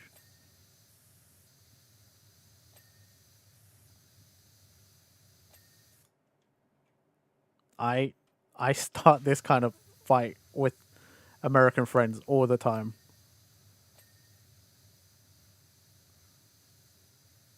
I agree languages evolve. So by this point, we in the UK speak English and Americans speak American.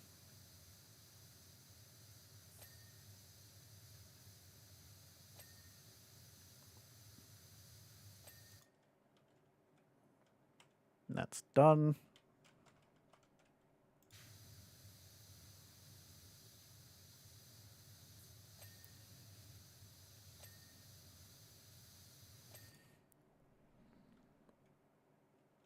Oh man, that fuck! I knew I jumped too far.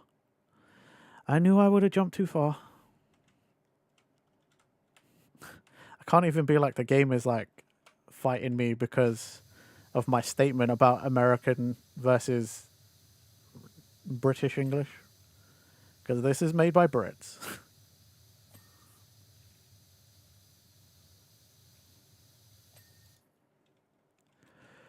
You still spell color with a U and it never fails to get a rise out of her? That's how you spell it.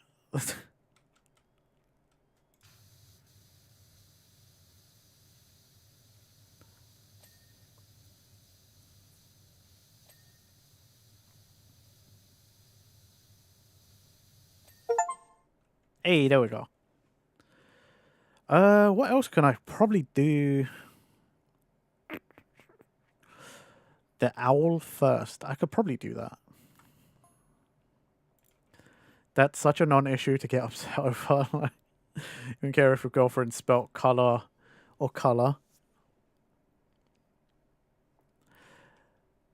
I'm not going to say anything because I am on the complete opposite end. You know, do get a little heated about the ways things are said and done. England versus other ways. So I guess I can't say shit because I'm just as bad.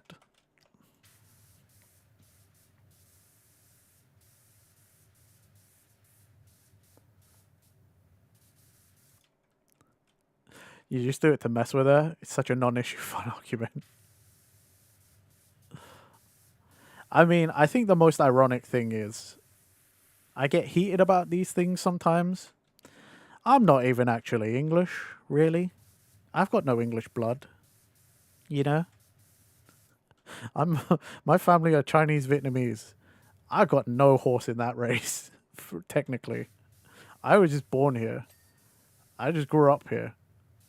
I got no fucking horse in that race. But I'll be damned if I don't fight for it.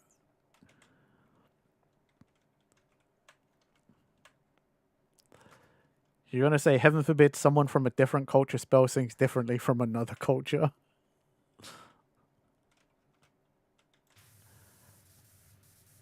I don't know what it is.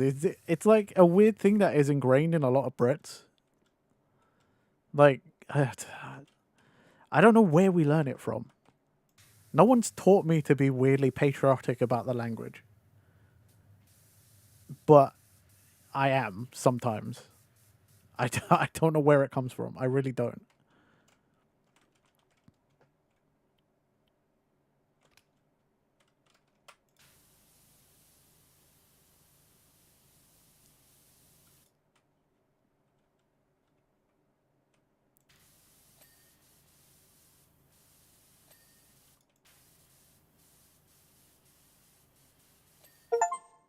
Hey, there we go. Yeah, I think everything else is just gonna be too long. Although it said any job with that thing, so I could technically do this car with that other nozzle.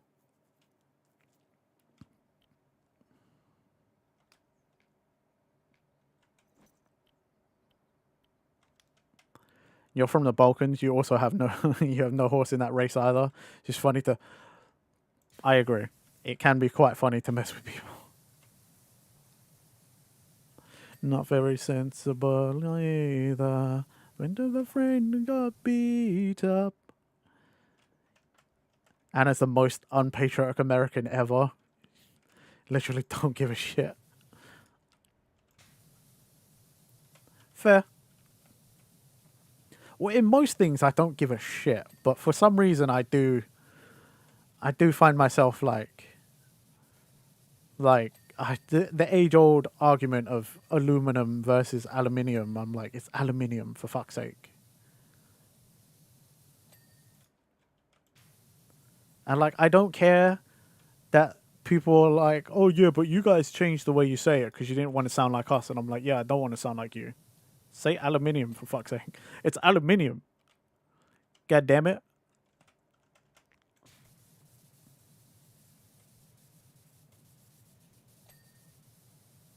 I don't know. Tribalism is a silly thing, isn't it? When you really think about it, or tribalism is a silly concept that we have as humans. Don't get you started on aluminium. You started feuds with your old work over that. Dude, I've had arguments here in chat with the Americans, all the Americans that hang out. I've had the ones that will engage me in said argument. I've definitely had arguments in here of like aluminium versus aluminum, herb versus herb, like stuff like that. Things that realistically is like such a non-anything. But oh, I will fight. Goddamn you. It's not even that. Since it's Roman Latin origin, it's aluminium.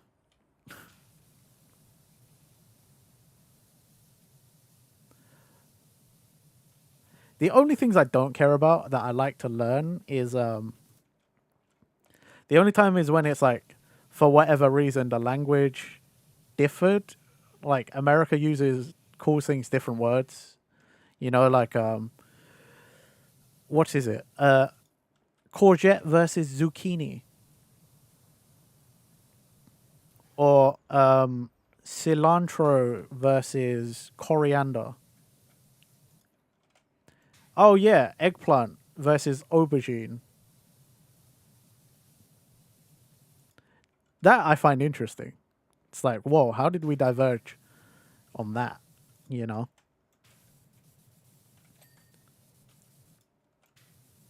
I do admit, though, sometimes the words we use for certain things does sound overly pretentious. Like eggplant versus aubergine. It's the same thing, but like, I have to admit the way we say it in aubergine is like very fucking pretentious. But we probably got that from the French when the Normans took over for a bit.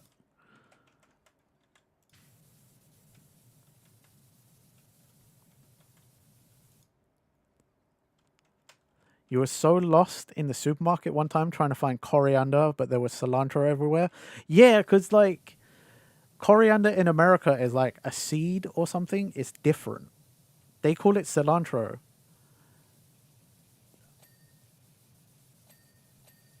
And I'm not sure why that is. In your first week in America, oof. Painful.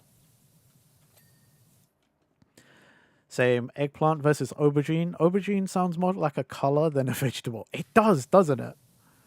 But at the same time, It sounds like one of those color names that if someone went, yes, it's aubergine, you'd be like, what the fuck does that mean? Tell me a goddamn color. And they're like, I am telling you the color. It's aubergine. You'd be like, what fucking color is that? Is it blue? Is it red? Is it purple, yellow, green? Like, just tell me the fucking color, dickhead. Like more, oh yeah. All the in-between colors, you know, like when someone says like one of those, like, it's a in-between of this and this, and you're like, just tell me the fucking color, you asshole. Like, I get it, you want a specific color, but just tell me a fucking basic color. I'm with Clamps. If it isn't a basic color, it's pompous. Just tell me light, dark, and then I'll show you to the paints or whatever, and you can pick out the shade you want. Otherwise, get the fuck out of here. Like, and this is, I wouldn't say I'm a good artist, but I do somewhat digital art because of VTubing and stuff. And that's coming from me, okay? I don't give a shit. It's like whenever I say to you, Fracture, like, oh yeah, you know, your Android is like gray, red, and blue. And they're like, it's not blue, it's teal. And I'm like, okay, we're splitting hairs here. Like, I know what you want me to say, but like, we're splitting hairs here. Red, blue, gray. The bluish, greenish, orangey, purple color. Oh my god.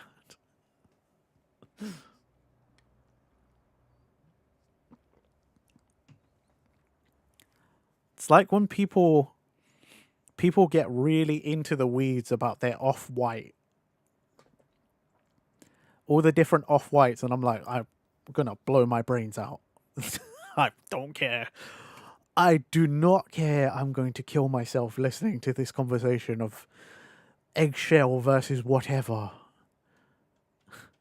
The dog car is staring at me. Yeah, because I'm like, you never noticed the eyes? I noticed it earlier, but like, yeah. The blue that you use for your VTuber model, you describe such call it dark muted blue sapphire. You lost me when you said muted. But I guess at some point you do have to add extra modifiers. Right, I'm going to pause the music. We're going to go to the just chatting screen and I'm going to end stream. There's the button.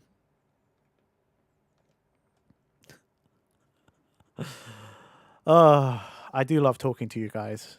You guys make me feel less crazy. Muted, like it's more on grayish side. Too many. Too much. I guess that's why you would want a word to be like, right, this word is the name of a dark, muted blue sapphire. That's a little more grey. Because if you said all of that to someone, I think their brain would shut down. Because mine did. I genuinely think it would be better if you just told me a word that I just look at you and roll my eyes like, pretentious prick. I guess it's like hearing us talk about torque curves. Okay, that's where you get too into the weeds. You lose me. I'm not that far in with tuning, but like, yeah. If you like, I do imagine it's what people get like when we talk about like, oh yeah, you know, supercharger versus turbocharger, or like maybe you want a combined system, you know, or like a twin turbo setup or something, like small block versus V6 inline 4, like all the car terms. I'd imagine it is the same thing. People's brain, you just like look at someone, their eyes are glazed over and they're like, I don't know what you're talking about. And yes, Ada, I think that is why there's like aubergine and mauve and teal and all these other words that we kind of hate. But I guess it is easier than being like, okay, so I want the blue, right? But I want like the greenish blue, but that's a more blue than green. And I want it on like, it's like the lighter shade, but not too light. It's kind of muted, you know? Like, I think it would just be easier to be like, you got teal. You got teal. You got that.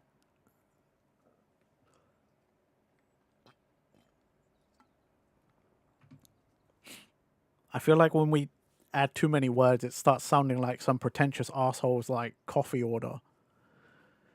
You know them coffee orders, the ones that are super long, like, yes, I want a skinny decaf, no fucking oat milk, shaken, iced. And it's like, you just want a coffee, yeah? Just a coffee, please? Just say coffee. You want a latte or you want it black? Just tell me that. I could never work as a barista. I think I would ADHD lose too many of the details. Yeah, teal, seafoam, cyan, jade green, like, right? It's just so much. It's too much. Too many details. Brain hurts now. Anyway, stupid run over. I need to go find somewhere to send you all. Because.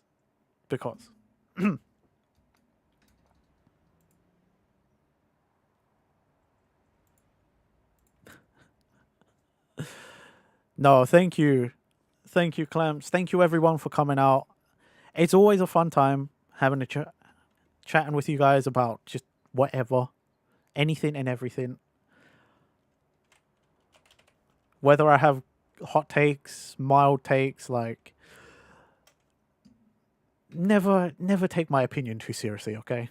I'm just saying. It's just the opinion of some random dude on the internet. You don't have to pay attention to that much. Anyway... I really appreciate you all coming out and hanging out with me. So there's the raid message. First half if you're not subscribed, second half if you are subscribed. I hope you all have a good rest of your day. If by any chance there's someone new here and you like what you saw, please consider giving me a follow. I'd very much appreciate it. I'm going to send you somewhere chill as well. Mia is doing some art. Looks like they're doing some textures or something for their model or something. I don't really know what they're doing. It just says art. So we'll go hang out with Mia.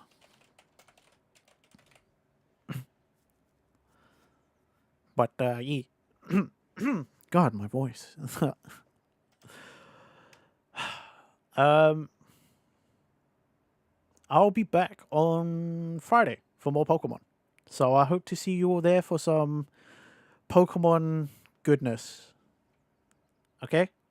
Have a good rest of your day, everybody, alright? Bye-bye.